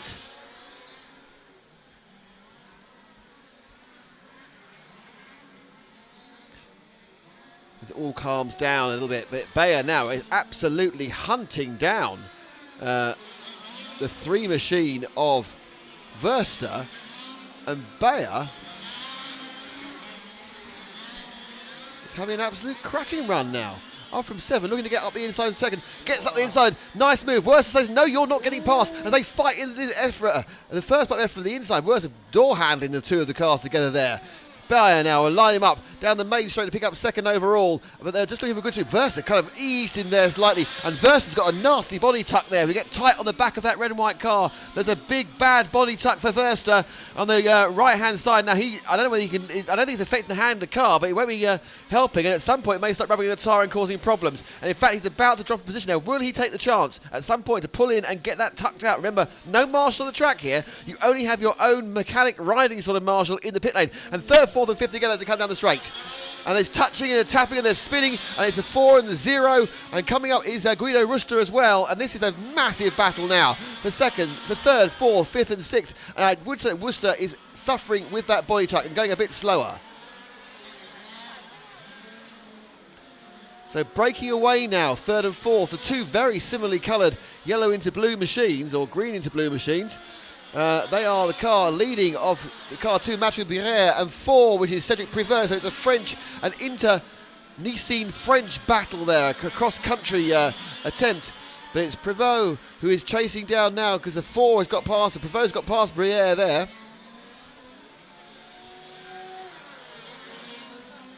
Happily ahead now by a way away, in fact, is Lissau. Bayer also has made some nice space, so Lissau's lead after 3.5 minutes of the half hour is 6 seconds. Prevot has a very slight lead in this battle for third that you're watching on your screens now as they go around the Superbot bend. Prevot, forget, it doesn't really matter what position you're in, you're just having one of the 8 fastest people who isn't a winner. And so far, you have to say that going first is going to be a big disadvantage, and you wonder whether they're going to keep that rule, because it doesn't seem very fair, because the weather isn't the same, because coming out of the track in half an hour's time is going to be much quicker. They are getting down to 24 second laps, but winning this could be that the second semi will get the majority of the qualifiers if it doesn't rain, or none of the qualifiers if it does. There must be a rule if it rains to change that 2+8, because it currently goes, Frank, it's the winner and then the 8 fastest people, and if it's a dry semi-final, well, it's not really very fair. No, definitely not. Well, are we? Who was it that said we are expecting rain before the 3 final? o'clock. It was up until 3, and it's now looking much better. So the key point is the rain. If there isn't rain before the next semi-final, they'll get a much drier, much better track. A track which will in many ways be cleaned up and rubbed in by these guys. And whilst there'll be a couple of people who won't get through because they have problems, it would seem the whole vast chunk of the middle pack will come from semi-final A rather than the semi-final B. I'm not sure this can get changed so late, but it is currently 2+8, which just means the winner of each semi and the 8 fastest drivers. Personally, I think this explains why normally you see 4 from each semi and then the 2 fastest drivers elsewhere. It means that these uneven conditions are more evened up. Well, the semi-final A will be starting at 4 o'clock, which is in about 32 minutes' time. So it's a little bit of time to get the team managers on the case. It won't happen. Tell you now, because it's too much vested interest. So Vaselli, who did so well in the previous round, is bumping up, but is not really looking much quicker. So obviously the magic tyres he had with the weather as it was just aren't doing what he wants to do this time round. He's in 8th. But we are now looking at the red and white machine. Give me the make of some of these bit of a two fishtail from the lead cars, car. 4 and 2. Which is Prevot and Birrer. So Prevot is still hanging on to that third place. Now I'm just trying to find, is the white car, is that the 10 of Ruster? It is. So that is third, fourth and fifth, all lying astir. The car ahead of him is 6th, lap down. It's Mirko Grilic, and then up the inside there. Beautiful move by Birrer to dispatch his fellow Frenchman, Prevot. That was great stuff. And he has done a pretty impressive movement there as he gets him and now starts to pull away and starts to look to get near Alex Bayer. Alex Bayer, who is 4 seconds ahead of Birrer at the last lap, whereas Martin Lissau is 7 seconds further ahead of both of them. Oh, and a massive mistake. Who was that? That was a second. That was Prevot, I think. Prevot has had a huge off there as he recovers himself. And we now look back into the. Let's pick up Bayer, who's I think that's car now 7. That is the Alice Bayer machine. Qualified. It was in a low heat for qualification due to difficulties, but he seems to have really got the thing wound up here. Comfortably in second, 7 seconds behind Lissau in first, but 4 seconds ahead of Briere in third. Rister and Briere are quite close at the moment, but that's not that massively important as it's at the current time. So back there goes Bayer, and next will come Briere, and then Rister. So Bayer having a good run in second, holding station or losing a few tenths to Lissau depending on what lap you're on. Kevin. The Frenchmen are back nose to tail again. No, going they're not. through the That's different S's? cars. That's different cars painted similarly, I'm afraid. Ah. There's Sorry. Briere. And so the battle now is between third and fourth again. It's Briere coming through the RC timing turns with the white car, Guido Rister, the bump up man behind him. So that's the battle for third and fourth. Now we have information from Kevin de Grendel, who's been giving us information the whole time. That it states if the difference in the two final is too big, and I'm not sure how they define that. It says 20%, which is a lot. That's like a second or so, or 2 seconds. Yeah. Then the rule is changed to 5 from each final. So this drying thing, it wouldn't be enough. It would need to rain to put that out. That's a 4 second difference per lap. And that won't happen. So we're now looking at Briere, who's trying to hold off the charging Guido Rister, the bump up man. He came to the corner, he scraped into this in 10th. He's got the track knowledge. But we are getting quite close to dry times. They're at 24.4, 24.5, 24.7. We saw 23 flats. But remember, the track has been washed clean by the rain. So we're back to a green track. And that's the second time gone there straight away, Frank. Yeah, and there's only just over 21 minutes left in the run. I've got Martin Lissau out in lead by a long way. Alice Bayer, then Matthew Briere, Guido Ruster, Andrea Cataloni, Cedric Prevost, Adrian Vignacoto. Dario Vaselli bumped up, but he's still maintaining his 8th place position. And off the track there went Briere. He went way wide coming down the straight, and suddenly Rister's right behind, just going a little wide. He got the car back on again with no major worries, but just drifted off wide, and then suddenly Rister now is right behind this battle for third place. But again, position, it's all about time. Now we do have Kevin Dewell saying that the EFRA Rule 5.22 says that in the event of different weather conditions during the semi-finals, the first 5 from each will move up. But is this different enough? Just a bit drier? I wouldn't say this is a wet track and the next race is going to be a dry track. No, it's a drying track. I think it's going to be interesting. They may have to look at lap times or whatever. But I can't see that they're going to find much more than half a second per lap, which is a difference and a big advantage. Half a second, 0.7 second a lap, and would be enough for the midfield to move forward more from point B, from semi-final A and semi-final B. But that's that's a question to look at, and see what's going on.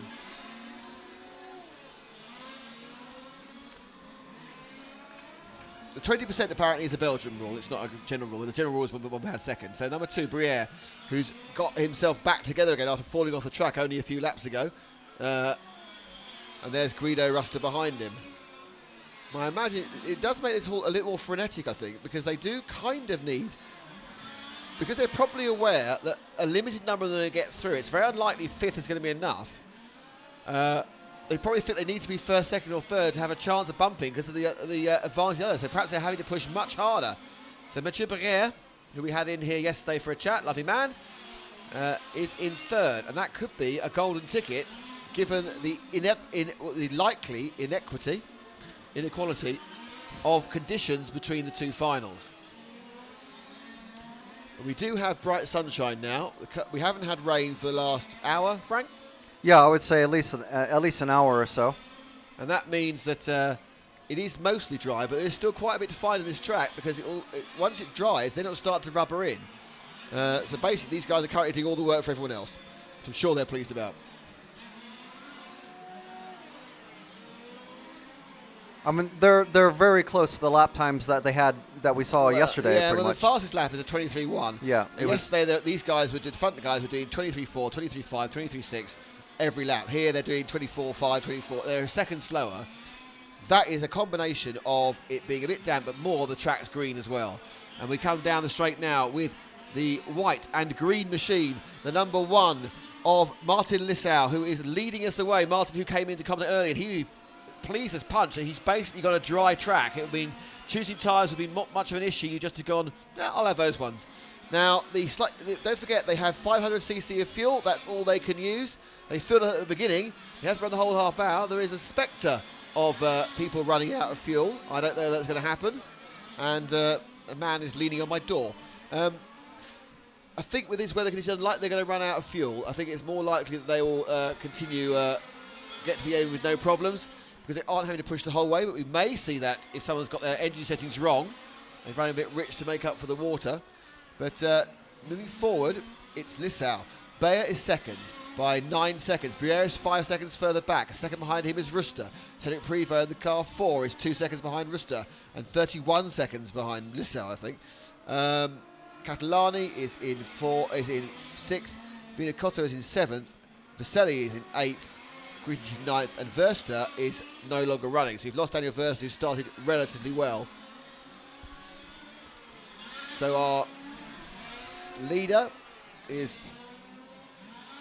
on the piste as such, and on the camera, and he now goes through the Superboc bend, named after the beer of Portugal. Now through the Samba Pipes Point, named after our great new sponsor for today, Samba Exhaust and Model Cargo. Through the EFRA, is named after the people who mean that we can be here, the frantic people at EFRA. And now past the United Nations, which mean very little these days. And up the main straight before the camera curve, so named because there's a camera above it, and into the RC timing turns, who provide all our live timing, which we're watching here. And of course, for our Swedish event, are providing on-screen live timing. So thank you to Javier and the team as well. Lissau, not quite halfway through this half hour. He is nearly 10 seconds ahead of Alex Bayer, and Bayer is the surprise package of this particular event. He's not looked massively quick, qualified literally last of the straight through the semi-finalist, and he's just found some pace today, and this Ali's on camera now. The easiest car to spot the whole weekend because he's checker flags in blue and white. Checker flag because he's a Czech. He's obviously the brother of the reigning European champion Martin Bayer, who had to choose between which European Championship to defend. But his other European Championship, the four-wheel drive electric off-road championship, is also being decided today in Sweden. And as the sun comes up, the cars, it suddenly all looks much brighter. There's the cat and the lead again going past me. It worries me every time. It looks much brighter. It looks much sunnier. You wouldn't believe we had steroids this morning, and we were just looking out going, it's never going to happen. We might have to stay till Sunday and our flights are booked. But now, Bayer, as he sweeps in and out of the FRSs, is looking pretty good. His lap time's a couple of tenths slower on average than Lissau's, which is why after 36 laps, he is about 10 seconds behind. That particular lap, 2 seconds, but they're now down 24.5. The best lap we've seen is a 24.4 from Mathieu Barrère, who has Guido Ruster has the fastest lap at the moment, 24.41. But most were doing 4s. And Briere and Ruster, I think, are just inching towards Alice. Let Alice go and pick up Briere again, because Ruster's got close in 3rd and 4th. And in fact, I thought I heard a clump there, wasn't there? It was somebody else. And that's your 3rd and 4th, behind 2 members of the back public markers. There is Mathieu Briere, the Frenchman, ahead of Guido Ruster, the German. And that's how close they are for 3rd and 4th. And I suppose normally you say, well, I wouldn't bother overtaking his 3rd and 4th for both bump-ups, because there's no guaranteed bump-up, but they come to put a lap on Vaselli. So Vaselli's fantastic quarter-final was absolutely a flash in the pan, and he's just not brought that pace in the semi-final at all. And I'm surprised. I thought we'd see Vaselli with the... Oh, Ruster there gets a slank slapper on, and he couldn't quite hold it. He's lost a couple of seconds, he's lost a place, and Vaselli had to let him through again. And there is nothing more annoying on a qualifying run, which is what this is, to have to let us, so we have a roller in front of us, is have to let someone through twice because they've made a mistake. But Ruster got a huge tank slapper on as he came out through the Superboc bend, and luckily managed to back out the power enough that he didn't have any issues with it. It looks like Briere is actually also catching up to Bayer, who's it was a 5-second gap. Now it's a 3.8-second gap. As Ruster's catching Briere. So Briere is picking up this pace, and he's catching up to Bayer himself. And meanwhile, Martin Lissau is still pulling away from Bayer in first. Looking at the times that are out there, the top 5 actually are putting in a pretty decent time. I mean, Catalini is a little bit behind Prevot after half. We're just over half distance now. So Lissau, Bayer, Briere and Guido are all going pretty quick. They're all putting clean times in as fast as they can probably do in these conditions. And it's really down to whether the conditions improve enough in the half hour to be a problem. As Briere now getting much closer to Bayer. So this is where Briere now is moving away from Ruster and getting closer to Alès. Alès, you'll see just flashing ahead. And I'm sure on the long pull down the straight, you'll see both of them. As more people don't understand what the tape means in front of us. Yeah, that was a 5-second gap, and now it's less than 2. Now it's 1.5 seconds. And he gained about half a second in that one. So he's getting half a second near as Briere now in the second half of the race with 17 down and 13 to go is looking to make a move forward. There, just flicking out the shot was Alès Bayer right in the centre of your screen. There he is on the left-hand side. And in that lap round, Briere picked up a 10th. So he's inching towards. He's not gaining hand over fist, though. Lissau had a poor lap that time. He's still 11.5 in the head. I think we missed a lap where Bayer had a 2-second error. And that's one of the main reasons. But now, of course, the cat can see the rabbit. And Bayer is the prey for Briere in the combination. There's an awful lot of yellow cars with yellow and blue in this particular race. But it is Briere there as Bayer goes around the Samba Pipes Point and slips in and turns sharp into EFRA and back again. You can see the track now looks dry in various places, which is interesting. So it's not actually dry because we can see where it is dry.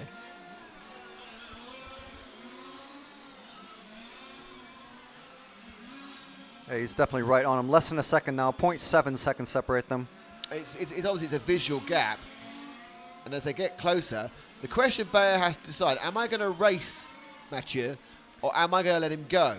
And I suppose, as it's a race on time, if it was a race on position, you'd probably let him go. But it's on time, he needs to keep as many people behind him as possible. Bayer was pushing very, very hard in those first few laps. I was surprised he was pushing that hard. But well, you've got to with this position. You can't go slow because it's all about a speedy finish. You're not looking for a second, third or fourth.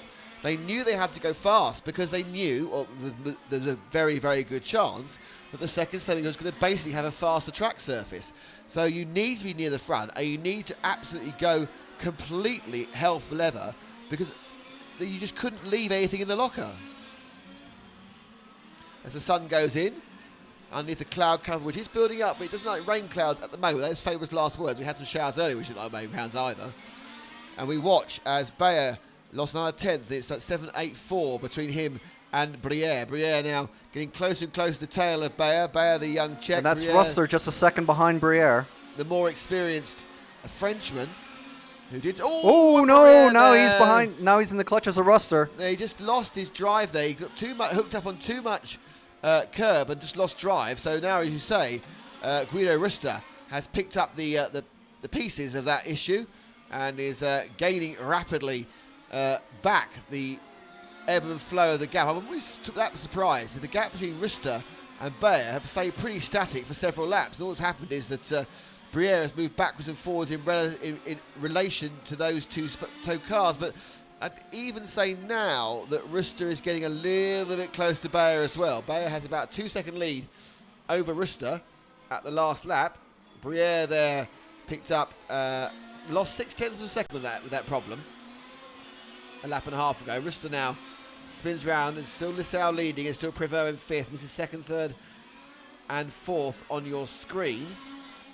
So that's Bayer in second with the checker style car, and then the yellow and blue bright car is third place of Briere, and the mostly white car is fourth place of Ruster. The easy to identify mostly white car. And then Prevot now is not very far behind him either. In fact, that Prevot there is the other car. So that's now second, third, fourth and fifth all together with 9 minutes to go. And they're all racing. They really are racing each other and the clock. This is a difficult situation for them because at this point, normally they go, oh, well, we can start easing off, but they can't because they don't know when to qualify, and they know they have to go stunningly quickly because otherwise they've got no chance. And it's a half-hour race as well, and so you don't never know when someone will possibly run out of fuel because they're pushing so hard. Absolutely. So the last few minutes are going to be absolutely intense. And we're about 8 minutes to go to the end of the race.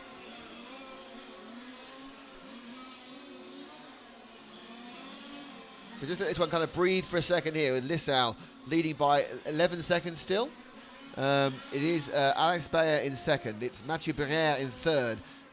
In fourth place, Cedric Privot, who's got past Rustler on that last lap. So a mistake by Rustler has dropped him down a position. So if we pick up there with the white machine, with the second of the yellow, the many millions of different yellow machines going around, Privot looking particularly good to go around this corner now. So it's Privot has suddenly found a real burst of pace. And he put about 4 tenths on Briere. And suddenly Privot, who let Briere, was overtaken by Briere some time ago, he's the man with the speed underneath him in these final sort of quarter of the race.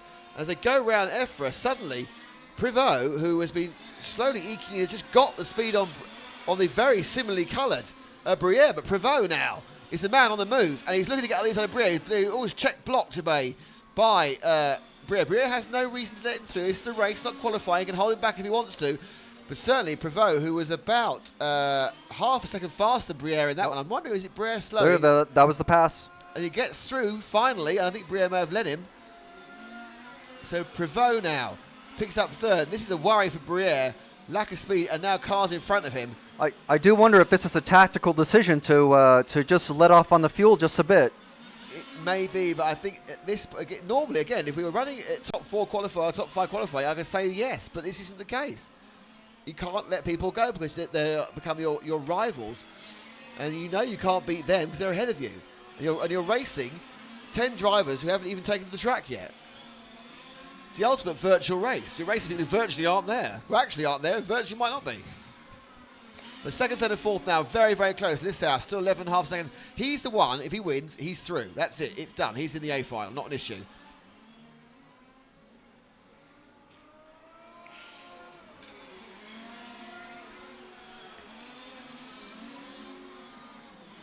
This is the battle of the second, third, and fourth. Bayer's on 2 wheels. Bayer's on 2 wheels. And he's gone. He just lost momentum for that roll, and suddenly a little bit of a get yourself back together, and Privot comes through. So Privot now picks up second place. Bayer is now going to be perhaps easy meet for Briere. He may have got to fourth after a great start, but that 2-wheel moment, Vaselli let him go for a second lap down for Vaselli. What happened to the pace of that car? An hour ago, it was the fastest we've ever seen. Vaselli can't do a lap faster than 26 at the moment. They're all doing 24.4s. So Bayer now. Bayer and Briere. Privot getting away. It's really, Briere must take Bayer to have any chance, I think, of making the main final, unless they change the rulings to 5 from each. 5 minutes remaining. And Rustler now beginning to try and... Guido Rustler beginning to try and get back to the back. Oh, goes very wide there, Briere. Minor mistake.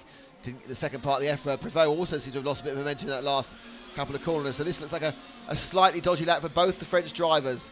Privot 25.4, 25 flat for Bayer, Briere 24.8. So even that mistake Briere was going to... Now they're really all together in this battle of a second, third and fourth, and qualification into the A final main in about an hour and a half's time.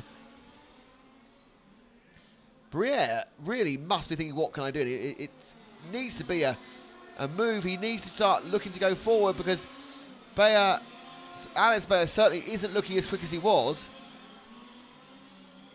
And again, I think Bayer's now slowing Briere down. Bayer's dropped in the 25. He can't do a 24-second lap anymore. And Briere just needs to find a place to get past him. Can he get up the inside of EFRA 1? No. Now looking at the inside of EFRA 2. Doesn't work again. United Nations lining up for the straight. Not enough for him to get any slipstream. They'll turn sweeping underneath us here at Canberra Corner. And then the slow section that is the RC timing turns. And as it is, with Bayer sitting on the line perfectly, there's not much Briere can do apart from being slowed down by about, I would say, 0.3 to a half a second a lap. Privot has got about a second ahead of both of them. Rustler is 1.7 behind them both. Briere here, if it's a normal 5-up qualifying, he'd have no issue. That's great, I'm fine, not got a problem. But he knows that as it stands, unless there's a change of heart, this is going to be the fastest 8 drivers in either semi-final, apart from the top 2. It's tight there, looking for the inside gap. Goes wide. Perhaps it's a tactic to get more speed on the straight, to swing out wide. See if he can just out-drag. There's not enough room on that. The car's, of course, doing 53 miles an hour up the straight. We're down to the last 3 minutes now. We watch this, it's fascinating because we actually don't know how important this is. It could be the most vital pass of all coming up, this pass for 3rd and 4th, or it could be they're both absolutely fine and comfortable in the final. Until we see the second final, we don't know the importance of the first final.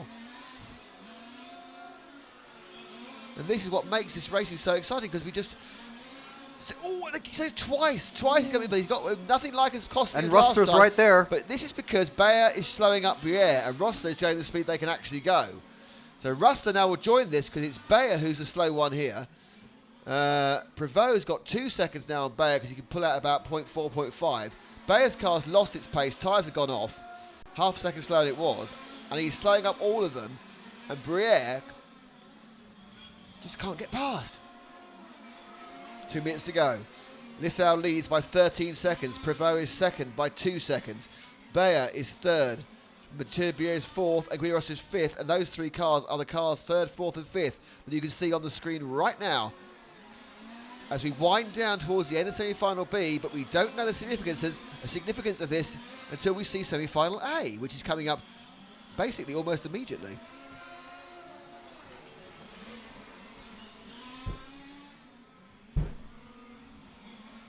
And there's a problem somewhere. Lissau carries on going, leading. Lissau leads the pack.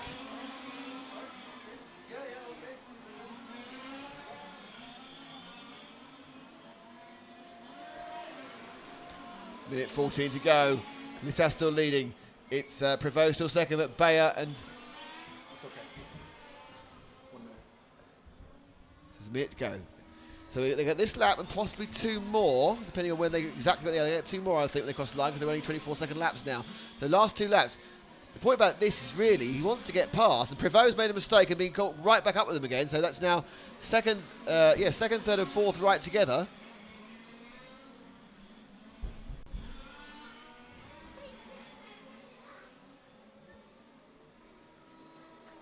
It's Prevost moving forward. Lissau has this in his pocket in the semi-final, so we're going to stick with these guys for the rest of the... 30 seconds. I got one this lap and one more. So the next 2 laps, we'll stick with these guys, even though Lissau is going to win this. He's 15 seconds ahead, and he's about to start his last lap. These guys are already just less than halfway through their penultimate lap. But really, at this point, Briere needs to put a move on Bayer. Looks like Prevost to get that second place, which could be all important. Prevost sticking behind, look at the inside, he didn't get too tight. Can he get, I think he went the wrong way there. He should have gone tighter, I think, if they had the handling on the car. So time's up. This is their last lap. The cars, of course, handling very differently now in this last lap. The grip will have gone. There'll be problems. They'll be dealing with gremlins all over the car. But Bayer, in fairness, ever since Briere got to about 10 laps ago, has driven an absolutely perfect run. He's just driven the line, and that line is going to give him 3rd place. Prevost second. The line gets Bayer 3rd. Briere just says, oh, Meroui, and that is good, and he's 4th. And it's Martin Lissau who has won. I think we've got a complaint there. I don't know, it's just gone off. You know who it is. I didn't see anything to complain about. There is some sort of complaint from one of the PMT tyres. I don't recognise who that is. Oh, no, I'm sorry. They're just looking at their times. Well, that's what it was. And that is the final. Martin Lissau wins. Cedric Prevost is second. Someone write down the times. Oh, it's gone already. So I'll have to go and find the times another way.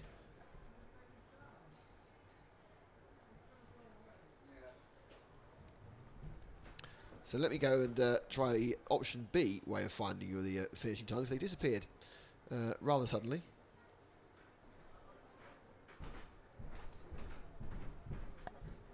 So we have about 6 or 7 minutes or semi-final B, another half hour of action. That we'll see Bernard Alain Alnaudi take the the stage, I suppose, as a pole man. Hessel Roskam second. Jenny Verbrugge is third.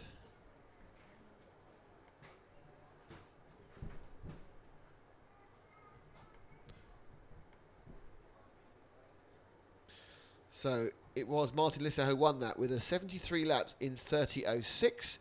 Prevost 73 laps in 30.19. Alice Bayer 73 laps 30.20. Mathieu Briere 73 laps 30.20. Guido Rosso 73 laps 30.26. Andrea Catalani behind that.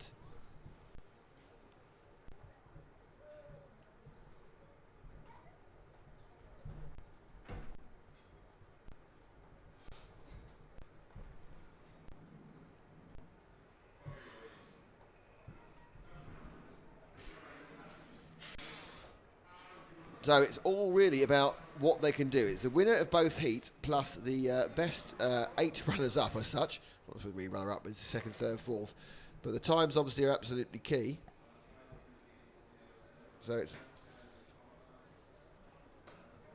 Prevost was a 73 laps in, remember this one, in 19.855.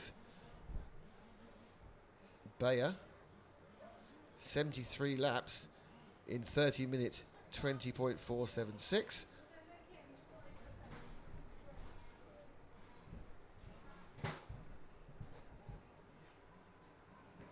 Mathieu Briere was 73 laps 20.650.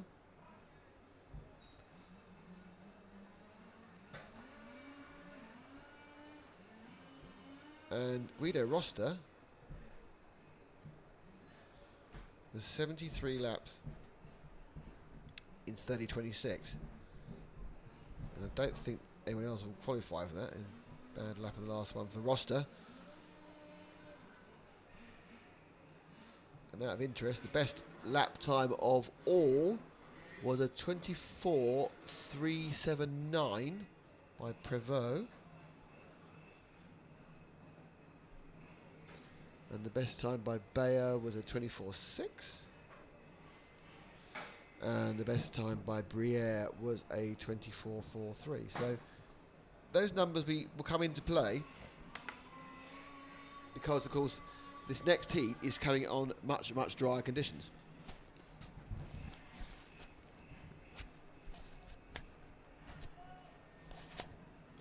So those dry conditions will obviously help everybody.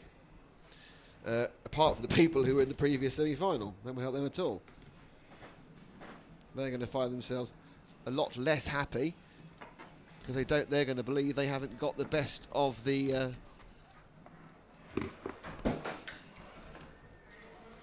weather. And in a way, they'd be right. They haven't got the best of the weather. So the warm-up is starting now. A 5-minute warm-up for this semi-final.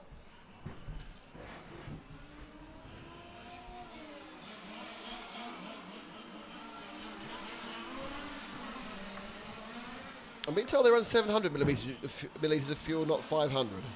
I think I was told 500 by somebody else, so I'm merely passing on the incorrect information I had, Darren Garvey. Thank you for that correction, though. Appreciate it. As the crowd continues to build for this event, the main event is due to go off in about an hour and a half. Matt's taken a risk that it's going to be dry. And dismantled the most of the thing.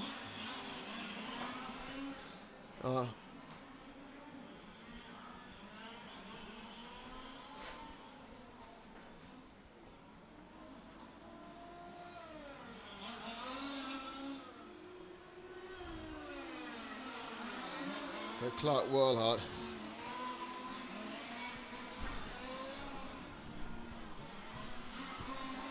So Clark will have been a couple of comments about what we're wondering about as well as how the bump ups are going to work. And he says, why is manager doing 5x5? The problem is that after the event, some of the managers are going to be representing drivers who have made it because they are, a bit slower. But we'll soon find out.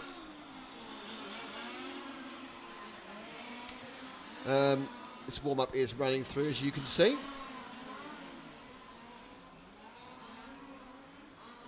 as you'll see, it's sunny. If you look at that camera there, you can actually see the patches as the tarmac begins to dry even more. You know, they've not really been lacking in grip in any way, but it is still drying. But they were very close to the time. I mean, we were told this track got a second and a half quicker from when they turned up on Monday to when they got to the fastest times yesterday.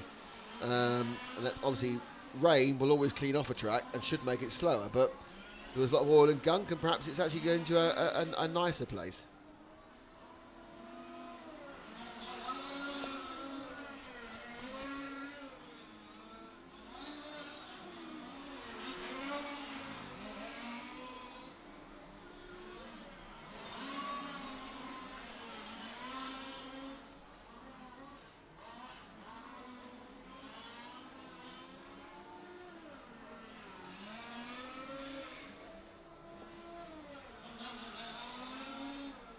So, I haven't run through the grid for this one. How remiss of me. So, in pole, it is Bernard Alan Arnardi. Car 2, Hessel Roskam, we had in here earlier. Car 3, Marcus Feld, we had in here earlier as well.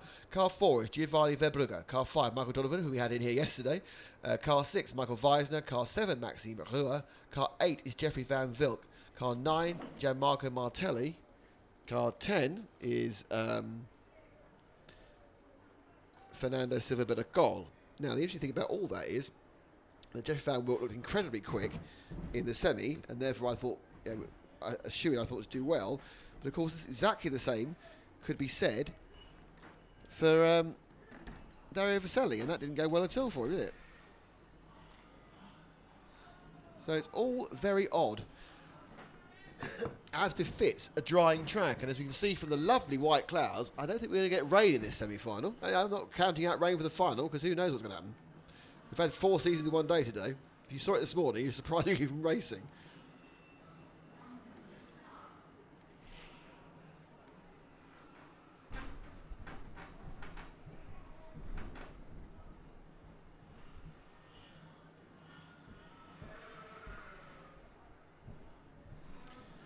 So we were getting very close now for the warm-up, and they now drive themselves round to the grid. Bernard Arnaldi on pole with the, I always think, very touring car looking body shell, the 10th touring car, lots of colours, blending others. We've had this conversation before, but I do think that the cars do look slightly better when they are in a real scale paint scheme rather than the more lurid touring cars. RC Big Scale Forum again, backing all those Dutch drivers. Going good luck to Hessel and Jeffrey. And Matt turns up. It's spotting the rain again. And apparently it's spotting with rain out there.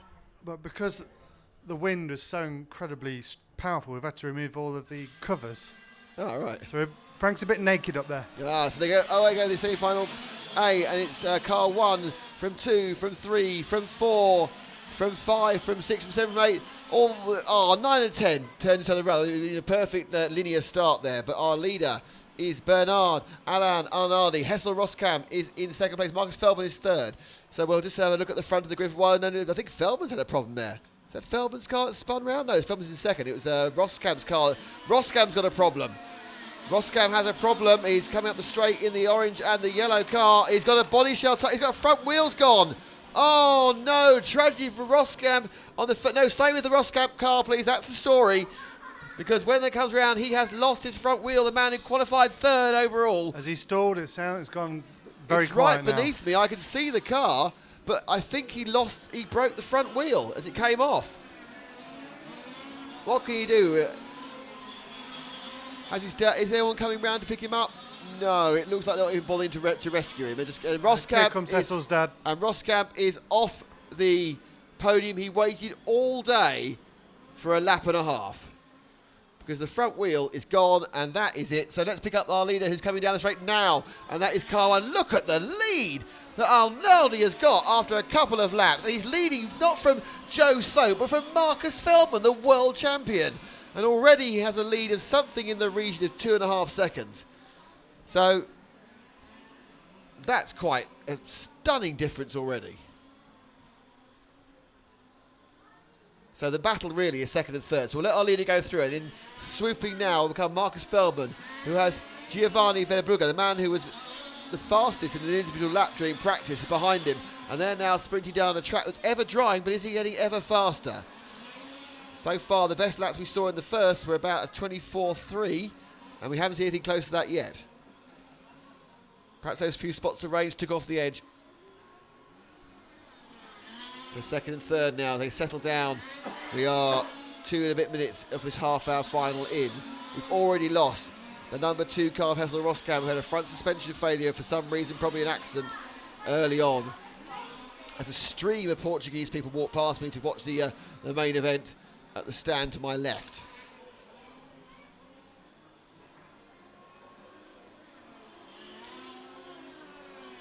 So this is already a much, much more spaced out final than the last one. As we look at the gap there between second and third, which is Feldman and Verbrugge. And the bad news for people in the first final is these guys are already targeted to be going significantly quicker. Like a lap faster is the forecast.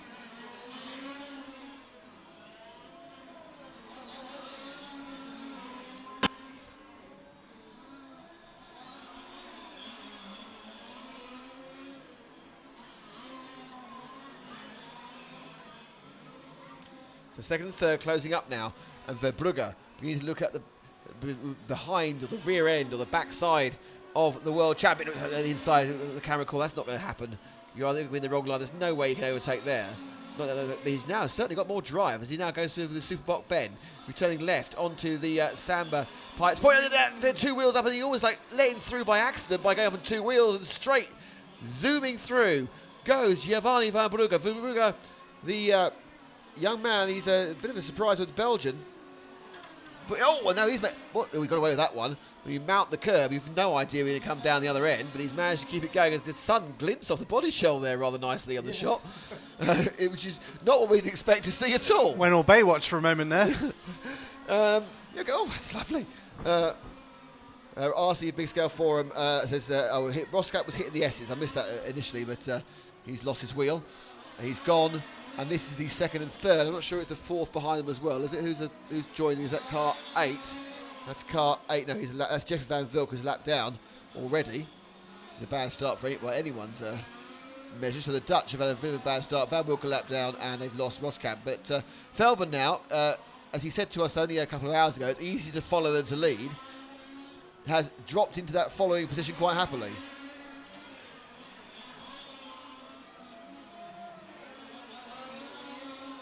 As they now go through the Superboc bend. Behind them, Michael Weiser now is in 4th place. 5 seconds further back, Maxime Rula is in 5th. Michael Donovan is in 6th. And all of these are there or thereabouts for a time good enough to be faster than the previous times. All the people who qualified, in theory, did a slow 73 lapper. Top 3 already on for 74.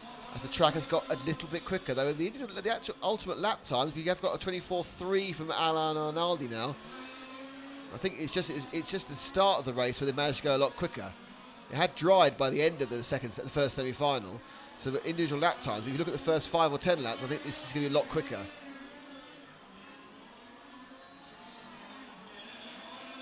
Feldman now being lost slightly. Verbrugge just beginning to eke out an advantage. He's 2 seconds off the lead. And let's drop back a couple of cars, Frank. And there they are. They're a big distance apart. This is the battle of 4th and 5th between Michael Weiser and Maxime Reuer. The 7 machine of Reuer and the Weiser car, which is car 6. Weiser the Austrian and Reuer the Frenchman. And they come round, and it's currently Weiser who's holding the lead. Last lap was a 10th second on each other.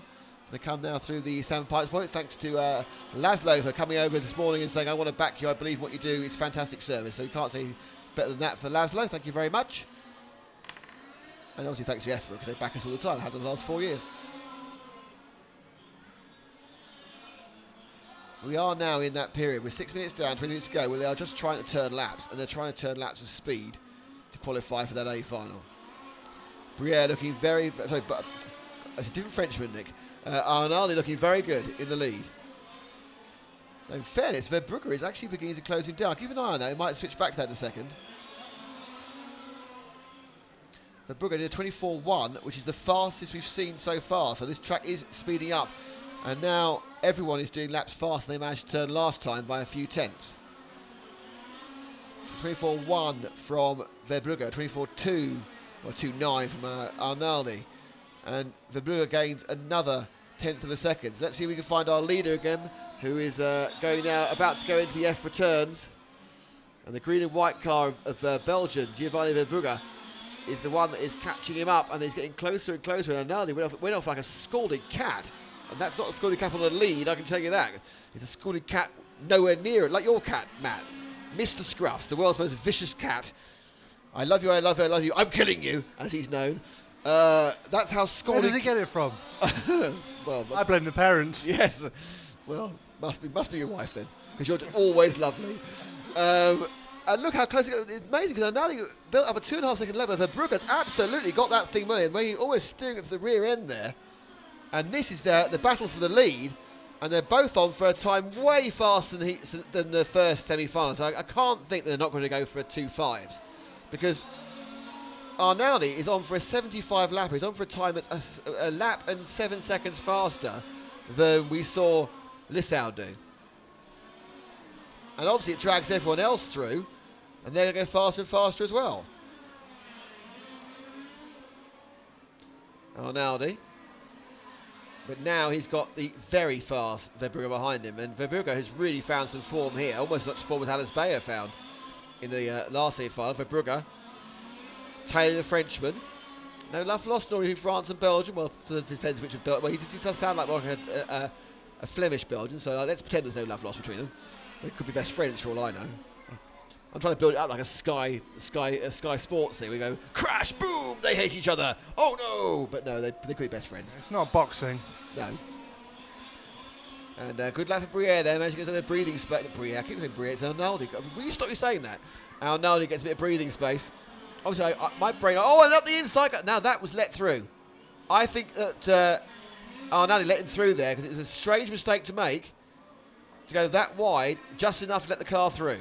Yeah, but why is he trying to get it back again then? Well, he's just trying to go as fast as he can, not slow down.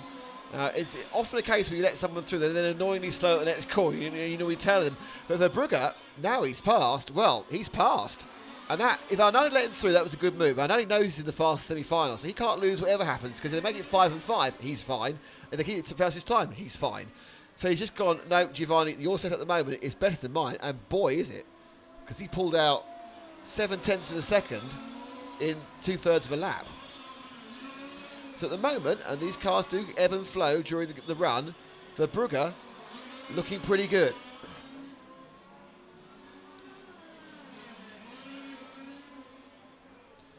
That lap round 24.4 for Verbrugge, 24.5. Oh, now it's all gone wrong. All going so well for Giovanni, and then he makes a mistake, and that's the first real mistake. He was lucky to get away with it because he went on his wheels again. We haven't seen many mistakes from these top guys at all. So Giovanni, despite getting, obviously pushing really hard, and now let's see how quickly he can catch back up again. That error cost him 3 seconds. So it's a 3-second roll error. He goes through the super box and into the Samba Pipes point. He now is on his own, but he has 2 seconds to make up on Arnaldi, who's back in the lead again, and will be reasonably happy that the accident that Verbrugge had only cost him a couple of tenths. He just eased off to avoid it. And immediately 4 tenths taken out of that gap by Verbrugge. So when he's running, he's way quicker. And also, it looks like Feldman's dragging a bit up as well. You see in the background there, Matt, the 3 car with Feldman just dragging up. There he is, dragging into 3rd. So Feldman also now, after being dropped initially, and obviously there's an ebb and flow of the tyres are going to come in. They've all got different strategies for these half-hour finals, and with the track changing the whole time, you've got to play yourself in a little bit. So Feldman looking quite good here. 24.5 from Arnaldi, 24.4 from Verbrugge, and 24.5 from Feldman in that semi-final. But behind them, Weiser and Ruer are quite a long way back now, actually. The top three are covered by 3 seconds. There's a 14-second gap back to Weisner.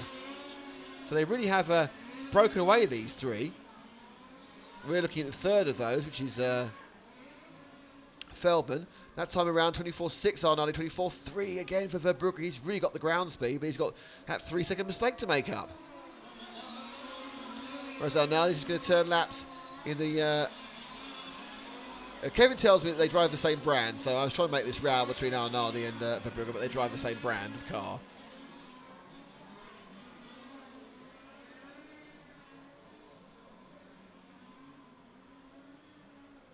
So BA Arnaldi, like BA Baracus. And another error there, wasn't it? Was that a back marker main error? It was. So Feldman in third. Let's pull up the second place. Let's get Giovanni, that's it, because he is the fastest car on the track at the moment. And as if to prove that he goes slower. But still faster than Arnaldi, but it's another tenth of him up. And we have 12 minutes down. We'll need 13 minutes down, 17 minutes to go. So we're not quite halfway. And currently, interestingly, about 5 of the cars are timed to go faster than the cars in the previous heat. So actually, they might get away with it. They might get a 5 and 5 because some of these slower cars and the lower down have had a bad start.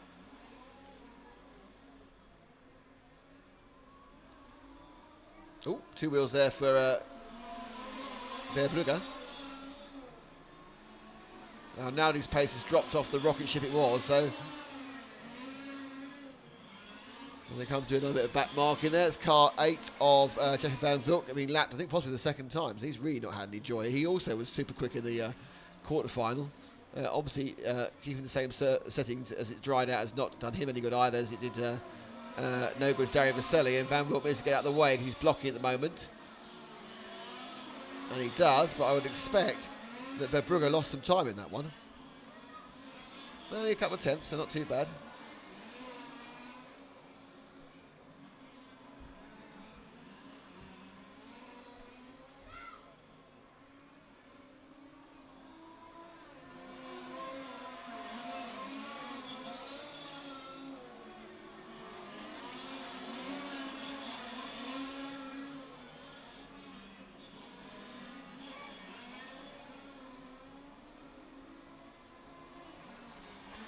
So getting close now to half time in this. The second semi-final. It's still Arnaldi who is leading.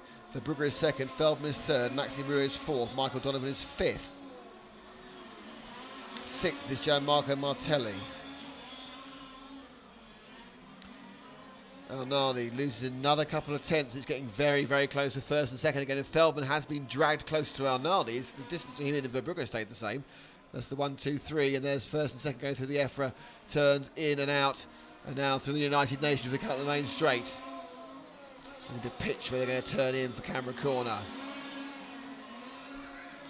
The RC timing turns. Not as tricky now, it's drying.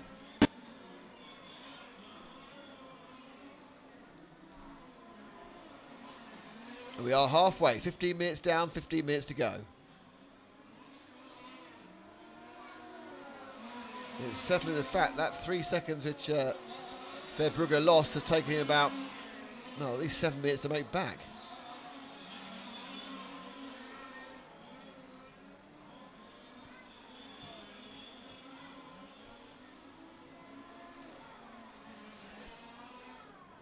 Just a little bit with a car getting out of the way there. Right, taking attention to some issue first, second, third as they come through now. And it's getting closer and closer. So Verbrugge really starts thinking he wants to go Arnaldi. Now, will Arnaldi let him through again? That's the question. We decide. Sorry, we decide that discretion is a better part of valour and just say, right, I'm going to let him through. I don't think so. I don't think he intended to in the first place. I don't think he will do again. Yeah, look, no, your interpretation is interesting, and I value it. But I believe you're wrong. That went very Southern California, didn't it, for a second there? Yeah, I really value your interjection there, but you're completely wrong. Well, that's how we talk now after our marriage counselling session. Yes. I can understand why you look slightly. I can understand your point of view. However, I must disagree. So now, if he was going to let him through, it worked quite well before here, and he hasn't done it. You start looking like that, like you're right. So Verbrugge lost a bit of time in that lap, actually, about a tenth. And Briere still isn't in this race, and now Naldi. These are both in the next race, so I can't get it completely wrong. And Bernard Naldi sits quite confidently at the start.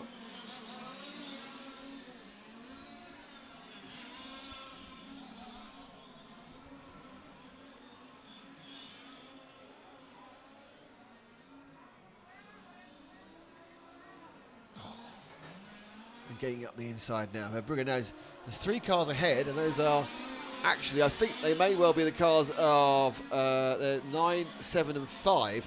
They're actually 4th, 5th and 6th. So first and second are coming up to lap 4th, 5th and 6th. And the first one, and they let them through, brake and stop. Very sporting stuff there for these boys, but they've been lapped in 17 minutes by the leaders, so they're going to have to try and do something in their setup if they're going to have any chance. And a huge win there for Maxime Brewer, who gained massively for everyone else slowing down.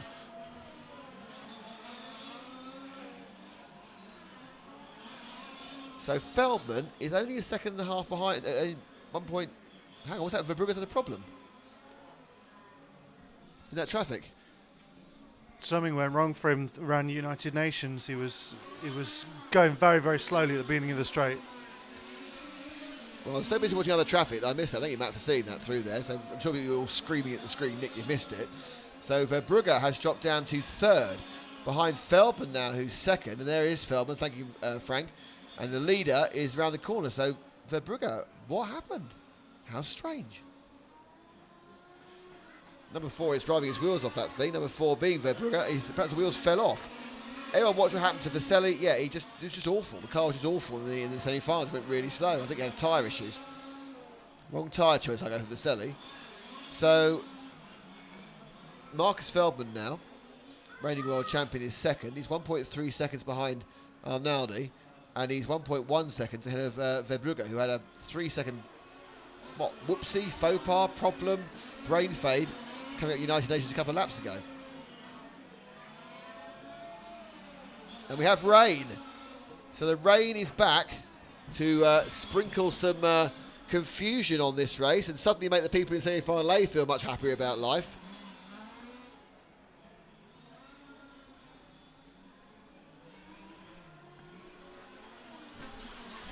Are we seeing a drop-off in times yet? Not massively. Oh, yep. Instantly, times have gone down by half a second. And that's why you see coming down the line that Feldman is right up behind Arnaldi as the small smattering of rain has taken the confidence in the drivers out of the conditions. And now Feldman looking to get into the lead, which is now vital for this group of finalists because they're now going to go slower again. And they may end up in the slower semi-final with 10 minutes to go. You sit there, you think there's not going to be any rain in these clouds. These clouds don't look much like rain clouds, but they're still happy to give you some rain. So Arnaldi from Feldman, as we try and cover the cameras, there we are, and that's going down now, and Feldman takes the lead, so Feldman gets into the lead, Arnaldi there, they gets it back again, and he's spun! Arnaldi spins, and the rain must be coming down it is, we've got heavy rain now, and they're thinking about tyre changes, and tyre changes may be happening. Let's get that on the, let's look in the pits, see if there's tyre changes going on. Yeah, there's a tyre change now for car 4, but Verbrugge is changing tyres. Let's see that one in the pits, please. Car 4 with a tyre change. So Verbrugge, this means this will definitely be the slower semi-final. I would say also the fact that it's rained will definitely make this a 5 and 5 qualifier because it is different conditions. So it's now all about being in the top 5. So Verbrugge changes his tyres, hoping the rain's going to continue, and it looks like it is. So this is where it all gets really interesting as they troll through. Feldman is continuing and not changing tyres. We've got changing tyres from 4. We have changing tyres, I think, from 9 and possibly from 7. Others are going round. Lap time's already down to 32 seconds. 8 seconds slower on the lap. And we have 8 minutes to go. So it's going to be a 5 and 5 environment, that's for sure. Because this is definitely different conditions between the two semi-finals. And some of the crowd run for... Oh, there's carnage down there as Briere loses... As Nardi loses it. Feldman gets through. Are they going to go and change? Are they going to come in for a change of tyres? That's the question. And no. Feldman goes wide but keeps on going. Car 4 of Brugger. I don't know if he's back out again. Yeah, I think he's still changing his tyres. That's a very long change. Is there a chance in 8 minutes to make that up? Only, I think, the other side to come in. Feldman's now facing the wrong way. And Briere has taken the lead. I'm really sorry. Arnani has taken the lead as the lap times drop to the 40-second mark. They're on full dry tyres in wet conditions. And a world champion just spun it out. Arnaldi leads. Feldman second. Maxime Ruiz third. Michael Donovan is fourth. Verbrugge is fifth. And it's all about 1, 2, 3, 4, 5 now. Marcelli is sixth. Wilk is seventh. Verbrugge should be going quicker. He's on wet tyres, or a different type of tyre. And the rain still comes down. Feldman and Arnaldi are doing 42-second laps. It's just completely changed. So it's top 5 will get through now. We know that's going to happen. So we know that Lissau, Prévost, Bayer, Briere and Russa have qualified from the first semi. As all hell breaks loose, all chaos. And the rain comes down harder, but let's look at the cars. In the chaos, it is Arnaldi who leads, and he's going round now United Nations.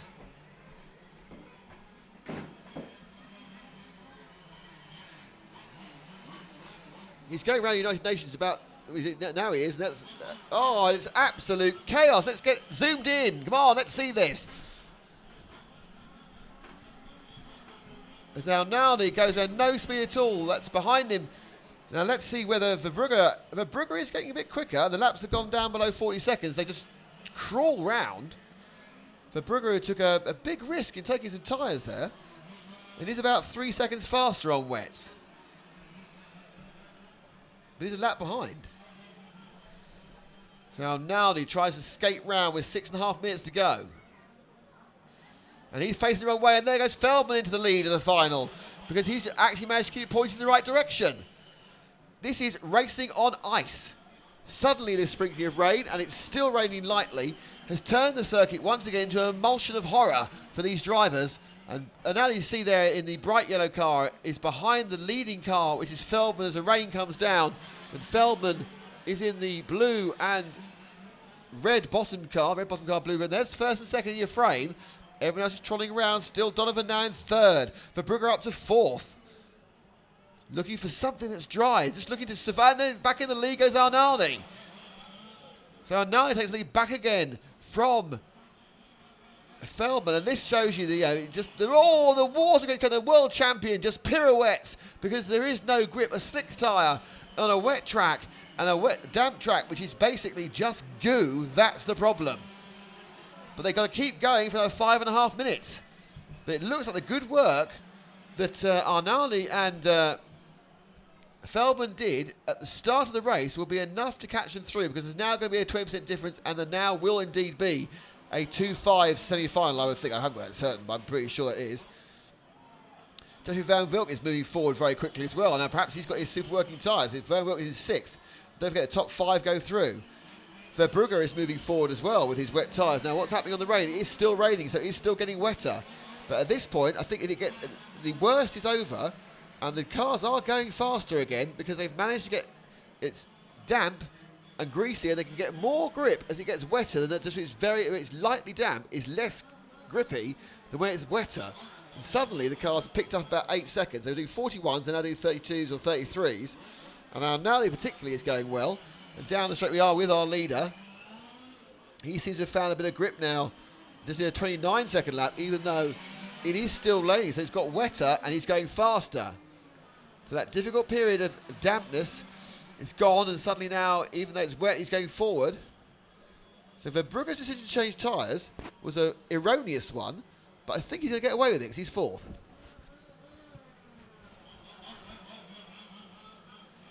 So our leader, and Arnaldi was 4 seconds faster than Feldman that last one as the car slides off and is lucky to get back. So Arnaldi is doing, let's see if we can find a, and then in saying that, he's had a complete mare and done a 720. Feldman, where's Feldman? He's way, way back. He's not even crossed the line yet. Feldman's late, actually. Feldman's got a problem. There he is. Feldman, the world champion, having major issues. His car has gone right off in a 44-second lap for Feldman. So it appears to be ebbing and flow. A certain amount of water is fine. A bit more is too much. And they're just trying to survive 3.5 minutes. And that appears to be virtually impossible. But this really is the definition of a lottery. Feldman, Michael Donovan now in third, which is great for him. I haven't mentioned him the whole time, so he's pinked up the third. He's a lap down, though, on Feldman's car is awful, but he's got a lap lead from what happened earlier. And he really is crawling the thing home. He is the last lap, and it has got slower again. This extra bit of rain, suddenly it was drier, and now only a 29. There's raised on a 40. I think that's because he's spun. And people are just trying to keep it pointing the right way. And this is motor racing on ice. And they have another 2 minutes 40 to go. And at the end of it, the top 5 of them will qualify for the A final. So all the people in the other semi-final who are cursing their luck, I think it's getting better. The conditions suddenly gone right off. It's got worse. And the treachery of the trickiness has caught out a number of the drivers. Michael Weiser's got a problem and Silver Bakil, but it is still quite open. And that time around, Feldman was 3 seconds faster than Arnaldi.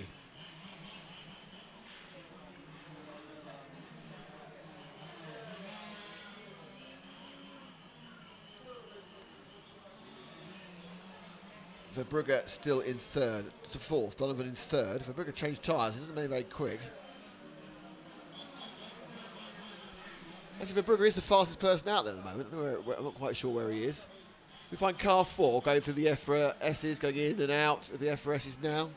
And he's now going through up through United Nations. He actually stopped and changed tyres, Verbrugge.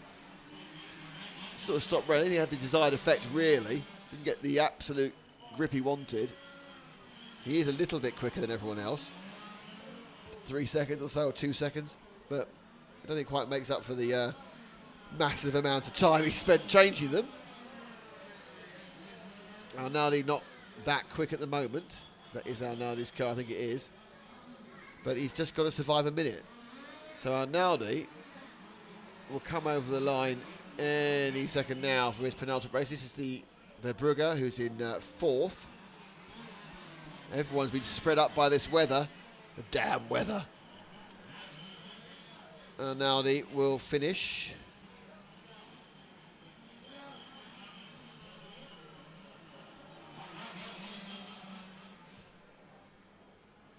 So Feldman and Donovan are starting. Donovan started his last lap. Feldman started his last lap. And Feldman will be at worst second once he gets over the line.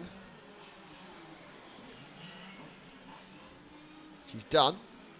Arnaldi now is running a bit late, and Arnaldi has one more lap to go. Arnaldi actually made lap Feldman in this last lap.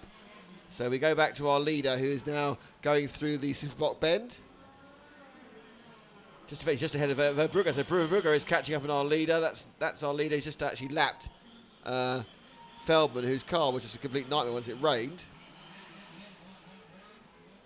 And that was one of the more remarkable things you're going to see. A final which was getting very exciting and building up to a big finish. That shower came, and I can tell you now it's stopped raining.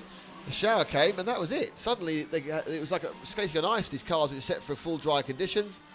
Feldman comes home, running a lap 16 seconds a lap slower than he was, and it's all over. And I'm sure this will become a 5-5 final. And it is the top 5 are Bernard Alan Arnaldi, who won, Marcus Feldman second, Michael Donovan third, Giovanni Verbrugge third, and Gianmarco Martelli was Michael Donovan third, right, I'll start again. Bernard Arnaldi first, Marcus Feldman second, Michael Donovan third, Giovanni Verbrugge fourth, Marco Martelli fifth. They are through from this final, and through from the other final it is Martin Lissau, Cedric Prevot, Martin Bayer, Alex Bayer, Mathieu Briere, and Giovanni Rusta. And you can see that the clouds are looking a tad threatening now. So from looking a tad lovely, it's now looking a tad threatening.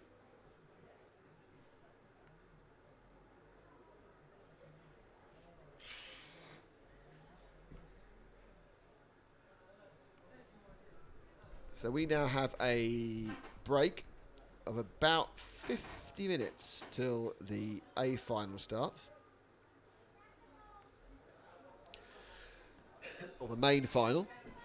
As the rain plays havoc with Matt's attempt to do any...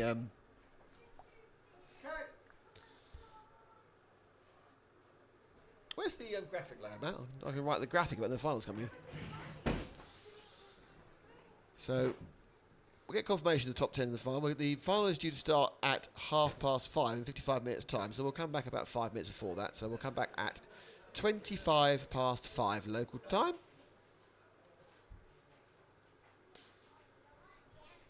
And we'll run down the grid, and then what will happen after that is there'll be the warm-up, and then there'll be the half-hour final to decide who is going to be European champion. And I have to, in the intervening time, we have to decide whether to put the mini cameras out because I might get wet.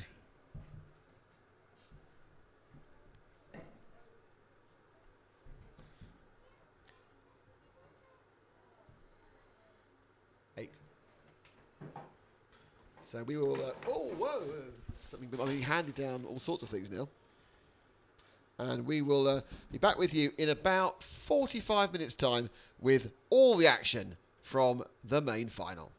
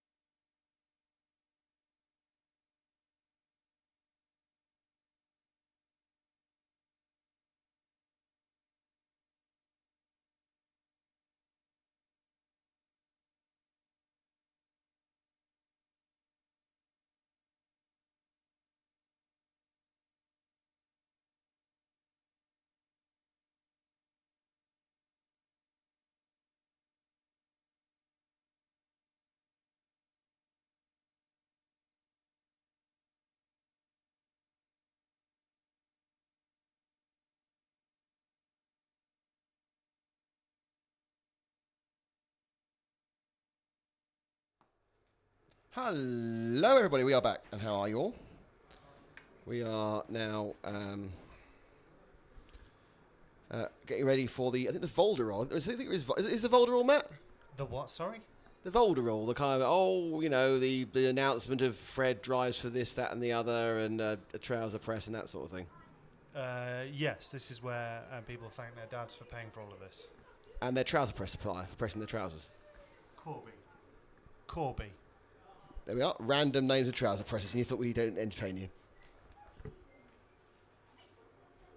Well, what have we been up to since we last spoke to you? Well, we've been setting up cameras for the proper edit, which goes on the TV show.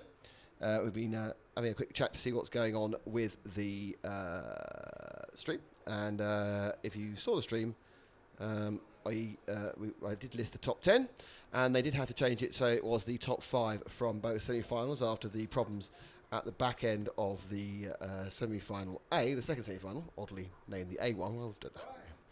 So the 10 people taking part in the 2014 large-scale touring car European Championship are in position 1. It is Bernard Alain Arinaldi in second. It is Martin Lissau. Third is Marcus Feldman. Fourth is Cedric Prevost. Fifth is Michael Donovan. Sixth, Alice Bayer. Seventh is Giovanni Verbrugge. Eighth is Mathieu Bier. Ninth is Gianmarco Martelli. And 10th is Guido Ruster. What they basically said is, because these two semis are so different, we're going to take 5 from each, and the pole side will go to the pole winners, the A semi-final, for the fastest semi-final. So that is why we have Mathieu Bier on pole position. Any second now we should start getting some announcements of what's happening and people and what they're going to be doing, and then we'll be underway with the half-hour final. I don't think it's going to, well, it's not going to start 17:30 because 17:30 just happened, so it's going to start probably 5 to 10 minutes late would be my guess. I hope by the way, if it starts much after 54, we've got a problem. 46, sorry, we've got a problem because we haven't got enough memory in one of our cameras to last beyond that. Won't affect you, will affect the pictures for the edit on the television show. Thank you for joining us. Record numbers for a large-scale event have joined us. Thank you very much. And we hope you enjoyed it. Obviously, any questions you have is fantastic. Hopefully, you haven't been cheaty, and we were allowed to nip off the last 45 minutes and watch the 10th Electric from Sweden. But apart from that, it's just not allowed. And I get very upset. During the break, we also had I think, a slightly inebriated Portuguese man come to talk to us about rallycross and everything else. What do you think? To talk to us about Rallycross, he appears what you're talking about. the motorsport that interested him. Yes, it was a Which bit is odd. lovely to hear. Did you not think he may have had one or too many beers already? I got a sense. He was overly friendly, nothing negative, just he was beerily friendly. Beerily friendly, yes. Super beer friendly. Yes, like myself of an evening. Can I see our new crash cam? A new crash cam? Yes. For the race out. It's not that. No, That's our main that's cam. our You can see the tracking cam. Drying cam. That's our other drying cam. and this. Is the new crash cam. And this is the race one. No one will go off there. Yeah. This guarantees that nobody will go off where people have been going off the whole time. Even in the semi-finals. And you should. I might have to angle it a little bit more to see the whole of that fence, because people end up next to the fence. That's basically the right-hand side of this shot. They do. That's where they end up. So I'm going to just adjust that slightly. You're going to bend it, are you? Like Beckham. We hope it doesn't rain, because we have a number of things exposed to the wet elements, mostly Frank. Never get Frank exposed to the elements, I always think. Yeah, we've baked a Frank-shaped cake, and Not- it's not operating the Frank-shaped camera. Cape. That'd be better. The cake is operating the camera, and if it Do you know, rains... when I was setting the cameras up, I found a £75 transponder. A £75 transponder. They cost £75. It's a transponder. I obviously gave it in, but someone had lost their transponder in a crash. Blimey. I'm assuming it was Hessel. Oh, really? Well, he crashed in the first lap and Poor of the last race, and everyone else was counting. So How have the people that have donated their time to us done? Well, with the Lissau and the Feldman and Michael and the Donovan the Donovan and the Briere. and the Briere. So So we fell with obviously Cormac did very well because he bumped up. So the only person we cursed. the only cursed person, I'm afraid, was Hessel. Oh dear. Sorry. Let me go and move this camera. Go on then. By the way, there's something going on. Maybe you can talk about the people that are being introduced sure on our they are- screen they there. are- That's Matthew Briere. Lovely jackets you get when you drive for PMT. I normally just get criticised. the PMT. Right. So let's see where we're at. We're at a slightly low volume level. Hang on. 1, 2, 3, 4. That's more like it. So yes, so they're calling out the drivers now. So they're doing the kind of the intro to the drivers. Hello, drivers. Hello, everyone else. Unfortunately, they're facing the wrong way. And a constant stream of people now is walking past to the other grandstand. Have a grandstand check, Frank. There's quite a few in there already, and many, many more joining. Well, 4 people walked past me a minute ago. Not seen the cat on the lead recently, the leash cat. Something else you can see if Frank just moves very slightly to his right is that the track is actually drier than it's ever been.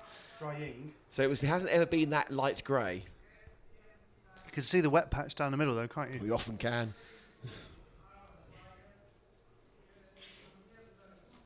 Crash pad there. What a picture. It's interesting that people won't step over the plastic bags, but they will step over a random Magnum wrapper. Anyway, this is the large-scale touring car European Championship of 2014. We are RC Racing TV, and we are here thanks to EFRA, the European Federation of Radio Automobiles, who have take us all around Europe to broadcast live these events for you. And we're also here thanks to Samba, the fantastic world of large-scale exhaust pipes, and Laszlo Gal and Model Cargo, who've come on to help us today to make this a more viable environment for all of us in the future.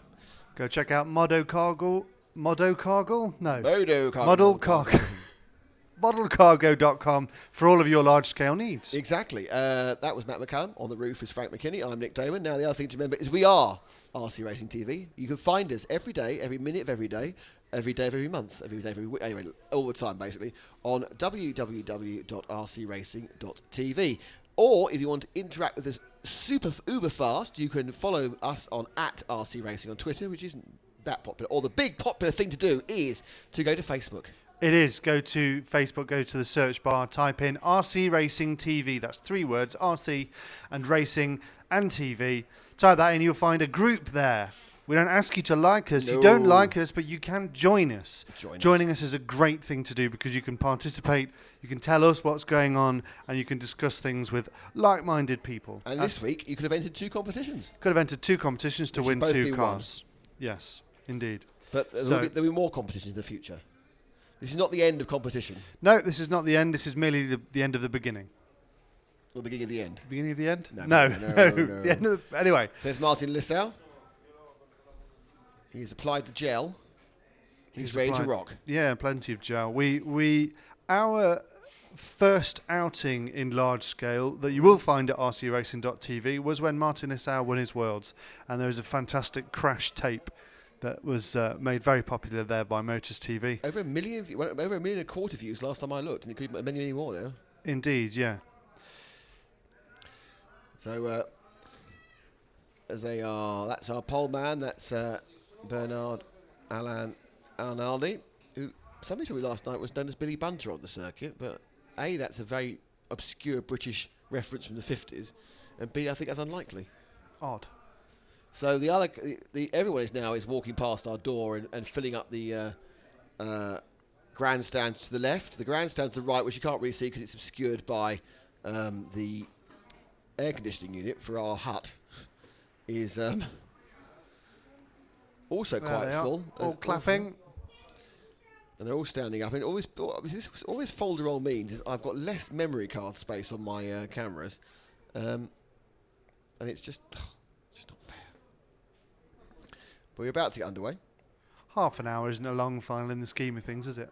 Some of those 45-minute finals we've covered have felt particularly long. Yes, I've covered some very long, hour-long and 45-minute finals. Actually, I've been quite lucky. You've had a couple of quite dull 45-minute finals, haven't you? Oh yeah.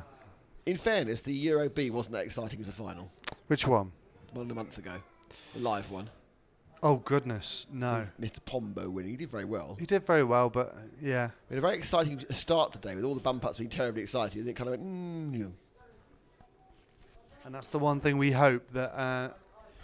Obviously, the best man wins. That racing wins. If the best man could win after crashing the first lap and having to drive through the field, that'd be fantastic. Yes, and it taking about 28 minutes for them to get there. That would be perfect. 28 and a half, really. But then again, this has to be edited down for when it's featured on the TV show. Yeah, but I can edit it 22 minutes. It's fine. 22 minutes, yeah. That's RC Racing Or TV, 12. the TV show, which is on Motors TV, which is on And the archive Many- is on my channel TV. your channel. The channel. The channel. Oh yes. There you go. And don't forget that it's then available on the interweb in high definition. Because obviously Motors is not a high definition station. I'm not quite sure whether high definition is just a kind of like a thing people say these days. Maybe people actually care about high definition. I don't know. Yeah. EZR168 says he's going to just like and not join, thanks. We can't like us. But I'm liking your chutzpah in doing that. So I waft away some Just children. give a simple thumbs up to the computer screen. Yes. Just thumbs up. Why do you slap your PC on the back? Slap it on the back, yes. Obviously while holding it, because if you slap it on the back and it falls to the table, I'm not paying the insurance. No.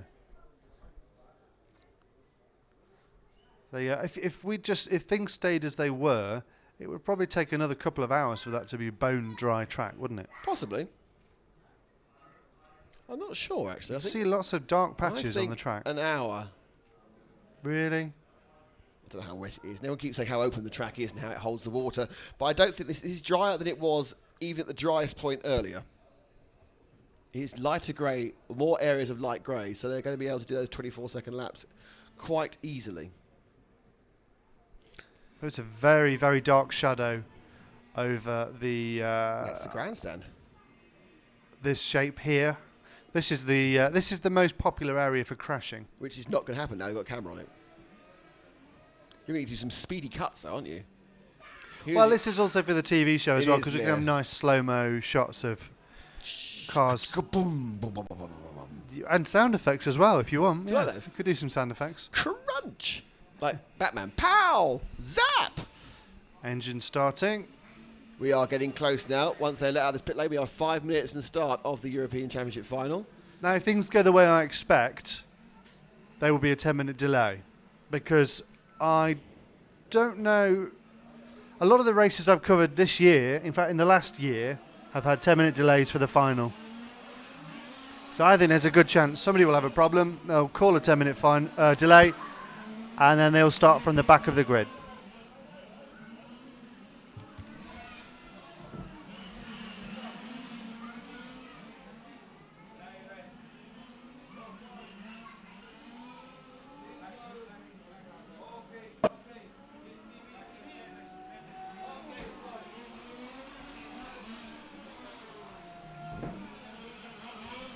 People who've had several beers do not understand the meaning of red tape or red and white tape.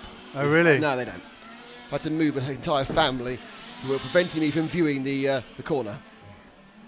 As we know, a family's view is not as important of, oh, no, look, jumps are nice. Hi, Jumpster. You No, are the no, best. Jumpster, you're the best. You're better than the best. You're the He's best of the best. Is, what's Frank showing at the moment, by the way? Oh, just He's how just wet it is panning and around. how dry it is. All the drivers have checked in, with the exception of Gianmarco Martelli. Oh, no. That He means has there's a not 10-minute checked delay in coming yet. up then. That'll be the delay, if there is to be one. But he's got. In fact, the warm-up time has been stopped. It stopped at 4 minutes and 2 seconds. So And they've all come back in again. There's a 10-minute delay. is that what's happening? I don't know. Everyone's coming in. Perhaps they don't do 10-minute delays here. Perhaps they do 4 minutes. They just hold the start for a couple of seconds. Yeah, but there has to be some kind of penalty for calling for a delay in the start time. It's got to be a penalty. You have to go to the back of the grid Or do or lines. start from the pit lane. Do lines. Have a detention. I think that we haven't seen enough bridge recently. Enough what? We need a last bit of civil engineering porn. Here we go. Oh yeah, bridge-tastic. Look at that. Look at how all the Bridgy, spanny things. all the span and bridge about. all of the suspension cables Suspend run from the centre mast, to the end. protruding in from the fairness, earth. That's the most in focus it's been the entire weekend. Yes, as the wind has really died down now, with the flags just hanging Come on, from the don't pole. if they delay this. They are delaying this bloody blinking race. Sorry. Hi, Nick. This is Montec. Hi, Montec. Sushis Laz says, is there any delay? Yes. Yeah. There's a delay. And We you don't know can how blame, I think you can blame Gianmarco Martelli for that, because he still hasn't checked in. Maybe it was his transponder you found, Nick. I don't think so. Maybe you could run round and I gave it in. I didn't keep it. Okay, I can definitely say now that the camera in that corner there isn't going to catch all the race.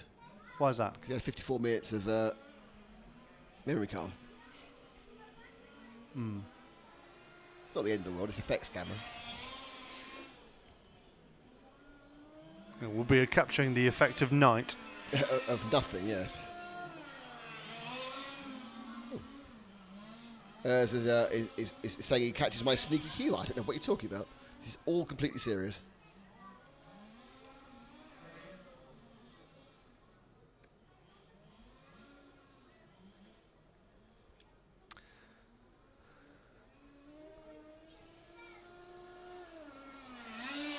Marcus Feldman is not on the podium anymore. Have a look at the people walking. Frank, give us the people milling around underneath the roster. I think he'd captured a story, or believed he'd captured a story anyway. But who's on the top? Who's on the top? Drivers. Oh, We're all walking off now. Everyone's walking off.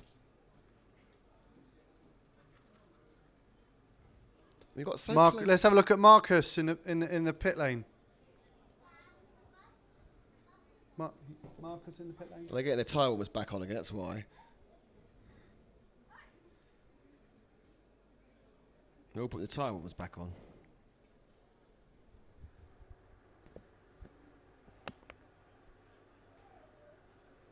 How loud are these cars compared to Nitro? Nothing like as loud, and more importantly, not the engine note is nothing like as piercing. I would say they're about half the volume of a Nitro car, or 2/3 the volume of a Nitro car, but it's a much, it's not a particularly pleasant sound. It just sounds like a moped, but it's not, it hasn't got that real ring-a-ding-ding-ding you can get with some Nitro things, which really goes through after a whole day. Yeah, it's not got the crazy frog thing, whatever it is you just did. Yeah, you're right. That was a fad that passed, wasn't it? Crazy Frog. Well, it was replaced by what does the fox say, which is essentially the same thing. I didn't even know. I don't even recognise what does the fox say. That passed by my Zeitgeister meter. What's the fox say? Yeah. Really? Yeah. But no idea. Genuinely, I'm not making this up for effect. That's amazing. It was hard to miss in most of Europe. Ah. The car 9 of Joe Marco Martelli is now going and has checked in. Can we start this blinking race now? Stands filling up now with locals, genuine spectators, which is Not friends and family, but actual people who've driven here to look at this. Yeah, the car park round the sides of this compound is full of cars erratically parked. Where are the feral dogs sleeping? And stray dogs as well. Yeah, but where are they going to be sleeping now? Well, for them it's a busy day because it's into the shade, into the sun to dry off. Have a bit of a kind of a smooch around, see if you can get some strokes or food off the strangers. To be fair, they're just mainly hungry for love, aren't they? The stray dogs around here are really, really pleasant. Really, I haven't got rabies off any of them yet. Not yet, no. But you know, we've been taking precautions, haven't we? Yes, I haven't had. And I stopped myself then. I'm more mature than I thought I was. Good. So it's a surprise to us this all. delay's still going on. Shall I go and find out what's happening? Well, some of them come back on again now. Martelli's ticked in. It's now 10-6 almost.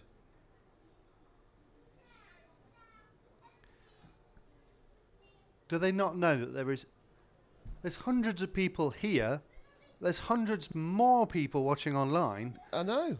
and All they're seeing is Frank's GVs, which at the moment are quite static. yeah. I'll just cut who the shots are. Yeah, another shot, third shot. Crash.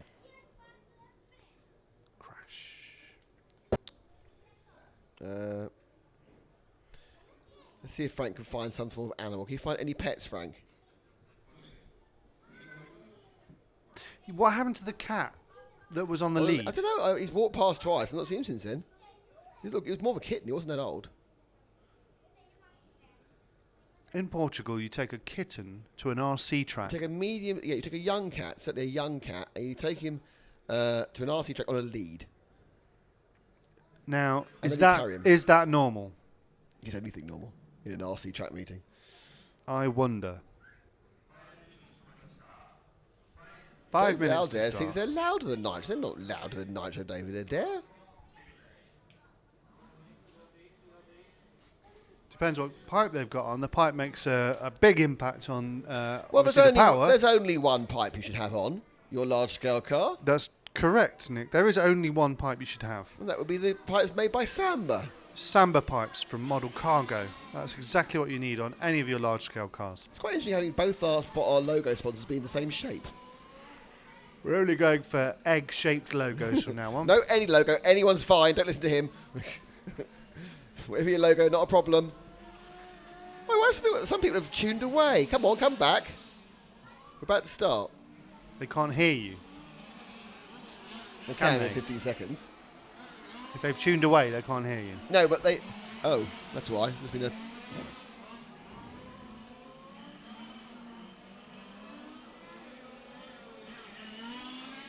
Come back, everyone.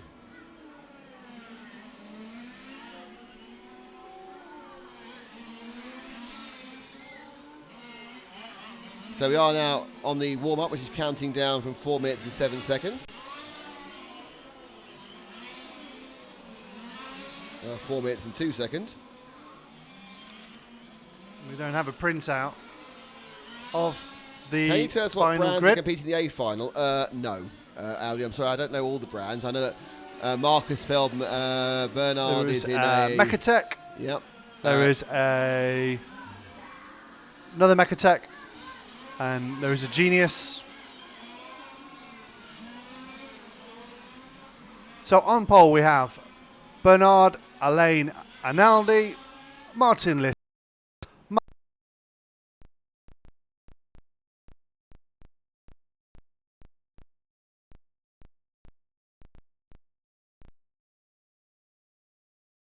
Ruster.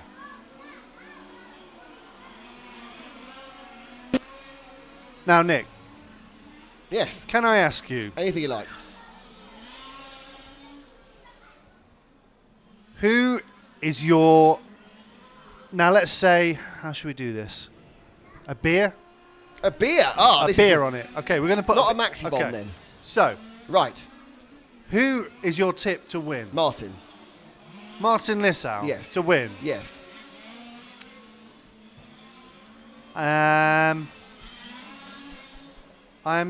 There's nothing more I would like for any of these drivers to win, obviously. But I think I'm going to go for a bit of a wild card. Wild card time. I'm going to say the winner will be French. Yeah, but you've got loads of chances then. Okay. The winner You've got has 3 chances. You've got the first chance, the 4th chance, and you've got the 8th chance. Yeah. That's a sky. Oh, look, Frank showing a sky is looking less threatening. He wasn't looking that threatening before the start of the second semi-final either, if I'm honest. I think my wild card will be Cedric Prevot. You go. Oh, it's not a bad call. I think Martin Lissau's going to win. I think it's going to be second place. I think it's going to be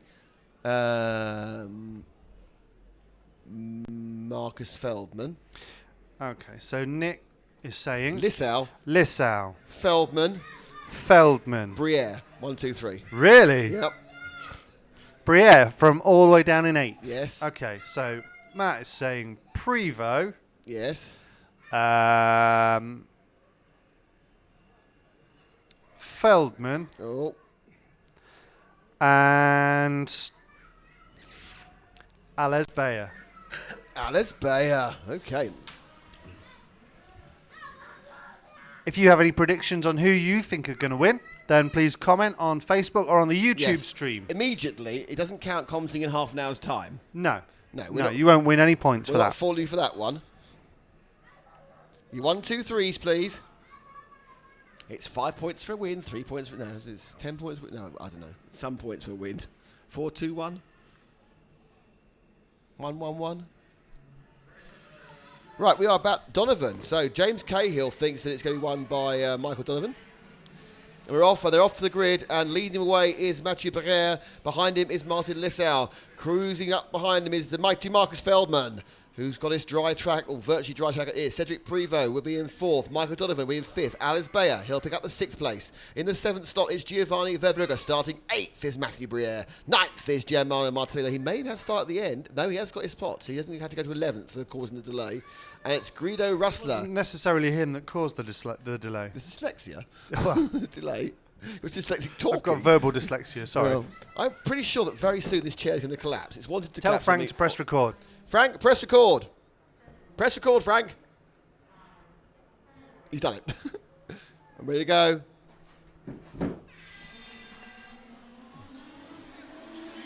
And off they go. It's a good start, a marvellous start for Arnaldi, and it's Feldman who's moved into 2nd place. Car 6 of Alice Bayer is 3rd, and then it's Lissau as they go down the single block corner for the first time. And then Arnaldi, man, it's been an absolutely mesmerising start, much in the semi-final. He's miles ahead, possibly caused by a bit of a kerfuffle, which has seen Lissau drop from 4th to 2nd, from 2nd to 4th. Donovan's on the harm, and the weather here may well change fast, but that's the end of the first lap, and it's a full lap, and Bernard Arnaldi has a 2.2 second lead from Marcus Feldman, who's 0.6 ahead of Bayer. Lissau is 4th, Gianni Verbrugge is 5th, Mathieu Briere is 6th, Cedric Prevot is 7th, and it's Rasta, Donovan and Martinelli. Sorry, Martini's a different one entirely. So the battle really at the moment is this one which we're watching now, coming out between 3rd, 4th, 5th. And the problem there, I think slightly offline, was that Arnaldi hit the edge, and that was really cost him much time. It cost him, yes, 4/10 of a second. And that's Feldman now who's catching up into 2nd. But this is the 3rd place man of Alice Bayer. Behind him is Lissau, who's dropping back at the moment. At this part of the race, Lissau not quick. Behind him, Lissau has Verbrugge, who is going really fast in the 2nd semi-final till the rain came. But he's already several seconds behind Arnaldi. So Arnaldi now leads by 1.7 seconds. So actually he is being slightly pegged back by Feldman after a fantastic flying start. Bayer in 3rd, justifying Matt's faith in him in the predictive stakes. So Alice Bayer, who of course is the brother of the reigning champion, isn't he? Did he win again? He's the reigning champion at this. Oh, sorry, yeah. I thought you meant in electric, off-road. Anyway, I'll shut up. So car 2 of Lissau now has got back past Bayer and is moving forward to try and catch up. So it's Lissau from Bayer, and then Bayer drops another place, and Verbrugge gets through. So Bayer's good start has disappeared, just so I was saying he was doing well. And he drops down into 5th. So it's going through the screen there. You see Feldman there in 2nd and Lissau in 3rd. So the 1, 2, 3, it is Arnaldi, Feldman, Lissau.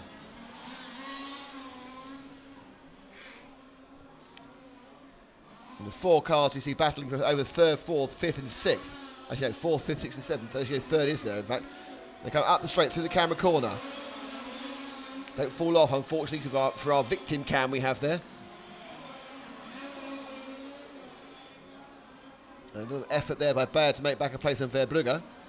He was easily caught by Lissau and Verbrugge earlier, but as we now just being 3 minutes down, 27 to go, it's settling down a little bit. But what has not settled down is the fact that Arnaldi is easing out his lead from Feldman. His lead now is 1.8 seconds. It's 2.5 seconds further back to Lissau, with Verbrugge, as you can see, visually different because we were looking at Lissau and Verbrugge we're looking at now. They're going to do the short shoot, turn into the EFRA 1 and EFRA 2. The main straight, and be in camera corner before they hit the RC timing turns. And you can just see in the background the 2 leading cars swish past. This is 3rd and 4th for Brugge, looking quick. Lissau as well. Lissau's last lap, 24.2. 24 flat for Feldman, which is the fastest so far. So Feldman really is trying to bridge that gap and going like a train. We still have no idea about fuel consumption because they've not had a fully dry race in well dry conditions, whereas this of course is drier than the first semi-final. Oh, and it's gone! He's gone! Car 2 of Lissau lost it there on capture camera and drops back a couple of places, so you can see how much on the edge these drivers are. Lissau lost only 2 seconds in doing that. That's a big 2 seconds. It's dropped him also behind Verbrugge, who's a very quick driver. So Lissau has it all to do now from 4th place.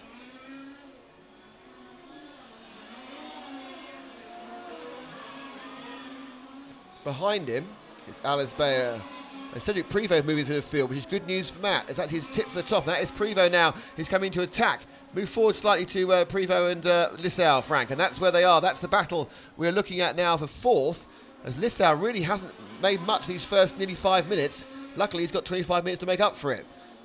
But we still see Arnaldi leading. Feldman is second by 1.3 seconds. And Prevot, again, after a slow start getting to the pack, has got that sort of inter-race speed, and he's certainly really harrying Lissau. So as Arnaldi, Feldman, this is the battle for fourth and fifth. Feldman is getting a little bit closer to Lissau at the moment. We've got a Verbrugger Arnaldi Feldman bet from Dimitri. I think that's unlikely because Donovan's in ninth at the moment. They spin through. Lissau, fourth place.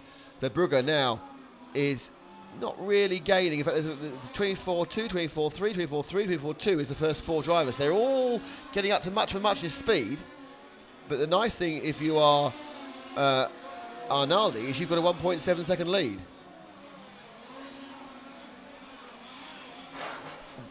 And the car crashes in front of us. And it's there and dead. I don't know who that is. My guess is that was Guido Ruster or Michael Donovan. Both of them were late at this lap. So problems for Michael Donovan and Ruster as the three middling cars go up the hill.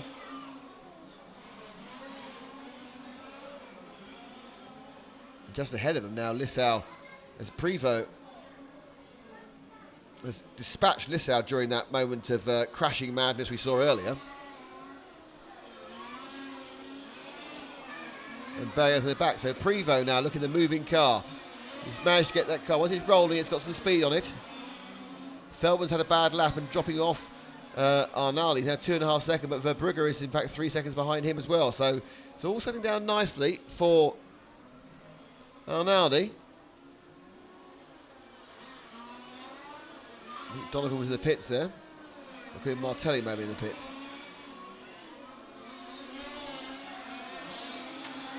Another problem for Lissau. Lissau really not, he's taking a long time. He looked very, very good in the semi, but things not going well for him here. He's having to do a kind of a check block there on Bayer to stop himself from dropping down to fifth. In fact, sixth. So Lissau, my tip for the top is so far only going backwards. And this is the problem. The track was very different from the half hour they had before. And my guess is that it's not their liking. You can see that also Bayer and Lissau are both having problems coming around Canberra Corner. The car really wants to get away from them. They've got an oversteer issue. They haven't got the grip roll problems they had earlier in the week. It's an oversteer issue.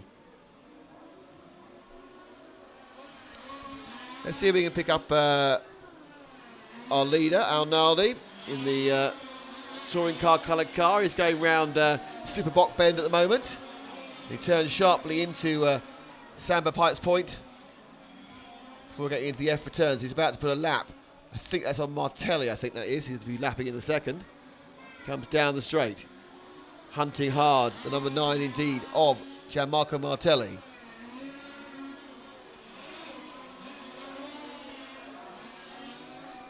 And he's let through. So we are 8 minutes in, there's 22 minutes to go. And at the moment, it is a Arnaldi benefit race. More problems with Guido Rosta. He's not having a lot of luck at the moment. He just crawled off in the bottom part of the corner. He's got a 2.7 second lead over Marcus Feldman, who himself has a 2.9 second lead over Verbrugger, who is just ahead of Prevot, who is just ahead of Lissau. So let Arnaldi go. Let's pick up with Feldman, who'll be the next car along. There we go. That's our second place man, mighty Marcus Feldman, current world champion. Car looked absolute pile of rubbish when it rained earlier. He just limped it in at no speed whatsoever. But now it's dry and he's found some pace. He's looking to get himself on the podium.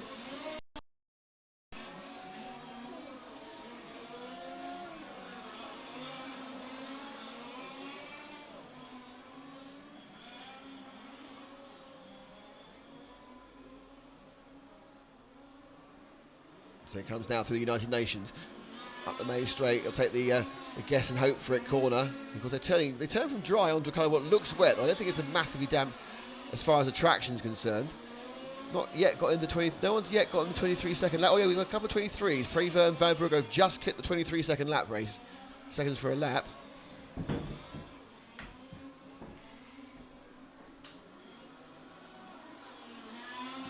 So Feldman.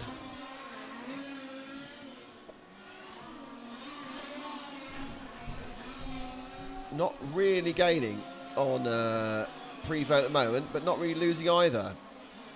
So all quite static at the moment.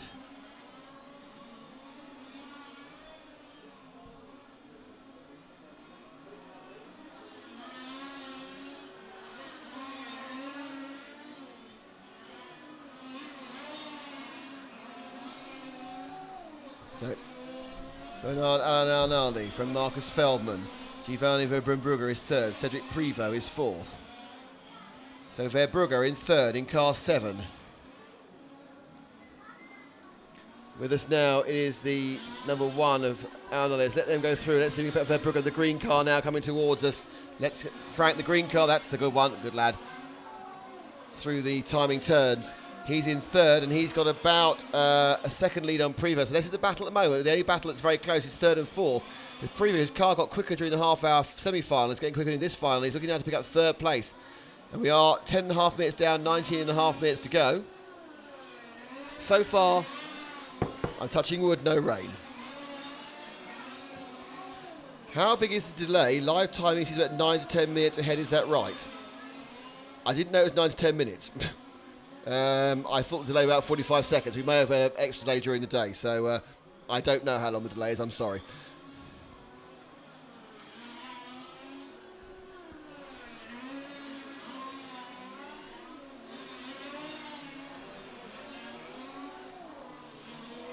So it's Al-Nadi from Feldman from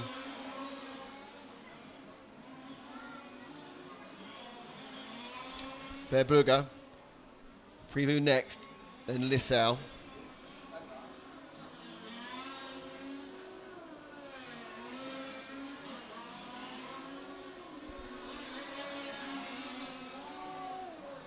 Alice Bayer and Mathieu Briere.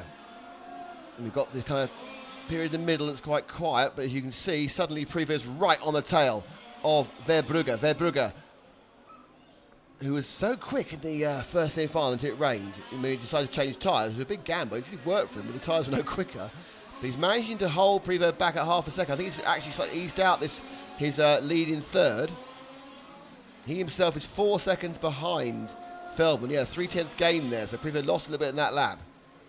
Track still drying, still improving, still coming to the drivers with every lap they take.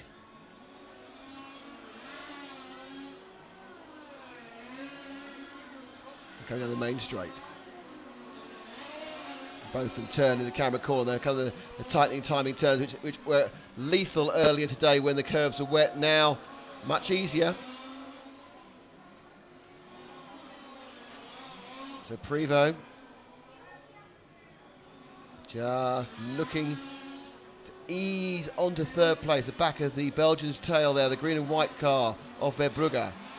Oh, and a big fishtail for Verbrugge. So he lost a lot of forward momentum there. He just drove and he got a big fishtail. And you can see that visually he lost something in the region of probably about 0.3 of a second, I think. And suddenly his lead just came down because he just didn't get the power down.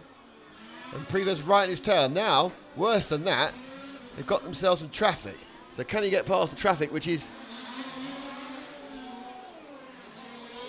the number 9 of Martelli.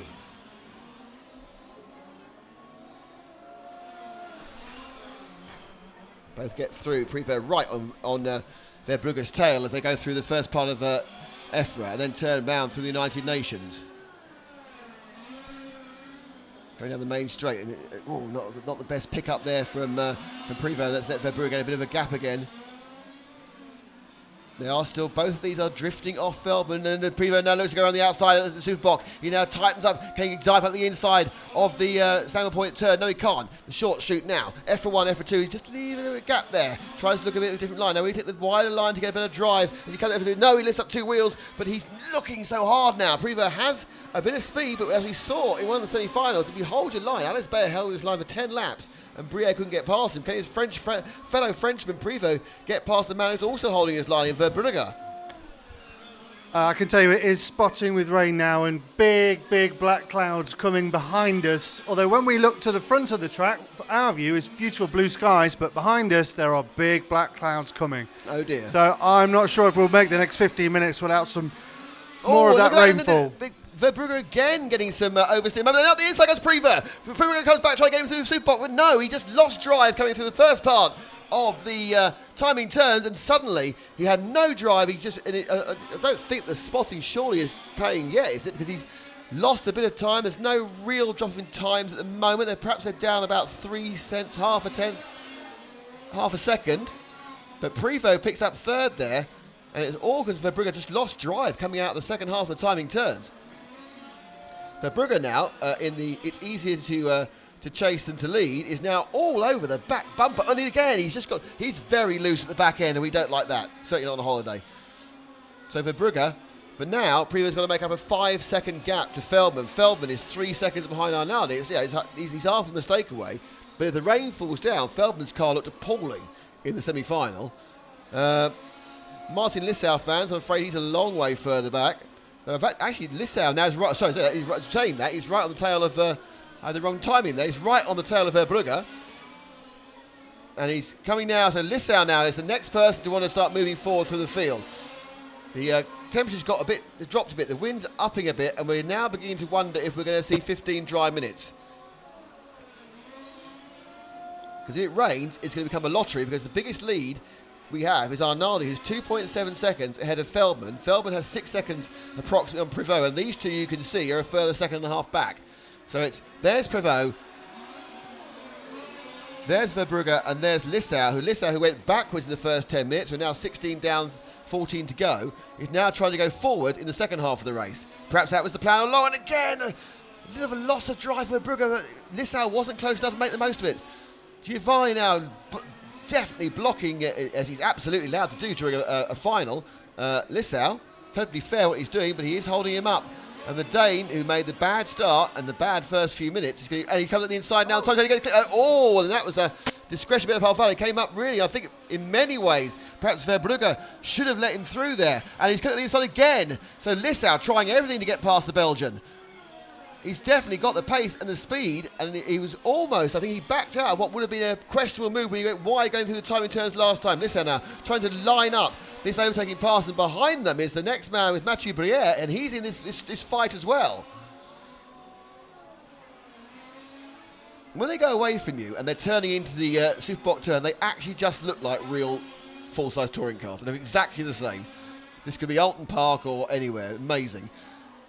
Verbrugge now, he's got himself together again after almost leading. Or perhaps Lissau's gone for a breather. Lissau's dropped back off in the last lap. Bad lap, in fact, for Lissau, the previous lap. And he's dropped back about half a second. And now he's got Briere breathing down his neck.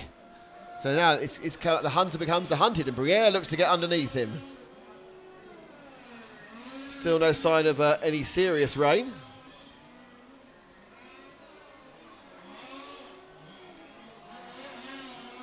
As Lissau has had a bad couple of laps, Lissau. Dropped back from, I don't know whether when he had that coming together with Verbrugge, he's done something to his car, because suddenly he's lost the pace. Verbrugge is 2.2 seconds ahead of him. But that's Prevost. Sorry, that's not Briere, that's Prevost. Prevost's dropped back. That is the 9 car of... So when we look at it go around now, it's all got a bit confusing for a second here. That's Martelli, but what is going on?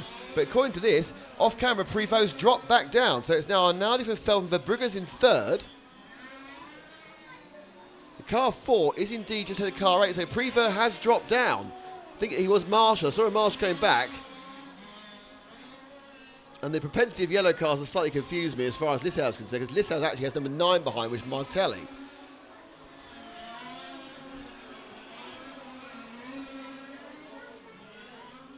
So let's just do a bit of a recheck. So let's find our leader. Our leader is going now round through the start-finish straight. This is position 1. Let's pick him up now on the United Nations. So down the straight comes our leader, Bernard Arnaldi. He's following car 4, who's Prevost. He's about to lap the 5th place man Prevost, who's had a bad couple of laps for some reason. So it's Arnaldi who runs down. Now let's hold the camera and let's wait for Feldman to come through. He's the next car through. There we are. He's your 2nd place man. That was the gap. The 2nd place man, Feldman.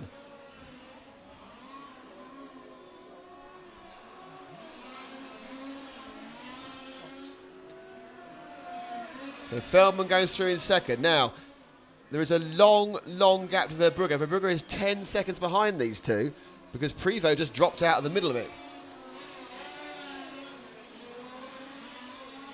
So we wait and see. That's just what we'll do is we'll take the cars into the timing turns and we'll go on to the mini camera. And that is, and so we now wait as he goes through. We're going to wait for Verbrugge to come through and pick him up. And that's how far behind he is after 20 minutes with 10 minutes to go. He's still not come through. Here he goes now. That's Verbrugge, the green and white 7 car. And he's your 4th place man, and that's your 5th place man, Lissau. So Lissau and Verbrugge are getting a bit close again now, but they are 4th and 5th. And there's a big gap between Verbrugge and Feldman and Prevost, who are 2.5 seconds apart. And that's a bridge that I don't think either of these two drivers. And again, Lissau now looking at something clever, again trying to go in there. And he's got him now. Lissau finally gets Verbrugge. It took a 4-corner move, but well done for Martin. And he moves up to 4th place. But he's so far back from Feldman now. He's probably about at least 15 seconds back, I would say, from Feldman. But it's a bit of a forlorn hope to catch him up unless the weather changes. And he's 13.5 seconds back from Feldman. He's 15 seconds back from the lead. Feldman beginning to get, and the wind's picking up, which is an interesting thing. Because two things have happened. Frank will fall off the roof. And we may see some rain. So that's Lissau. Now has to begin a 15-second, and he's dropped, absolutely dropped Verbrugge, who's right off the pace. Verbrugge, I think, has got a problem. He's dropping time everywhere. And is it spotting more? I think the cloud is going to miss us. I think it's going to the left-hand side of the track, so I think we may be all right. Good news for our cameras. So, with Feldman, again, and Arnaldi, that's where the battle is. With Lissau, we need to leave. He's on his own now trying to catch up. But let's see if we can find our leader again, which is Arnaldi with the touring coloured car running around United Nations down the straight now. And the cars are both on the straight at the same time as he goes and gets another lap as he passes. I think that was Briere maybe. But the cars are both on the straight at the same time, Feldman and Arnaldi. Arnaldi leading with 7.5 minutes to go. He's led from the off in a textbook race. It's not gone well for Lissau, that has to be sure. Feldman, on the other hand, who we just see there coming in. So he enters the main straight as Arnaldi leaves it. The main straight where these cars hit about 53, 54 miles an hour. So it's Arnaldi from Feldman, from Lissau, from Verbrugge, from Prevost, from Briere, Alex Bayer in 7, Martelli, Ruster and Donovan unfortunately no longer running.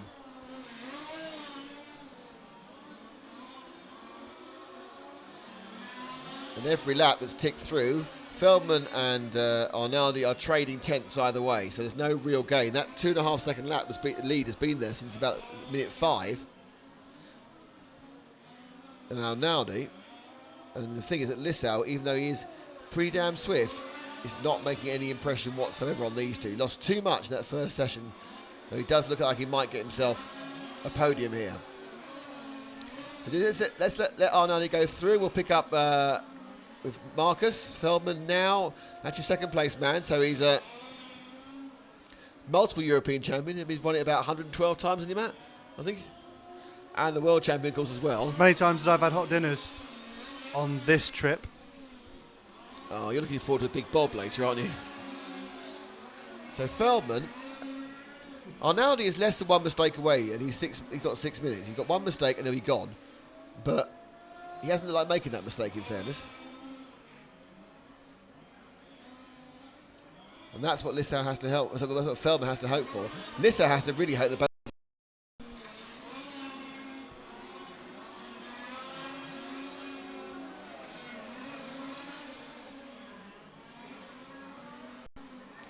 that last lap. 24.2 for Arnaldi, 24 flat for Feldman, 24.6 for Lissau, and 25.4 for Verbruggen. Verbruggen's pace has just disappeared entirely in these last few minutes. So much so he's a long way behind Lissau. But the question really is 2.6 seconds is the gap between Arnaldi and Feldman. And with 5 minutes to go, can he make it up?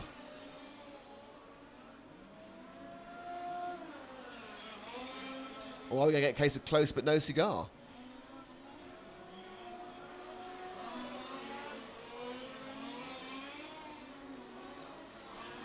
Given the drama of the semi-finals, this has been a relatively straightforward final after the 10-minute delay was called. Some nice driving there by a number of the drivers to let people through. But Feldman is now 3 seconds back virtually. She just lost another tenth. So it's looking to be moving inexorably towards Bernard Arnaldi becoming European champion.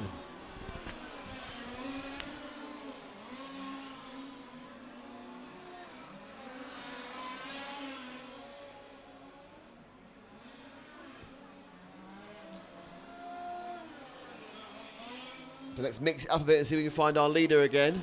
Who's, well, there's been a coming together between two cars, but neither of them were the leader, thankfully.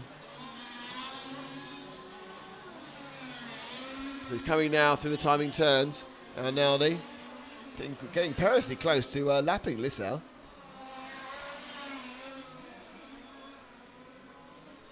So Arnaldi looked really, really quick yesterday afternoon. Picked up the pole. Was fast in his semi-final until it got wet, so he couldn't really tell what was going on, and he's been fast again. So basically, he's found very, very mixed conditions we've had here. The track's been coming to them throughout the weekend, and once the track had come to them, suddenly it rained. It was completely different again today, and wet and dry. Bernard has absolutely mastered these conditions. I think he's going to go home a very happy man in about 3.5 minutes, because unless we get a rain shower, I can't see anything stopping him from winning. We've lost one of the cars. Who have we lost? Number 7's gone, so we've lost Verbruggen, who was slowing down slowly. Obviously, he had a problem that was getting slowly worse and is now terminal. We had seen him drop a lot of pace.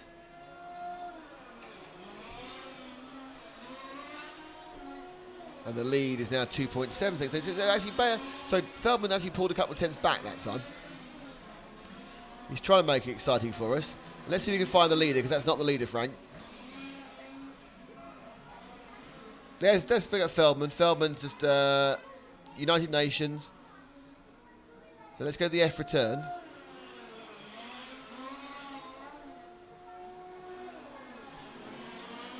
So Feldman again, the chaser, harrying, but he is 2.7 seconds behind, and they're just trading tenths.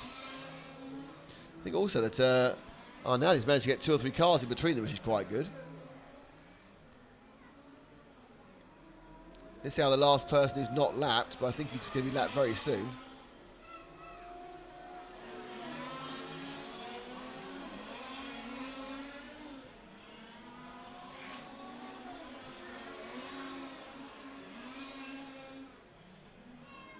And he gets, that was lucky. Feldman got 2 in one go. One of whom was Lissau. So Lissau has been lapped now. So the first 2 have lapped all the way up to second. That makes sense. That's third. So everyone's lapped. And the paciest one is in Lissau's car today. So it has been Feldman and it has been Arnaldi. But Arnaldi just looking masterful, controlling the gap. Dropped a couple of tenths that time to Feldman. There's only 1.5 minutes to go.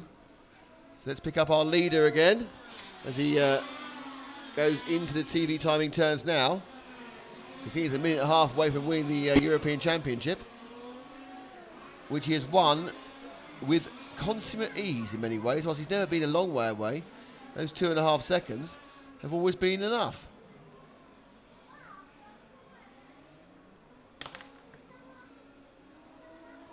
They come rallying down towards us now.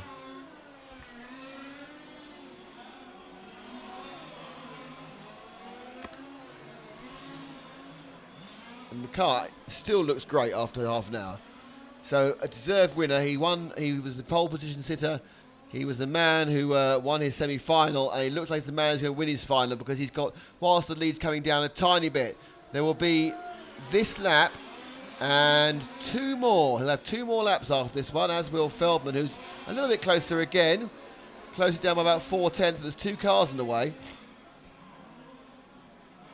So Feldman making a fight out of this because they should finish in the same frame, which is always good. With 2 laps to go.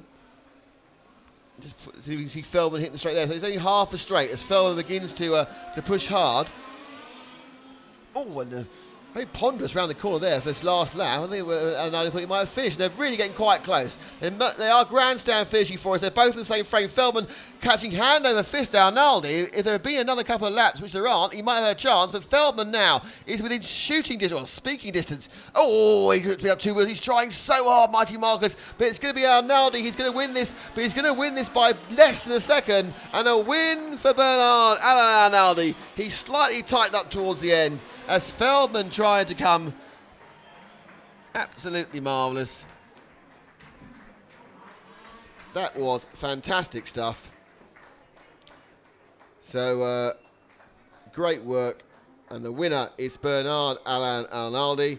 In second place, Marcus Feldman. In third place, Mathieu Briere.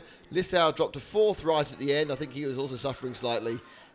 So no podium for Lissau as Briere gets the podium. Cedric Privot is in 5th place. Gianmarco Martelli is 6th. Alice Bayer is 7th. Guido Russler is 8th. Frank, do you have a look at the podium rather than the track, please? No, I mean actually where they are, the rostrum. Giovanni Verbrugge didn't make the whole trip, and neither did Michael Donovan, who both had problems. And just so you know, I had Lissau, Feldman, Briere, and that didn't work. I got Feldman second, and Privot, Feldman, Alice Bayer. So we both got 1 second place, but the same one actually. So a fantastic performance, a great race, brilliant stuff.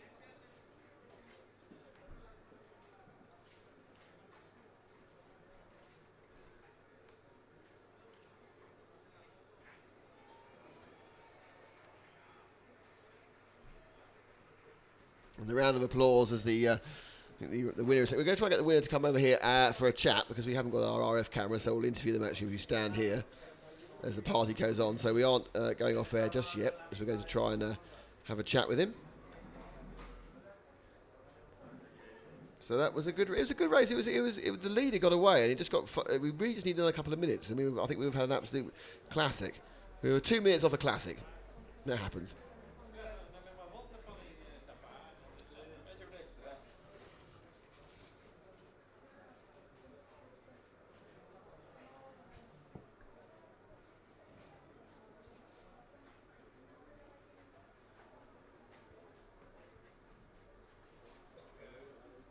So that is the end of the race action here for the NASCAR Touring Car Championships from Villarreal in Portugal. I hope you've enjoyed our broadcast. We've enjoyed doing it. We'll carry on for a bit. Three long days, a lovely hot day, and then a cooler day, and then a wet day. And certainly this has been some of the most interesting weather I've seen racing events go on in.